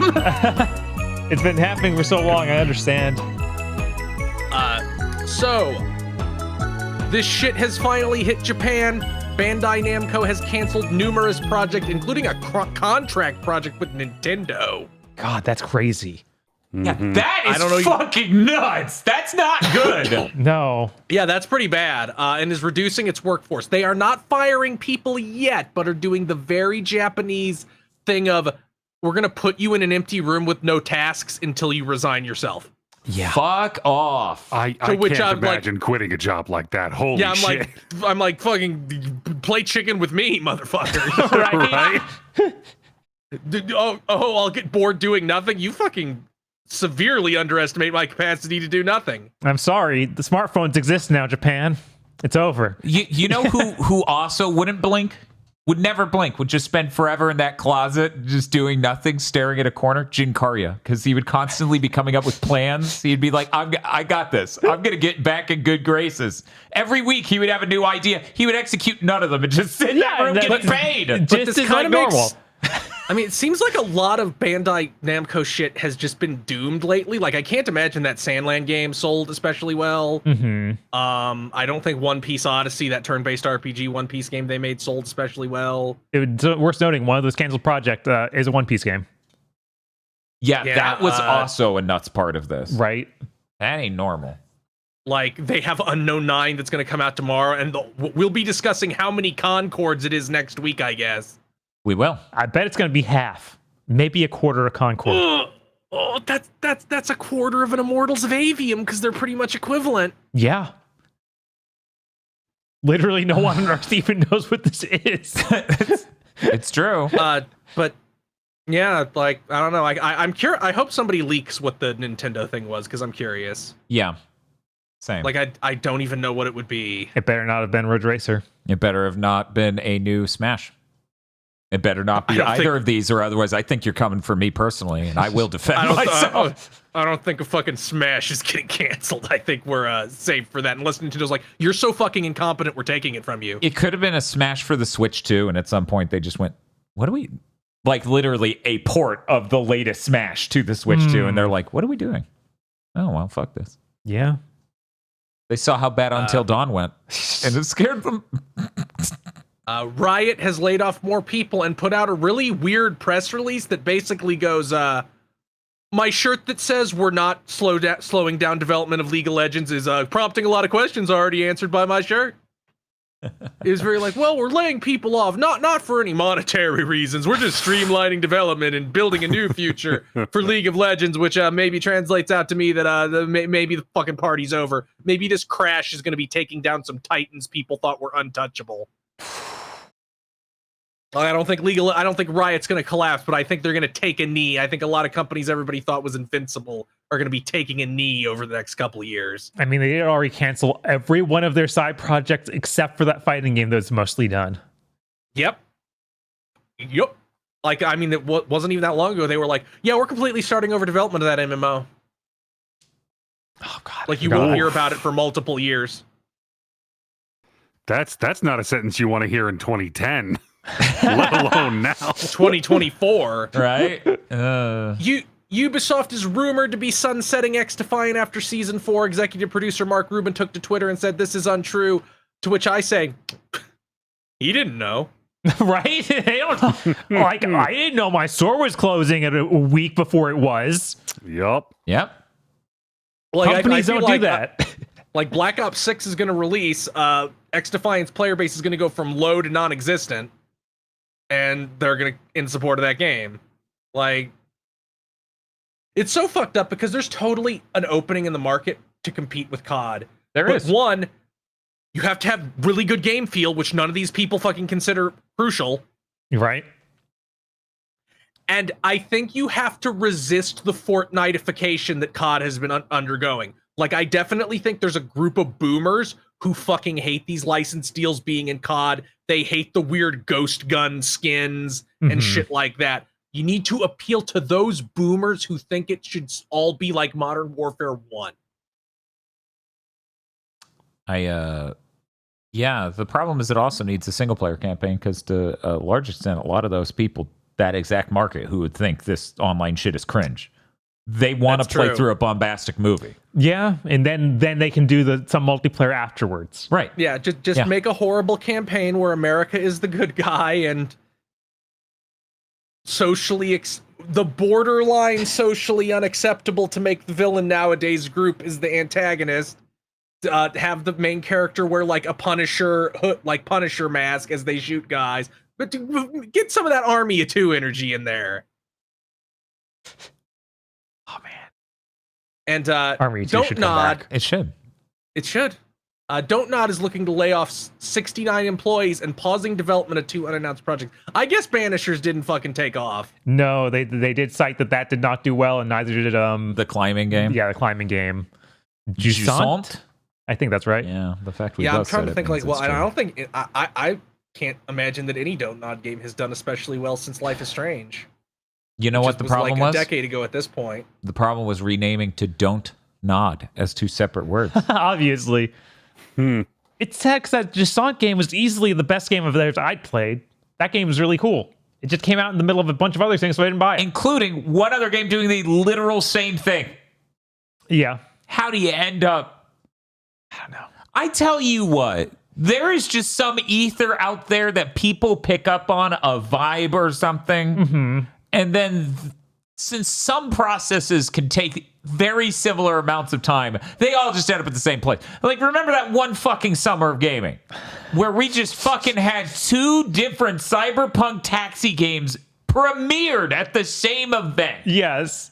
That was rough. God, 2020 was so rough. It hasn't been that rough since, thank God. Oh yeah, this is the workers union in France. STJV, which is you know Le Syndicat des Travailleurs et Travailleuses de Video. Le wokisme. they are super upset at the company, and that's why it says they're looking to lay off these people. I don't think they can just yet. I think they're trying to work through some paperwork to do it. Good. Yeah, can you imagine countries having like worker protections? Right. I can't imagine not being treated from birth like a fungible product. Okay, where do we go from here? I will go next. Oh wait, we should go. I think we should include the God of War story in here. Okay, sure. I was still trying to read that, but if you read it, go ahead. read it. Okay. So they're restarting development on On the that God TV of War series? show, on the God of War Oh. TV show announced for Okay, Prime okay. Video. They're hiring a new writers' room because the showrunner and executive producers have all left. Sony and Amazon want to take the series in a new creative direction, but who knows what that would be? Do you want my suggestion, Amazon and Sony? What's your suggestion? You should cancel it and make it a movie because God of War should be a movie, not a fucking streaming show. It's Yeah. true. Yeah. Even if you stick Here's- with the modern one, Here's the best part.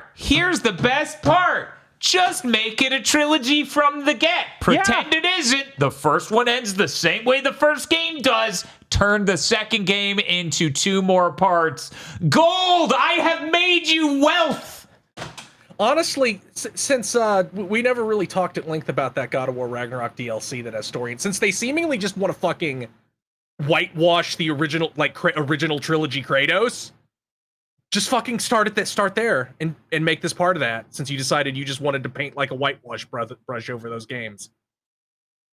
But no, that we need to do the 3-parter of the modern series and then a prequel no one will enjoy. Ugh. Man. But yeah, like God of War original trilogy 1 through 3 would make a really good movie. Yes. You'd have to really 1 is really just a mix of 1 and 2. Yeah. Because oh man, no one separates See, that. here's what you do. You have a 5-minute long epic opening thing that describes the plot of 1, and then you start at 2. It's like that edit of the Star Wars prequels that combines all 3 into 1 movie, and all you get of the Phantom Menace is like Qui-Gon Jinn getting killed. Holy shit. Jesus. Oh, I'm getting us out of the industry's burning down segment. Here we go. Yeah, we're done. We're out. We're gone. See you, buddy. But unfortunately, we're not safe. Banjo-Tooie is coming out on Nintendo Switch Online expansion pack in 8 days, the 25th. Man, why is it like Nintendo really should just be like, hey, like Microsoft ain't doing nothing with them. Microsoft ain't gonna bust your balls. Just be like, can we have those versions you made? Yeah, I don't. Because these are just the N64 versions again. Like, just Right.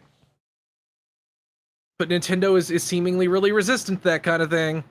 They'd rather just have their bad emulation wrapper. Yeah, they have this thing already made. Why would we pay extra to do something better? You know, they already had to fucking pay Microsoft to some extent. Right. God, can you imagine that? Man, now that Microsoft has given up, there's a real chance that Nintendo might be like, we'll have somebody make a Banjo game. Of course, it has to be exclusive to us.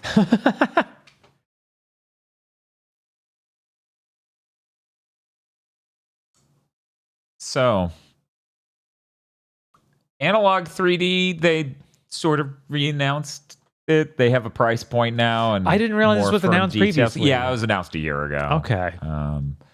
They were like, this is what it's going to be, and they showed off pictures of controllers now. It's called Analog 3D. It's an FPGA in 64. This is for people who want to use real cartridges really bad and don't want to use a mister for some reason. Both of these things. This is hopefully going to accomplish that. Here's the thing. I don't know how it will work, how well it will work with flash cards. We would have to see ourselves because I don't inherently trust analog products to work 100% well with all flash cards at launch, especially. The controller is redesigned from an N64 controller to have like a GameCube-like analog stick and the wider sort of look on it. Yeah, I've seen a few recreations of an N64 controller like that before, so it's interesting to see them try this. But actually, did 8BitDo already make one like this, but now it's colored differently for this? This version? This looks to me unique from the other 8BitDo ones. Okay. I think the reason they would name it 3D is maybe they're going to do a disc attachment at some point, do PS1. It's entirely possible because the amount of compute power you need to do N64 certainly means you can definitely do PS1 and Saturn, unless you engineered something very weirdly specifically.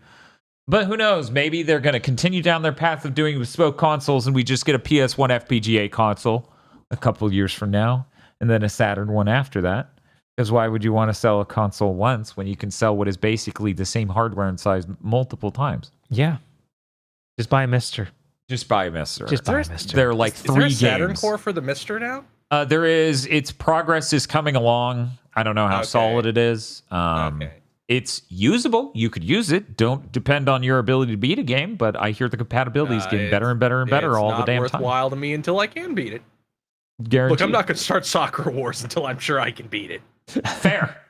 Well, why don't you just buy a Sega Saturn and then do what? Then do the? I don't think I can play the patched English version of that game on a real Sega Saturn.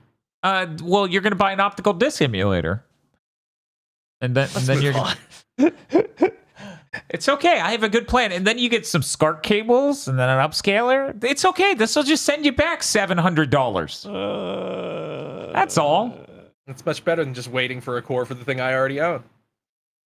Yeah, let's see. You can sort of play Radiant Silvergun on it, but the audio's banged up, has crashes, and some graphical issues as well.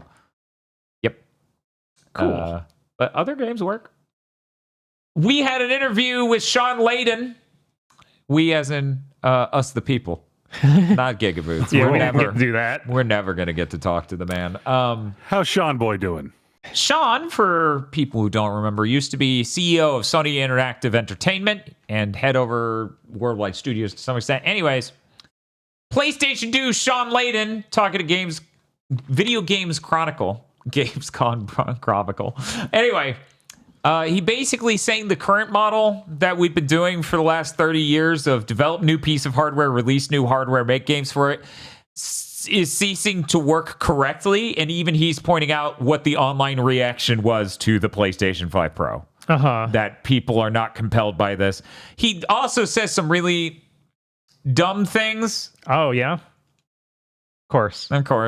I believe in that interview I referenced earlier, where he was talking to the person from gamesindustry.biz, where they said, can you believe people are upset that Paper Mario's remake is 30 frames per second instead of 60? He had gone along with the interviewer on that, where he just basically goes, yeah, most people don't care.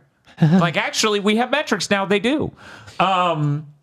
on the difference between 60 and 30, but he says things like video game graphics are now getting to the point where it's kind of like you can only dogs can hear this sound.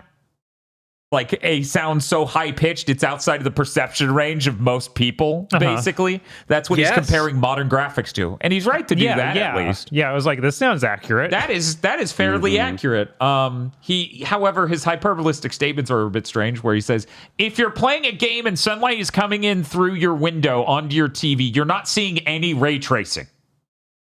That is not how that works, sir. It has to be super optimal. You have to have an 8K monitor in a dark room to see these things. I'm there with the first point, but then this is going a bit extreme, but I understand where he's coming from. How that works. And if you're someone who doesn't think there's an important delineation between 30 frames per second and 60, then of course this is absolutely going to come across as that to you. Yeah, he says that race of like the console arms race is basically coming to a close, and he thinks the winner in all of it was AMD. Yeah, he literally says that. I'm like, that's pretty good. That's pretty good. Like, again, multiple developers have been like the top tier of games right now. That's the biggest games can be, because we literally cannot test them. Otherwise, if they get even slightly bigger or more complex, we lose the ability to test them. We're at the top. So that's why we're now inventing all these new problems to make new hardware to solve, or else everybody kills themselves. Yeah, reminder, they're still patching Star Wars Jedi Survivor 17 months after launch. Yeah.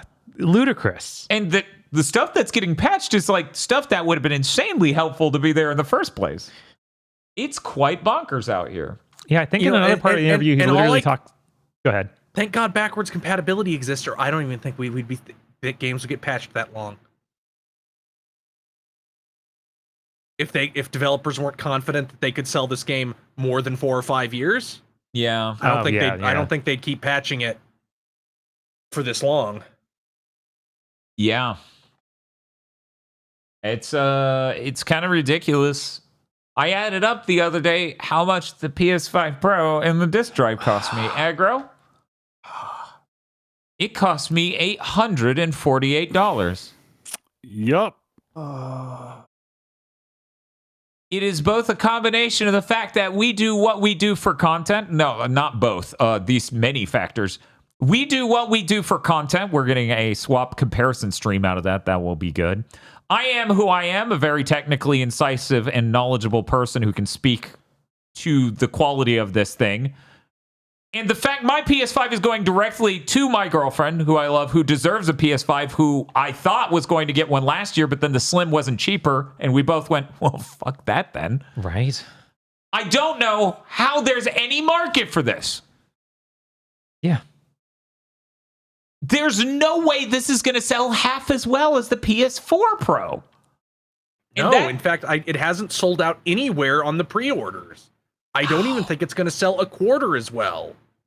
Yeah.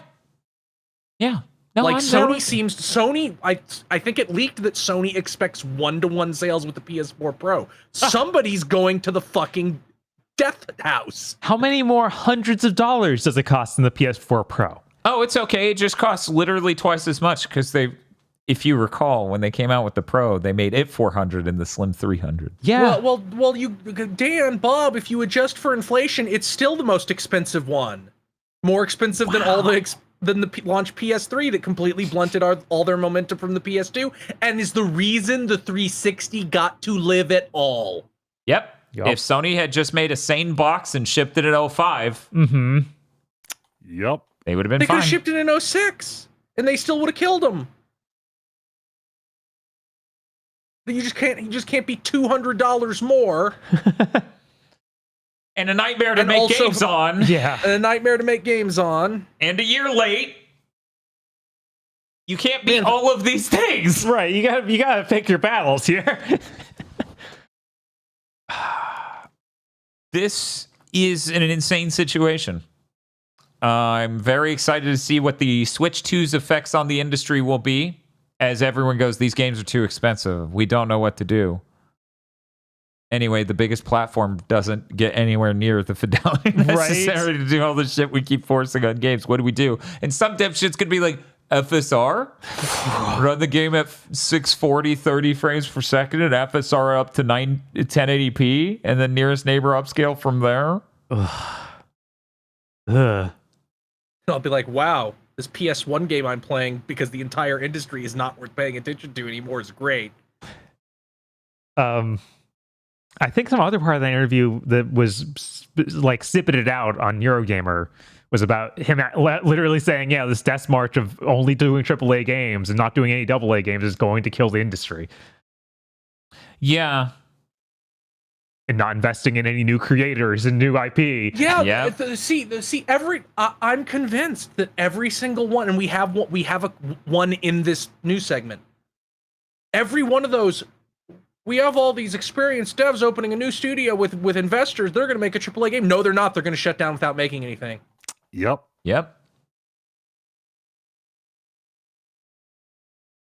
That's already happened several times. Yeah. That COD dev studio literally was that. Mm-hmm. And then they poached the higher people from that to bring them internal to Sony and give them their own studio there. Who knows how that turns out? Yeah. I feel like a moron. Okay. An absolute fool. A buffoon. I like to consider myself pretty knowledgeable on gaming history. Mm-hmm. Did they ever actually call them Tomb Raider 4 through 6? Because they announced Tomb Raider 4 through 6 remastered, and I went, wait, no? Yeah, I thought that they all had just subtitles like Angel of Darkness. I didn't think it had 5. I think they do. Really? Everyone's saying they didn't. Yeah, okay, so this title is gaslighting me. Yeah. I just lost my mind. I'm like, how would I not notice a Roman numeral 4 on a Tomb Raider box at some point? Anyways, they announced that. They announced that they're doing whatever the 4th through 6th Tomb Raider is, which is complicated. All I know is that one of them is Angel of Darkness. I don't know the other two. Same. So we're going to look it up now. Legend? Is that one of those? I guess it would be, but isn't that a remake of 1? Is that the one that's a remake of 1? That's a weird retelling of 1, I thought. Yeah. Okay, so don't name it 5. This isn't Castlevania. You don't get the cheat. That's their thing. Let's see. What game? Tomb Raider, The Last Revelation, Tomb Raider Chronicles. That is the retelling. What? That absolutely is I swear to God. Anyways. No, Chronicles is where she's like, is like everybody's telling stories. It's like real disconnected. Oh, that's that one. Okay. Anniversary is the remake of 1. Chat is now informing me. But this is Chronicles, The Last Revelation, and The Angel of Darkness. Okay. Lara Croft-tober approaches. Man, I'm scared. Hey, Microsoft, You should be. pull your head out of your ass and have somebody do this with the terrible 6th Gen Crash and Spyro games. Yes. Why not? Especially that weird, edgy Spyro sub-series where it's like combat focused and has like epic lore and shit. Yeah, just give this shit to me. That weird trilogy that continues into the 360 era? Yes. Yeah. Although I think only the last one actually has a 360 version. Really? I thought the middle one did too, because the 360 was out in 05. I don't know. Let me check right this second. Yeah, we need Elijah Wood Spyro. That's a good point, chat. That's important. That's real? Yeah, he's who voices Spyro in those. Only the last one. Okay. All right. Exciting. Hey, Bob. What's up? This is such a terrible idea. Which do you think will be better? The first of those new Spyros post-Insomniac or Scalar? Oof. Oof. Scalar. Oh, let me see who fucking made that next one. I've seen a lot of Scalar. I have seen none of that 4th Spyro game. Well, the developer of it doesn't have a Wikipedia page, so I think Bob might be right. Back to back, I see. Scalar fucking sucks. Scalar is fun. What the fuck is Scalar? A fair response. Man, do you have like the what the fuck is this 3D platformer round on that theme month voting? We should. And just fill it with Scalar, Vex. Torque, Prehistoric Punk. And just because it is what it is, Tack and the Power Juju. Oh, no. Wait, what's that? Was it a Ratchet-like? Yeah, there was a Ratchet-like at the end of that gen. Rough Trigger. Rough Trigger. Yeah, there we go. Yeah, there we go. Yeah, please never play Tack, or we'll have to do a cursed content on the fucking Tack animated series. Oh my god, that's right. That's a multimedia Where every franchise. scene is like 2 models in the world's emptiest fucking virtual set. That came out, I think, in 2008, long after Tack was dead. I see accusations in chat from Bosby. Everyone who said Scalar isn't good hasn't played it since they were 10 years old and never beat it. I don't know. I might find Scalar more interesting than a fourth Spyro, because I bet that fourth Spyro game's a horrible, like, mock version of a real Spyro game that's just depressing. Probably. Whereas Scalar, let me tell you, if you made Gex into a Jack and Daxter character, full with I got the collectible animation, that's kind of what Scalar's vibe is. I don't know. Anyway. Dr. Aggro? Man, how did we not get a Gex game on the PS2? Because they exploded. They should have been able to get one more out, then explode. Man, I am disgustingly in favor of a new Gex game. Yeah, it's messed up. Just so we're clear, they technically did get out a game with Gex in it in 6th gen. What? It's a racing game. Oh, that doesn't count. I need the full Gex experience. And in Gex 4, they need to include Gex's Zoomer niece so many people I know can suffer fatal injuries upon perceiving it instantly. No. Yes, correct. Should we just start making the pitch deck? Our pitch for this new Gex game? We could work something up. I'll start learning Godot. Anyway. I just had a quick follow-up on a story from 2 weeks ago. California Bill AB 2426, Consumer Protection, False Advertising, Digital Goods enacted, and that thing that was probably going to happen happened. Now when you go to Steam, it gives you a little graphic before you check out that says a purchase of a digital product grants a license for the product on Steam. For full terms and conditions, please see the Steam subscriber agreement. So yes, since buying isn't owning, no one gets to call it that anymore. Yep. We should just be clear about the future we're in. I think we're really heading towards a big upset. The Department of Justice wants to bust up Google. I really think the AI collapse is going to cause like a severe Silicon Valley crash, which will of course cripple their political power, because when you don't have money, you don't have political power. Which the government's really good at kicking when they're down. Yeah, I think I think especially the EU. Ever does. I think the US government's a little bit too cucked to achieve much, but I feel like once this happens, there's going to be some pretty brutal dismembering of the tech sector. Yeah. God, 100%. So bad. And like especially if it like coalesces with like younger Gen X and older millennials like getting into positions where it's like, no, we actually know what the internet is. We're going to regulate you. Mm-hmm. Yeah. Yeah, isn't that basically what is the name of the head of the FTC? Isn't that basically her deal? Khan. Yeah, that's pretty much it. Yeah. She's like, what the fuck? You need to start treating these people as they exist, you dumb shits. What? Oh, okay. Bob. Yeah. I see you started your news docket with the most hype news of the week. Of course, Destiny Rising, the mobile Destiny game, got announced. It's developed by NetEase. It takes place in an alternate universe, so you don't need to worry about it. It's not important to Destiny's real lore. It's just its own lore. $3 made.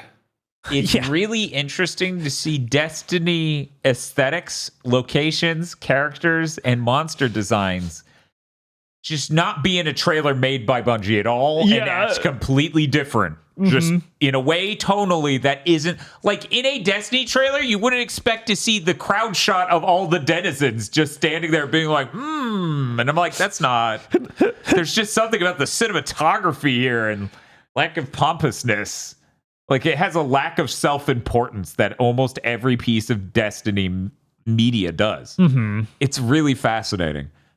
Anyways, yeah, it's mobile Destiny. Yeah, nobody's gonna play it. I don't know. I might play it. I mean, sure, man. I'll get next year's iPhone because it's going to be twice as large, so its gaming performance will be good. Dude, we're quickly approaching. We're quickly approaching them losing their minds and doing something hideously stupid. I'm excited. You should be. It's as big as my iPad Pro. This is your phone. Oh, yeah, I told Bob this story. So Bob, when he got his iPad Pro, he let me have his old iPad, which isn't like an absolutely ancient iPad. Don't imagine something really, really old. I think it's 7th gen.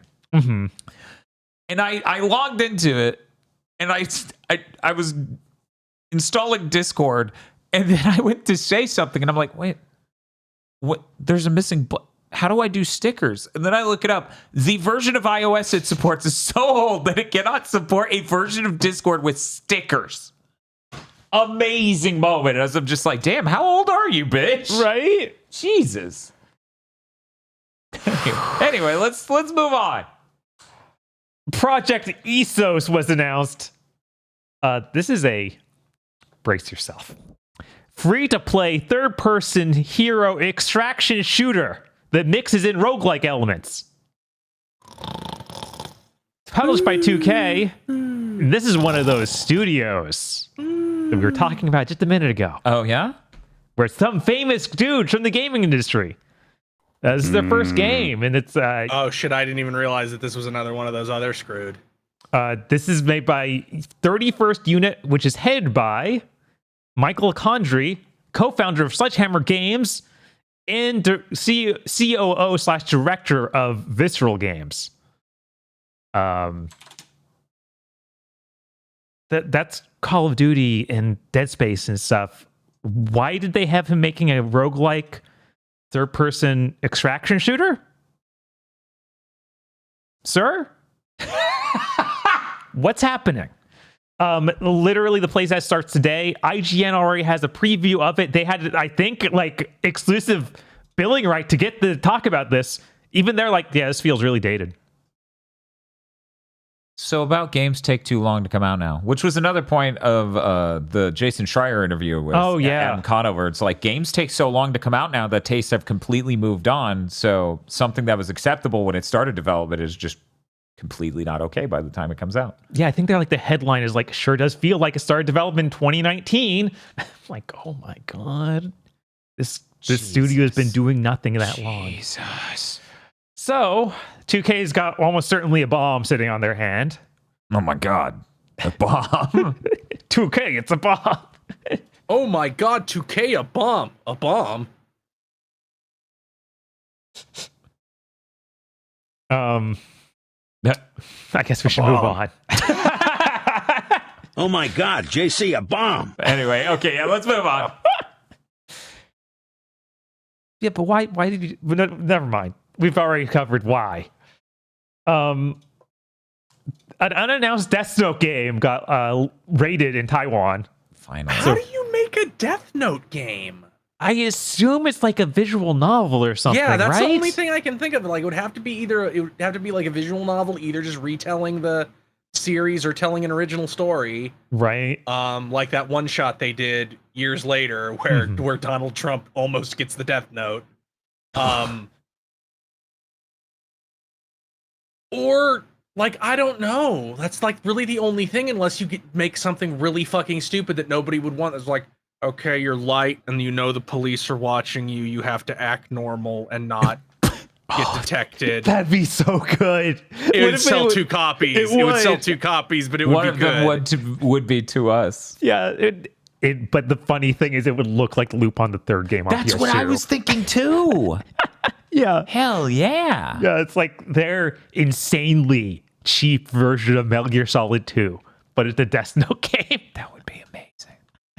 Don't raise your suspicion level too high. Put the TV in the bag of chips and take a potato chip and eat it. You gotta do it. The TV's also in the bag of chips? I thought the pen and paper were. No, he's looking the bag of potato chips. I think there's a miniature TV in the bag of potato chips. Like, I think that's the thing. And that doesn't raise any suspicions. Well, no, they don't he shows know. it away. Yeah, he throws it away at the end. How miniature is this fucking TV? There was some fucking miniature. There was some miniature electronic in there. I'm not sure if it was. Yeah, there was a might- miniature. The idea was that there was a miniature electronic in her that was delivering to him the news report that had the names of the criminals he was killing. So it might have been a radio, and they didn't have his room bugged. They had it. They had. No, it I think cammed. I think it was a miniature TV. Okay. How did he see it? I don't He was remember. looking in the bag of chips. That's why he He's took literally a chip and ate it. he's doing this, and the bag is like this big because it has a mini Yep, I have TV in it. It I is, need it to is the see Sony this. module. It is the Sony modular mini TV introduced in 1989. Here is the here's a comparison between the anime and the live action movie of that scene. Oh my god! There's a Oh, lot. I need to see the live action movie version of that scene.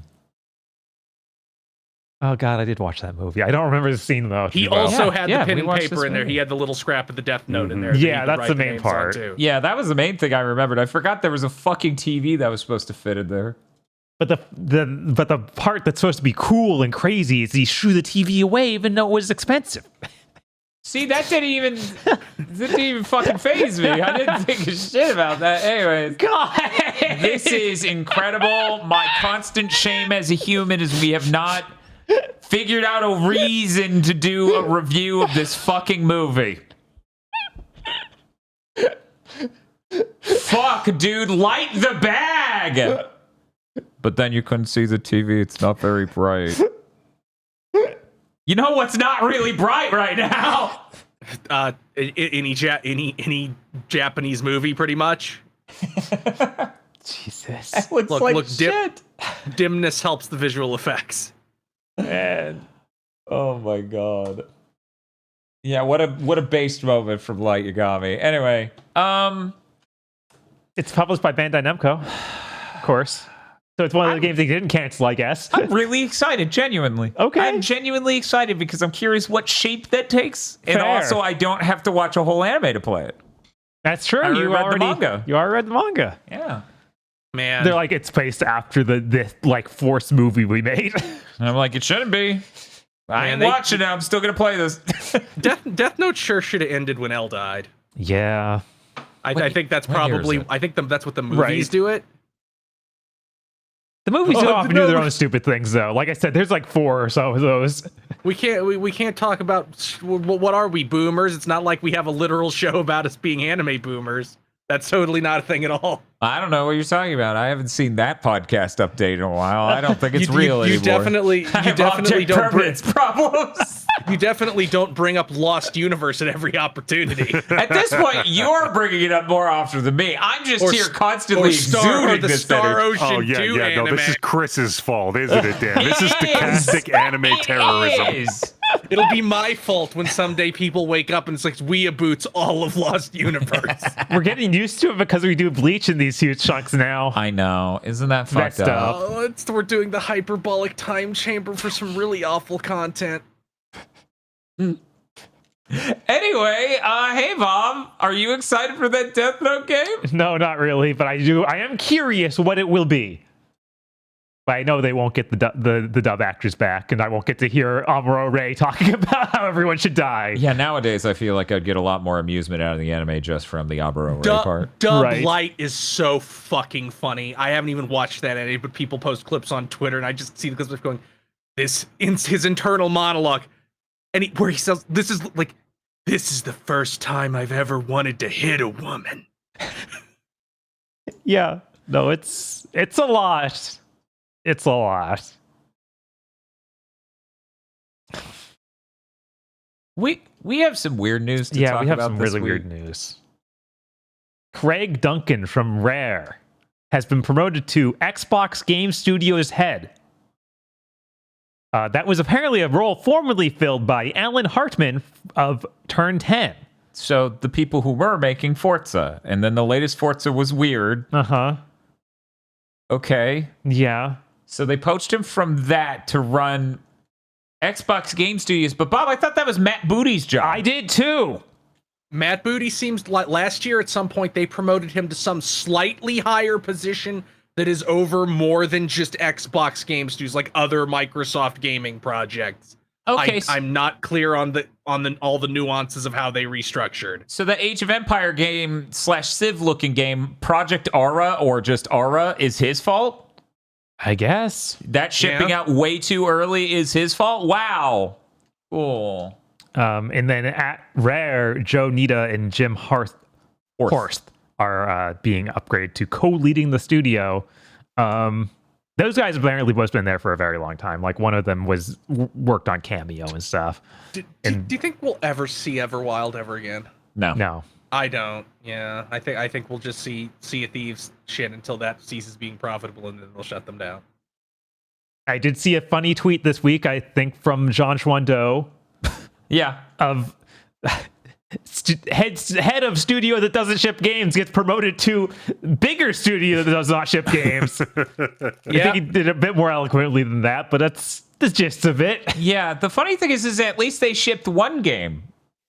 6 years ago. More. 7, 8 years ago? Yeah, wait, how many So years he's clearly got the skill set. So, like, he shipped a game and then supported it for 6 years. That's the guy we need in charge of. No, it's not.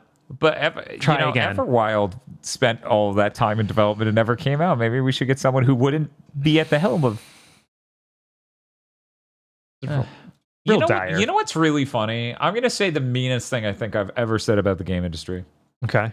The burnout's so high that the chuckle fucks go up because they're the only ones left. Yeah, absolutely. Yeah, that's how it's feeling as of late. That is genuinely how it's feeling as of late. I would love to have the numbers on how many of these people in these massive layoffs are just never coming back to the industry. Oh, it's undoubtedly the majority of them. Insanely For high. people who don't know, the game industry is like the worst paying industry for all of those skills. Yeah, no, those skill sets get you paid well. With also like with the longest hours and the most bullshit. Like And the least you can go work benefits. you can go work in utility software and Yeah. Yeah. like every day I see devs on Twitter being like, guys, just shift to utility software. You'll be the smartest person in the room and also make more money. Yep. Yeah. Yup. Gee, I wonder why this fucking industry is collapsing. You know, it happened. This is part of the reason why like modern comics are so bad, is because they don't pay anybody enough. So the only people who want to work in comics are the people who are like, I want to write Superman.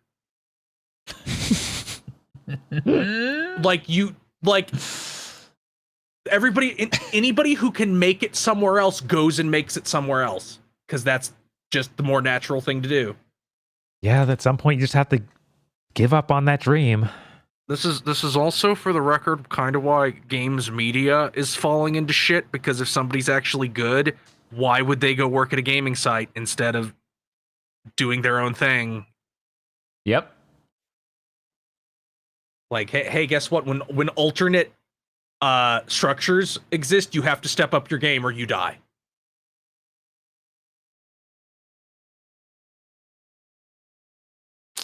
Let's get to the what the hell. No one ever expected this to this extent, because we had a leak before, but this is something else different. Let's talk about the Pokemon leaks. So I'm gonna go ahead and put in large text Pokemon leaks. Yeah, run away if you don't want to know any of this, because we are going to talk very briefly about the future stuff, not just the past stuff. So there was a gigantic data leak that is taking forever for people to go through to get all of the stuff, because it is a terabyte of information. It is a terabyte. Somebody got fished. I assume they are dead now. At the very least, Nintendo made them do that Yakuza shit where you cut off your pinky. There's a lot. Tons of interesting beta and alpha stuff. Source codes and development tools for certain games. Rewrites of Japanese folklore and mythology with Pokemon inserted that people maybe had sensationalist interpretations of, because I think a Weren't lot of ready machine for. translations that were passed around made them a lot more lurid than the actual text. But lots of interesting stuff in here. Like I think the map maker for Gen 4 was in here, like the tool they used internally. Yeah, they also have the camera system from 6th gen early on, where it's supposed to be a lot more dynamic and do really cool shit during battle. Yeah, so 6th that's gen was X&Y. supposed to have all kinds of cool shit that didn't make it into the game. Like the entire southern half of the game. Another thing that I thought was neat is a lot of Pokemon who were seemingly going to be added into Black and White 2 were held off for X and Y because Black and White didn't sell as well as they expected we it to. literally got like an email or something that was between... No, that was fake. That was fake. Okay, that was fake. But the stuff about some Pokemon being held back was seemingly real, which makes sense. Like if you look at Gen 5 Pokemon and then look at like Aegislash, like the sword line in X and Y, you could easily see that have just been added in. Yeah. Black and White 2. Yeah, 100%. So there are so many receipts for 6th gen. There's a lot of really delightful alpha Pokemon. I'm sorry, Mudkip enjoyers. I wish we had gotten the bunny with a floaty for the Gen 3 water type. Me too. Yeah, that's good. I love Mudkip. Mudkip's great, but I really want that water bunny. I'm sorry. I didn't even think about what to replace. Yeah, no, I'm sorry. Bob's like, oh, it's even easier now. Now that I know who I'm killing. Blush. Future projects. Pokemon Legends Z to A. It was supposed to be this year, but it got pushed back. It is in development for Switch 1. Still? Weird. Yep. Gen 10. Codename Gaia. It is on an archipelago. In development for Switch 2, but they are also testing it for Switch 1, but it is not like confirmed that it's going to come out on Switch 1. Cool. I assume it probably will. Even if that version shouldn't exist. It can come out on Switch 1. That better not be the core version. Like, make the good solid experience, and then we can worry about the backboard. Codename Synapse. It is some sort of multiplayer game made with Ilka. It is not an MMO. It has been described as Splatoon-like, but nobody knows what the fuck that means. Man, was Ilka? Those are the guys who did Shining Pearl and Brilliant Diamond. Yeah, but they're also like they're heavy lifters on tons of stuff. That's true. And tons of Nintendo stuff. And other games. Also, they worked on Dragon Quest 11. Oh yeah. Like I'm trying to imagine a Pokemon Splatoon-like, and all I'm coming up with is like a bunch of water types splashing around, and it's really fun. And then a fucking mag mortar shows up, and the death begins. Yeah, like they worked on. First of all, they helped on Pokemon Scarlet and Violet. They worked on that Nier remake. They worked on Code Vein. They worked on Ultimate Ninja Storm 4 Naruto. They worked on Yakuza 0. They worked on that Sandland game. So yeah, they're just like everywhere. We lift. So as chat's pointing out, Ilka was presumed to be with Mario and Luigi Brothership. Oh, We don't know yet. Oh, You never find out before yeah, launch. right. Like that's what same thing that happened with Zelda. Yeah, it where we happened find with out- everything but Metroid Dread. Oh yeah, We got to find out who was making that before launch in a weird, like, once the treehouse started and we started doing interviews, then they had to admit. They don't do that anymore, so they don't have to anymore. Yeah. So it's really funny if you go listen to the past 12 episodes of Pokemon Go to the Movies. We mentioned I'm probably at least once per episode, like, sure they have making some movie. Well, it seems like they can't anymore. Movie 24 is in development hell. It may have been canceled. We don't know for sure. It was supposed to have been out last year. What? It had a Kanto focus. Only Gen 1 Pokemon would have been in it. Mew would have been the main legendary focused on again. It was supposed to focus on important real world issues like suicide and bullying.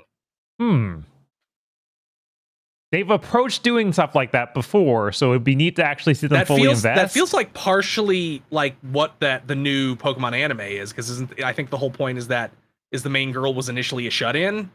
Oh, okay. Mm-hmm. So like Detective Pikachu 2. It's supposed to be coming. It seems like no movement has happened in years, which I guess makes sense. They just need Ryan Reynolds to get behind it. Now he's done with Deadpool 3.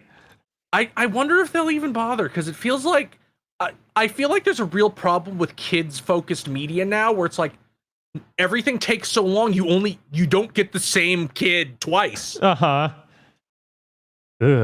Like, what was it? Like the WWE was like, every 7 years we can start reusing storylines because kids just grow out of watching wrestling and they don't care. Like the new people don't know these storylines. So after 7 years, you can just use pretty much the exact same thing again. Yeah, I like the themes and stuff with with the Development Hell movie.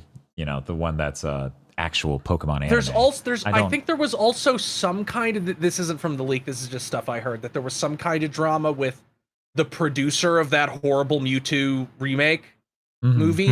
Like he fucked over their pipeline somehow and was doing something sketchy, but I don't really know specifics. Seems entirely possible.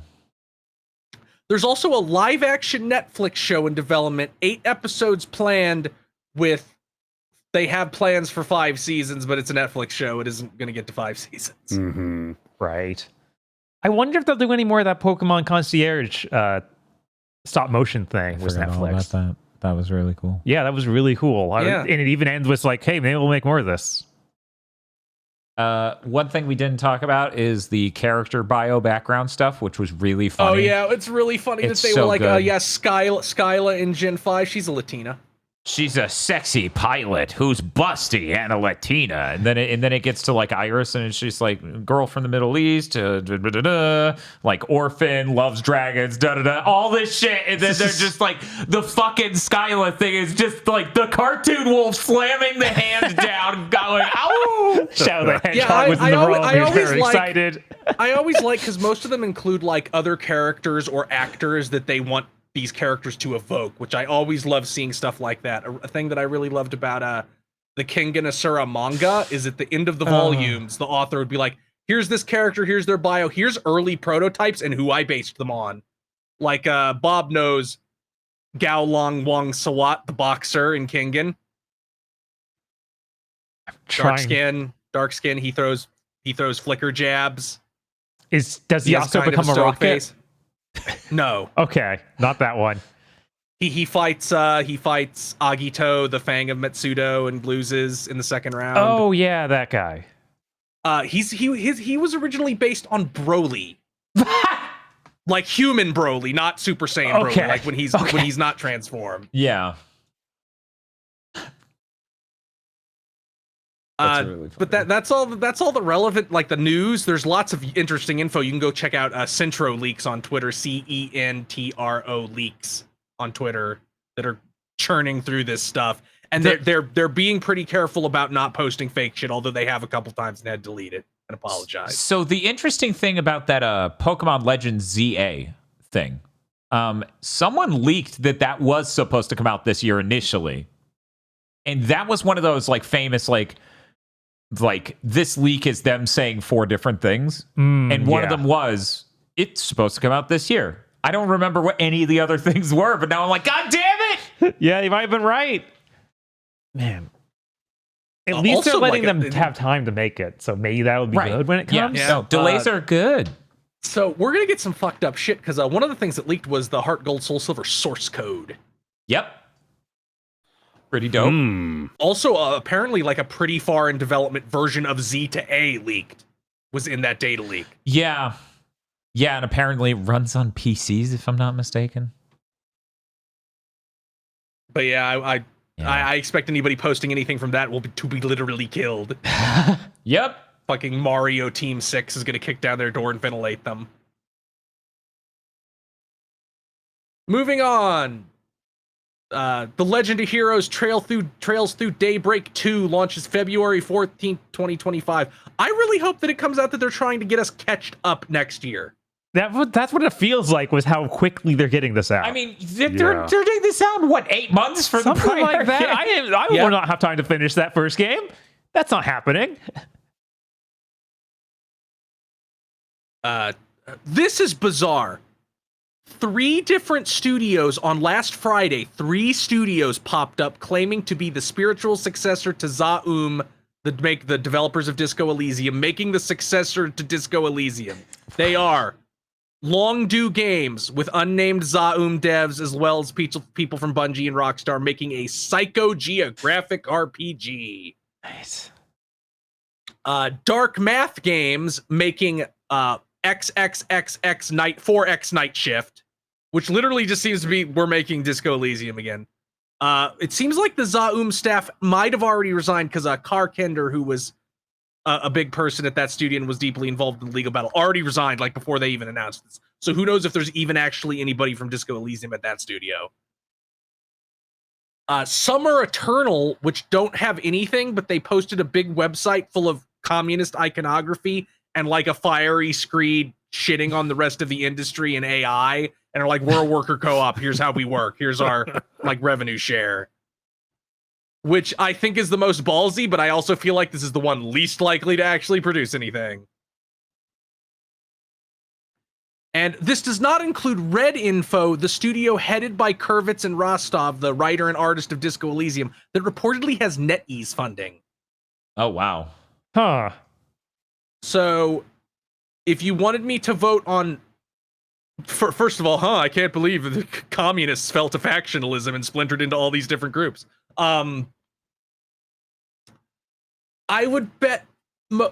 in terms of coming out, I think I would bet the most money on Dark Math because it seems to be the most done. And Longdo just seems to be another, we have big industry people making a AAA game, we will die.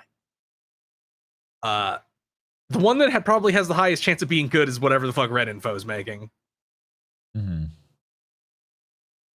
But who What a knows? weird situation. Yeah, bizarre. One pretty small game breaking into this madness is insane.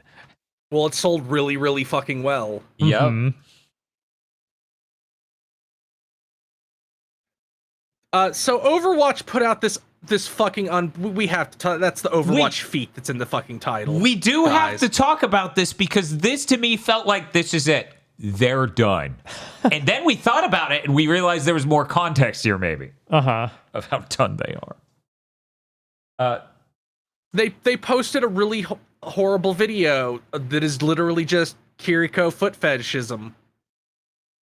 Like, that's what it is. It's a video focused on her feet with goofy music. And they're like, oh, Kiriko's grippers. Oh, blush. Oh. And then they posted the video. And the video's like trash quality and that.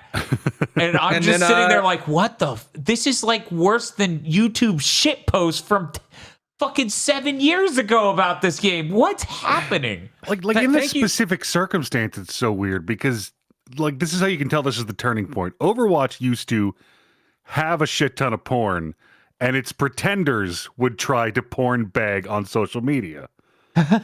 So now that they're out there like, hey guys, feet.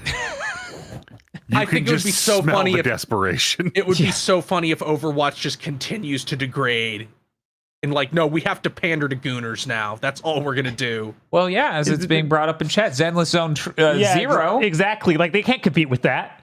Yeah. They do like a AAA budget, like, here's the girl dancing, here's the girl showering. Right, as I like, said, they literally have to have a department of goon technology over there. They do. They have the thigh jiggle.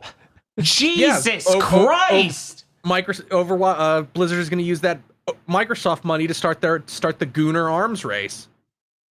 It's the only way to win. And this isn't here nor there, but a League of Legends esports team, like official golden check mark on Twitter to show that we're an organization, posted like, Overwatch grippers ain't got anything on League grippers, and like League of Legends characters' feet in response. Jesus. Maybe it's good that the industry won't exist in 3 years. So, yeah, what we realized is Blizzard had layoffs in their marketing department at the beginning of this year, which means Microsoft is handling it. Xbox marketing is now handling it. Which, you know, I'm sorry I have to bring this image up again, but it's important to really stress the quality of marketing you can expect to get as an Xbox studio turning out a game in the modern environment, you should expect at best to end up with the Auramorphs. Yeah, no, they just... This is what their marketing has been doing for years. Remember when we did the "That's art, No, baby"? don't bring that fucking post up. God I really damn thought it, that's it's what so he was about to fucking bring up. awful. So did did I. both. I did both. Yeah, this is the level they've been Man being operating led on to the for years. chair. This is how they're advertising a Civ game. Yeah. A Civ-like. There's like old ancient meme, I'll make it, and then people will buy the game or like this post. It's like if Incorrect. instead of coming out with good trailers for their modern games, Sony only posted the cringe GIFs. Yeah. Man, you know what? So Stellar Blade got those. Yes. It did. How come Silent Hill 2 Remake didn't get those? I want cringe GIF James Sunderland. Maybe they thought We that was a were step too robbed. far, but Either they they thought it was Bullshit. a step too far, or it's the thing you were theorizing. Maybe they having have less Joel Sony do it isn't too far. Having Somehow. Joel do it isn't too far. somehow. They're not afraid. You know, Naughty Dog's not afraid of the reception of The Last of Us. Mhm. Konami's scared shitless over the reception of the Silent Hill 2 remake.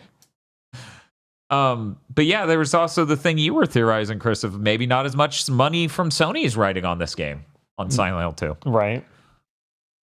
It's possible. I don't know. I haven't looked at the credits.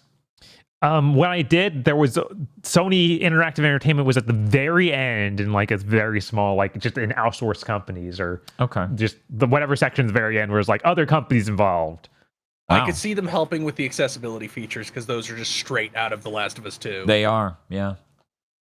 And the cutscenes don't quite look good enough to even make me believe it's Sony Nothing Visual Arts really Group. looks good enough about it to think it had real Sony money. Yeah.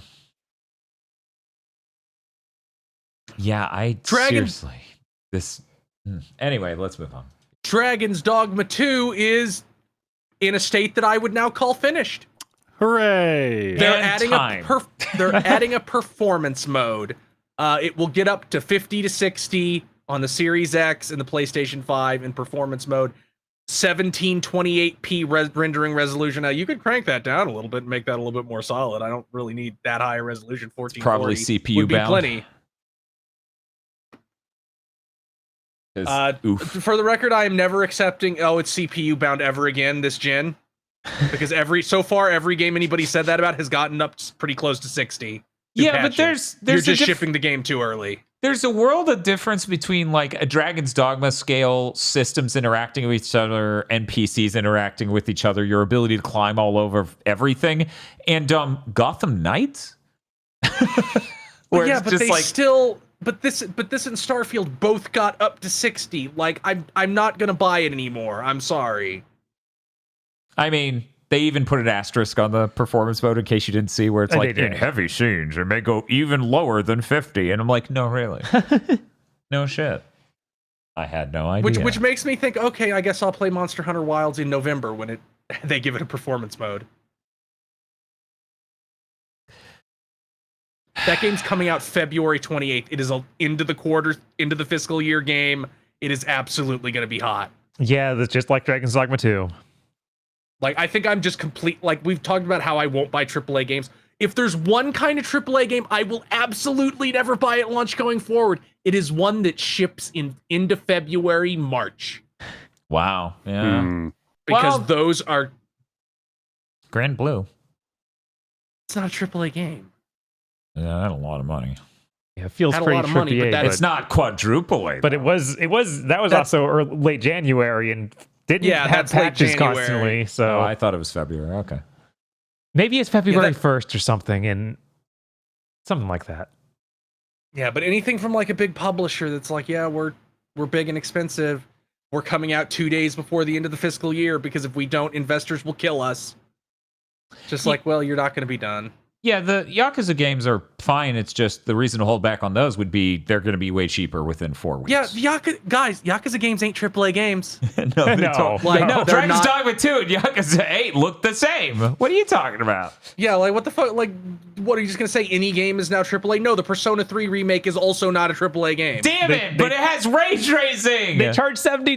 It has to be. I mean, they charge $70. It should be. It's Yeah, which is- that should have looked a lot nicer for fucking charging $70. Which, more and more, I want it to be the exclusive realm of these quadruple A games, so that way $70 can truly become the mark of the beast. Yeah, like Metaphor does not look like a $70 game. It should not be priced that at all. Clearly built on the engine from Persona 5. I haven't played it. I have no opinions yet.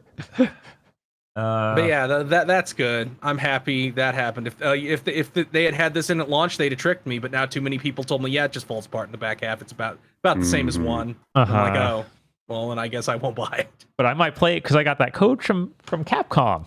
There you go. This means it might be really solid on the PS5 Pro. Right? And I might as well just wait till I get a PS5 Pro. Bob's like, might as well wait. This idiot bought one. God, I pre-ordered one at GameStop. I doubt I'm going to pick it up, but it's there in case. Yeah. In case. Oh, You're like, hello, GameStop. I would like to cancel my pre-order of the PS5 Pro. And as you go to hang up your phone, the person on the other end's like, no! And the Saw music starts blaring through it. Because he knows they'll shut down the store before he can sell it. Man, I didn't even I just realized the PS5 Pro might sell so badly that by the time that Monster Hunter Wilds has a performance mode, I might get one. Right? Yeah, it might lower the price out of the fact that it costs too much to move product And that is so nobody low will- volume. I'm honestly just hope. Oh, go ahead, Tris. Go ahead. Okay, I'm just honestly banking on GameStop giving me a deal that's way too good. Like, oh, here's our bonus. You get like $500+ for your PS5. And you're like, wow, exactly. If they're stupid enough to do that, I legitimately might buy one. If they're like, yeah, after the trade-in, it's only like $300. Like maybe. Yeah, no, if it gets down to like $400, I might do it. That's all my news, I guess. I didn't watch this Xbox shit. One moment though, apparently we have confirmed Omega Ruby Alpha Sapphire source code and also Scarlet Violet. Wow, Source code. all of it. That's a big one. Somebody is going to hell. There's going to be a fucking source port of Pokemon Scarlet and Violet. It'll just appear on the internet. They'll never be able to get rid of it. Yeah, I would love to see that game running well. Yeah, Yup. That would be it amazing. would be pretty astonishing. Honestly, one of the most hyped things about the Switch 2 was the rumor that they were trying to make it like a version of it that runs on the Switch 2. Right, which that didn't come out in the leak, so I guess it's not real. I mean, it would just be a might fork not- of the original. Who knows? That source Yeah, it code might not might even be literally real. be. It might. Yeah. Anyway, Bob, Xbox did a thing. What was it called? Xbox partner preview. Come over and preview my partner. Is this a swingers thing? No. No, what? Don't. And yet again, Me and my partner saw you from across the bar. oh my god, Hi. Jesus. And once again, Dan, how dare you? Xbox Partner Preview is a completely monogamous organization with a firm stance on the fact that anal is just for practice and it doesn't count. Are they from Utah or? Jesus. Bob, what happened at the partner preview? Once again, this is set up where they don't have any like real announcer for it or anything. Just after Just some a void. Yeah, and just the void. And after some trailers, a person will come in and be like, "You should check out more on this game on Xbox Wired." Good. Do that more often. By the way, that delivery Bob did is literally spot on. If anything, he might have had too much energy. Yes. At least this time, the person they got was not as bad as the last time. It did not sound like they were on the verge of tears. Which anytime I hear from a person at Xbox, that's what I want them to sound like because it's what they should sound like. But they opened this up with the Alan Wake 2 expansion, the Lake House DLC, which comes out October 22nd. Ooh, spooky. Very spooky. It seems to be about that lady that's from the Bureau of Control near the end of Alan Wake 2, Yeah. where what she was doing before you meet her. Dope. Chronos, the new dawn. Well, real quick. Sorry, I wanted What's to. It's a shame it's a few weeks before the PS5 Pro. I really want to see and play the PS5 version of these things. At this point, I'm just waiting for all of the DLC to be out for it anyway. Oh, how much more is there? I think there's one more after this. Yeah, I think he's right. So it's almost done. Damn, we're in a tight spot. Okay, let's move on. Chronos, the new dawn is coming next year. This is a new Bloober Team game from Silent Hill 2 Remake in the medium, but don't worry about that. Silent Hill 2 Remake, everybody's hyped. Oh no. It's a fully CG trailer except for this tiny bit of gameplay at the end, which don't even worry about that.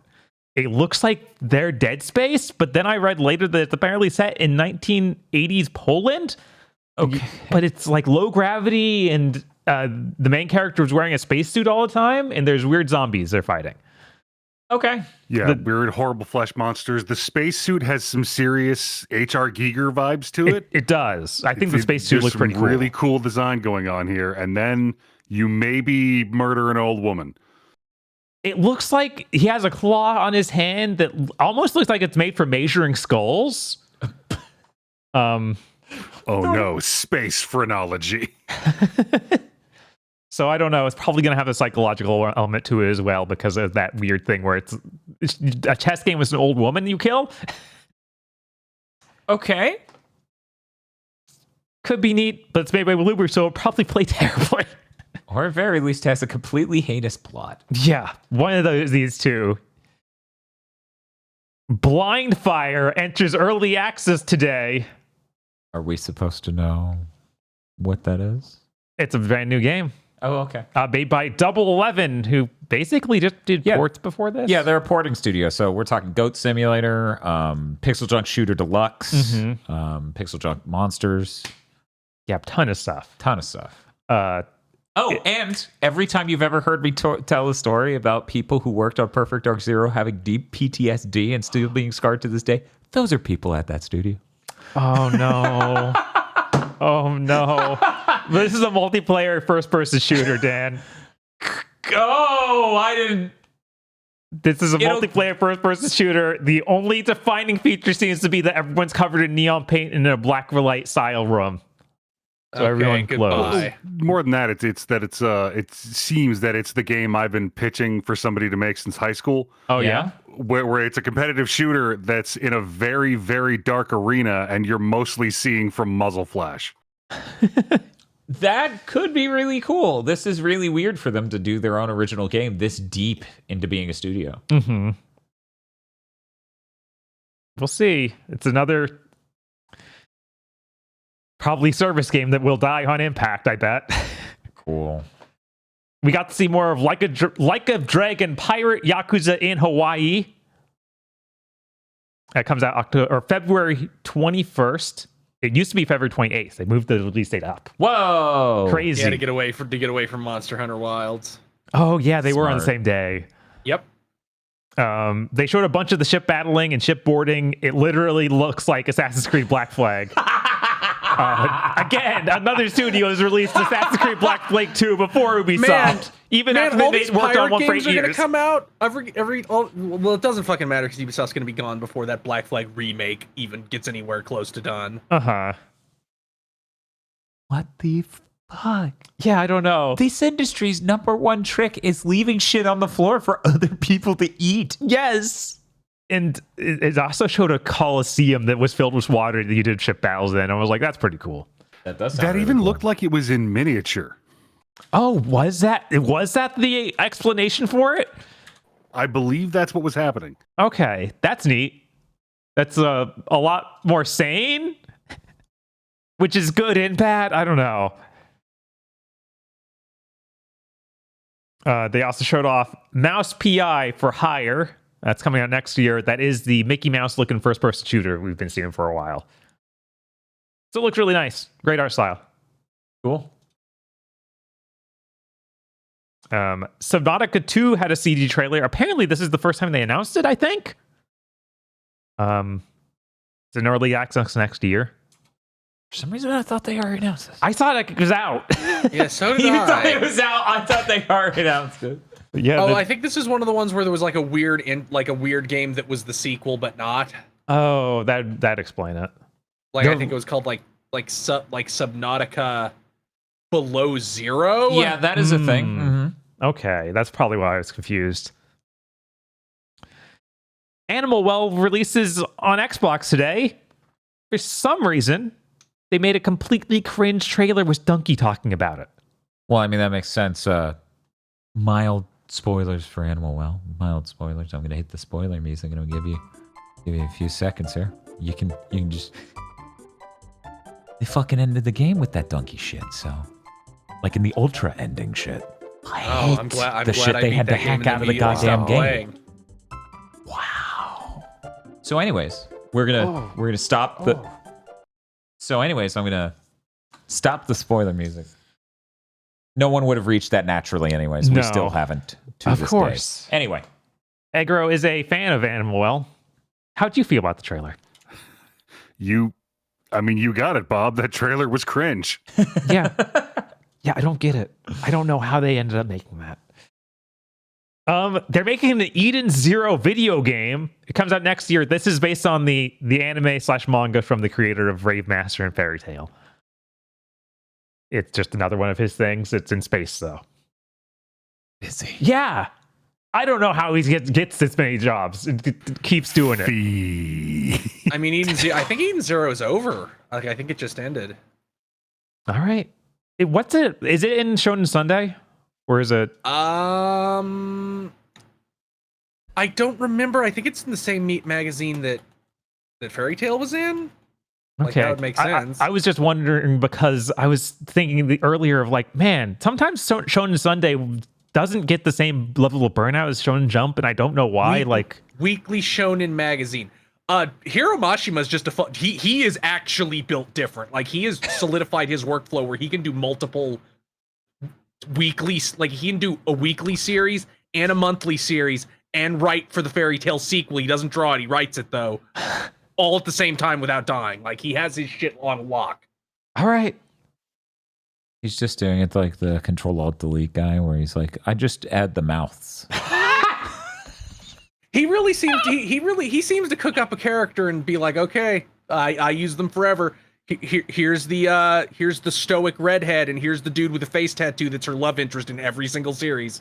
Yep. That may not be me. Who knows? We could never figure it out. Could be anyone.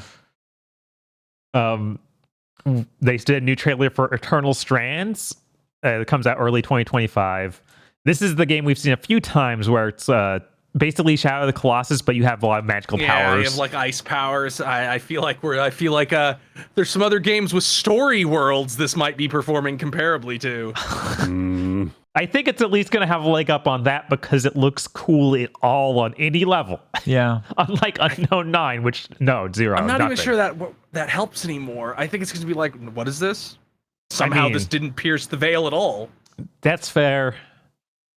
I feel like all these hyper-realistic or semi-realistic fantasy games are starting to blur into mush for a lot of people, even me. Like I see like Immortals of Avium and that Unknown 9 and this, and I'm like, these are all the same shit to me. Like graphics have progressed to the point where it's like, I don't see that's a cool game. I see, what's that fucking Netflix show? Well, Immortals of Avium does have a Netflix show energy to it. It really does. I feel like this, to me, this looks better than either of the other games ever did because it has like colors and stuff. Yeah. And it's all about has an mechanic things like, oh, you mix the fire and the ice and you can do all these different things with the environment based on the different spells and elements you have. Like, at least there's an idea there, right? Yeah, this actually has an art style, so I take back my slander of comparing it to Unknown 9. I think the art style of Unknown 9 is gray. You know what's terrible? I didn't want to say it earlier. It's like one of those things when you're at a party and everyone knows what a thing is but you, and you don't want to... I'm mixing Unknown 9 up with that other thing that's like Unit 33 or whatever. Like, Dan, every time Unknown 9 comes up, I think of that Wachowski's thing. Yeah, I know what you're talking. Beyond 6 or something? Something's... Anyway. So this is the one that's like Third Birthday-esque, right? where you're jumping into the bodies or something. That's Unknown 9. That's what I'm talking about. Yeah. Yeah. Okay. Oh, yeah. Okay, good. Yeah, then Unknown I know what these two games are. We're good. Sense 8. Sense 8, yeah. There you go. Anyways, the game we were just talking about was Eternal Strands for anyone who got completely fucking lost. Right. You might want to go look at a video. It's kind of neat looking. Yeah, it looks neat. My God. Mistfall Hunter is out next year. Okay. I watched the trailer and I was like, that's like Godfall? I don't think it's fair for you to say that to them or to me.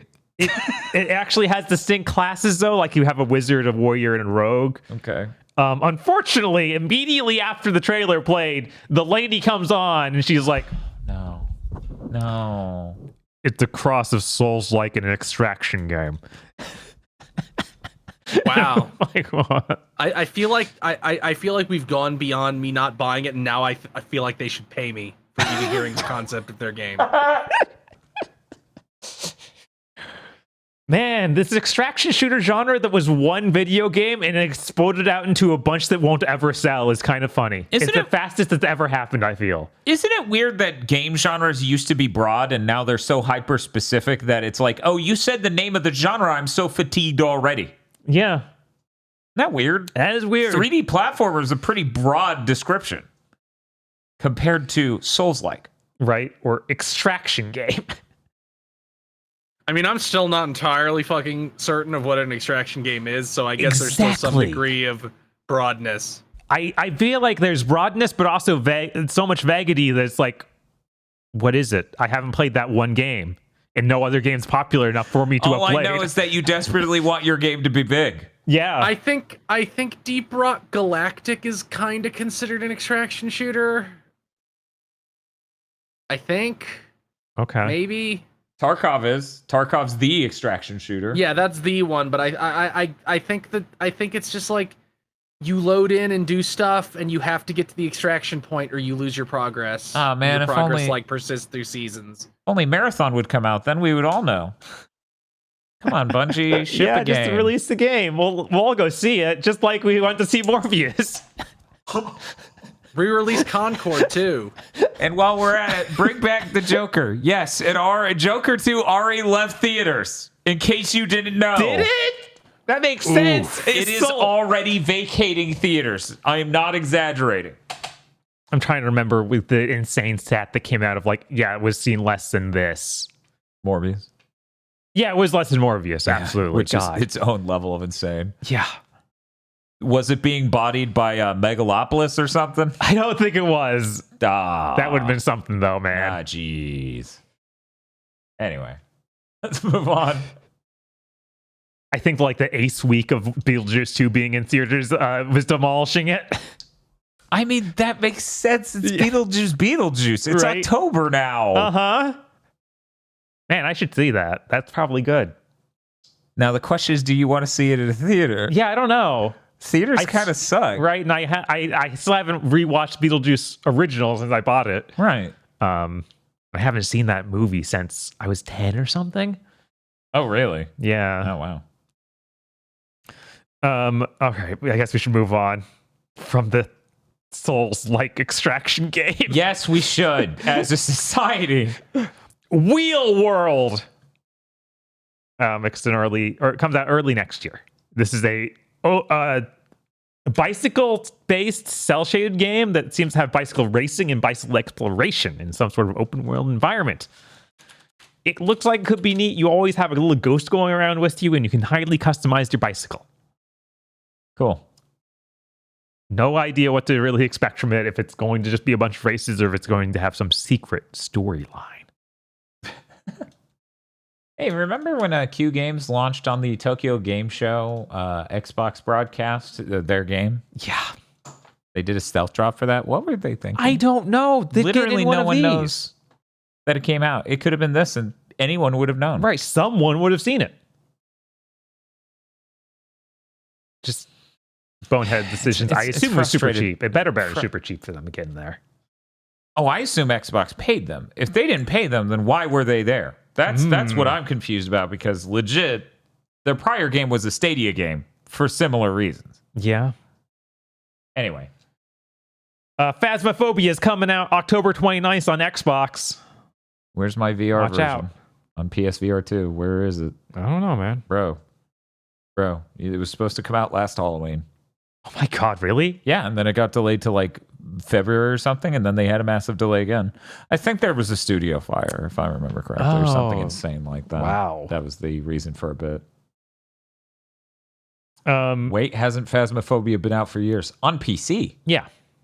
And I think We're even talking about Xbox. right. I think it might even come to regular PlayStation. Yeah, just I'm not pretty VR. sure it's already PS5, but I need the VR. Right. That way I can scream. Be like, aggro, join me in this game. I honestly kind of want to play that game at least once. Oh yeah, no, and that would be the way to do it. Strapped in the headset. Right. The Legend of Babu coming out next year. It's an action adventure game with a kid who rides the giant dog. It's got a weird fantasy setting. I don't think they know how to model children. He looks weird and wrong.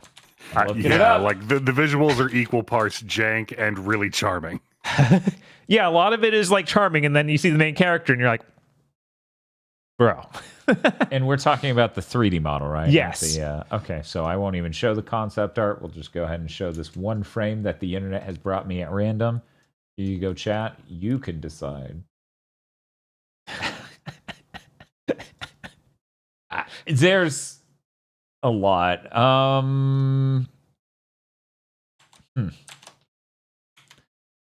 His lips looked like they were hyperextending.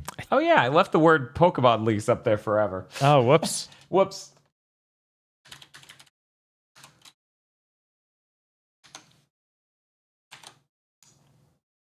That might be neat, I guess. Didn't do anything for you? No, not really. Okay, You let's aggro? Okay, let's move on. Wu Chang, Fallen Feathers. It's coming out next year. This is another one of those many Chinese Souls-likes made or set in ancient China. This is the one we saw back in June. Was the lady with like a single, like a one wing coming out.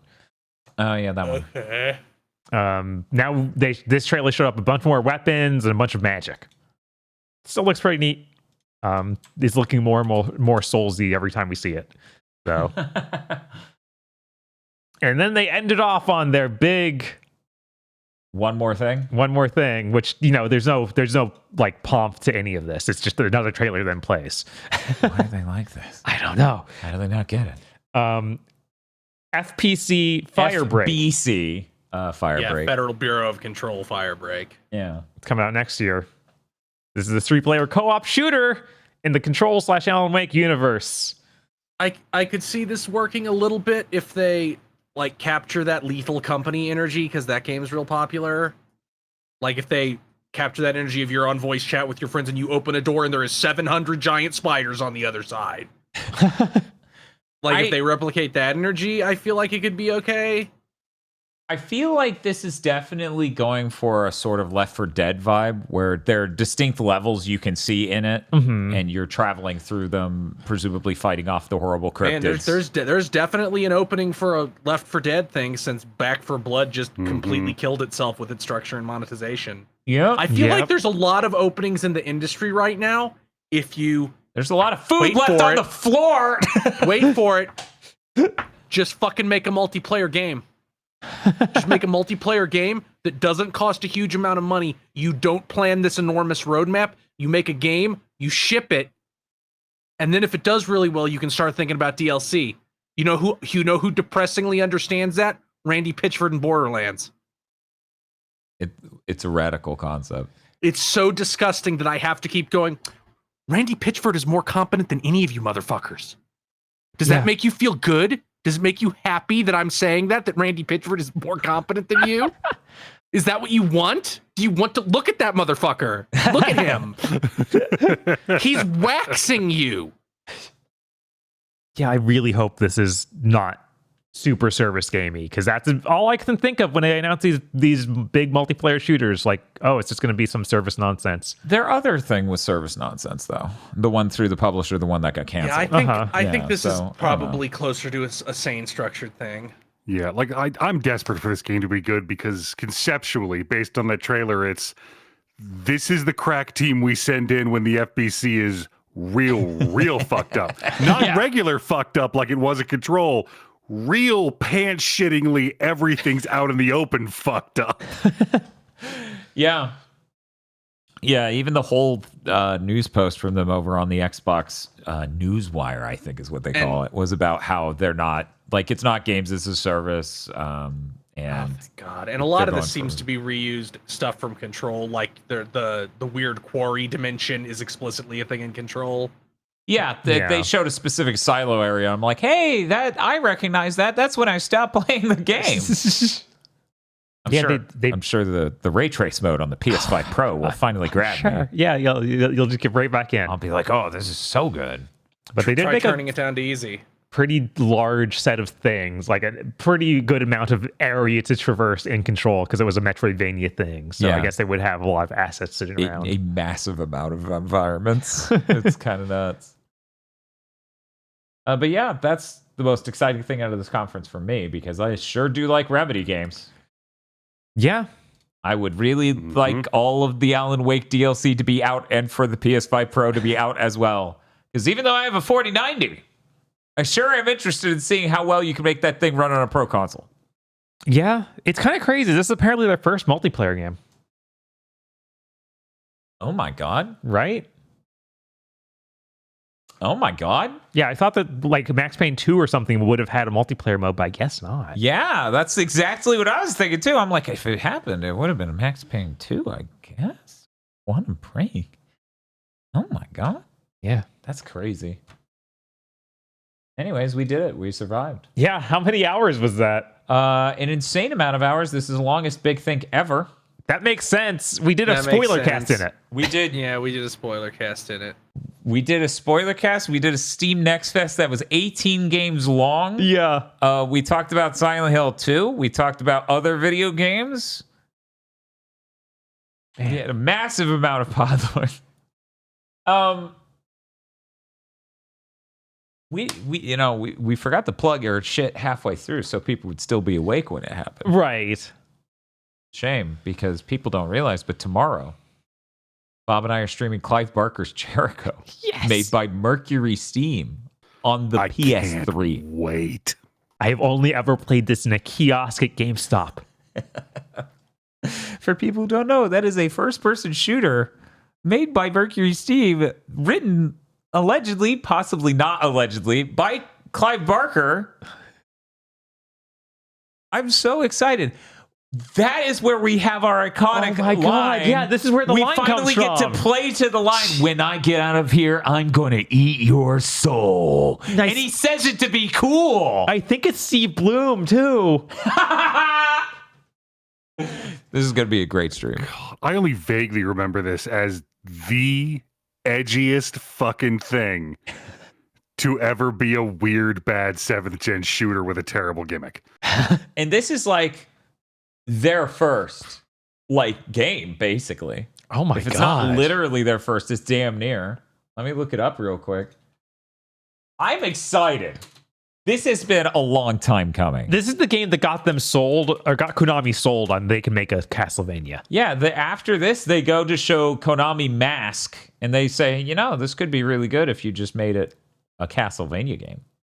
They made American McGee Presents Scrapland, and then Clive Barker's Jericho, and then Lords of Shadow. Oh, man. When's American McGee month? Oof. Ugh. You tell me, Chris. When are you doing it?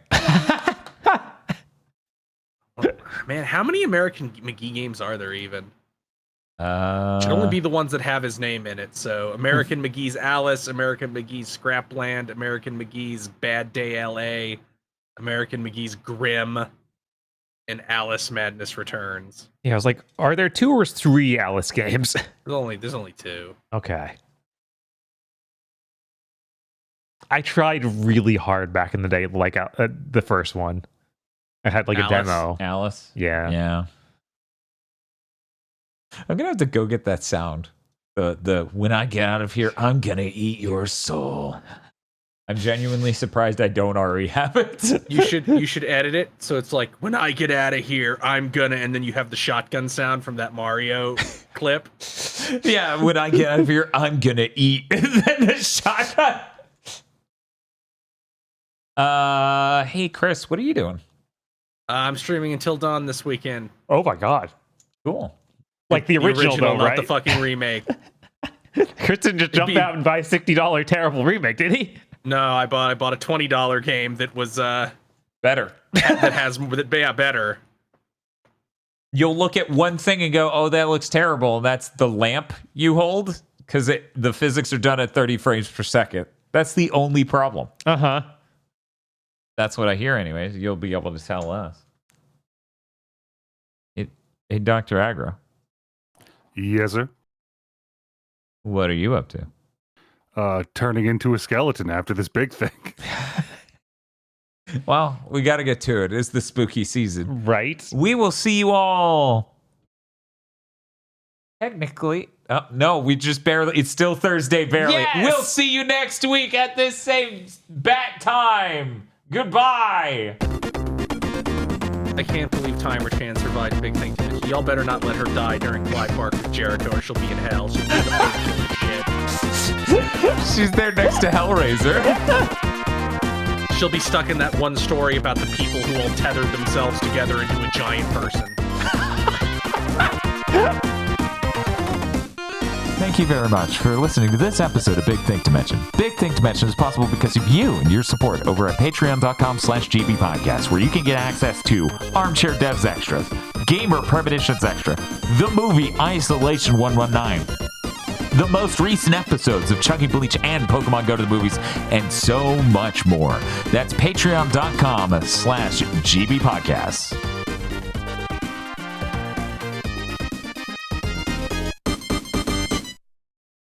And also, don't forget to follow us in Blue Sky.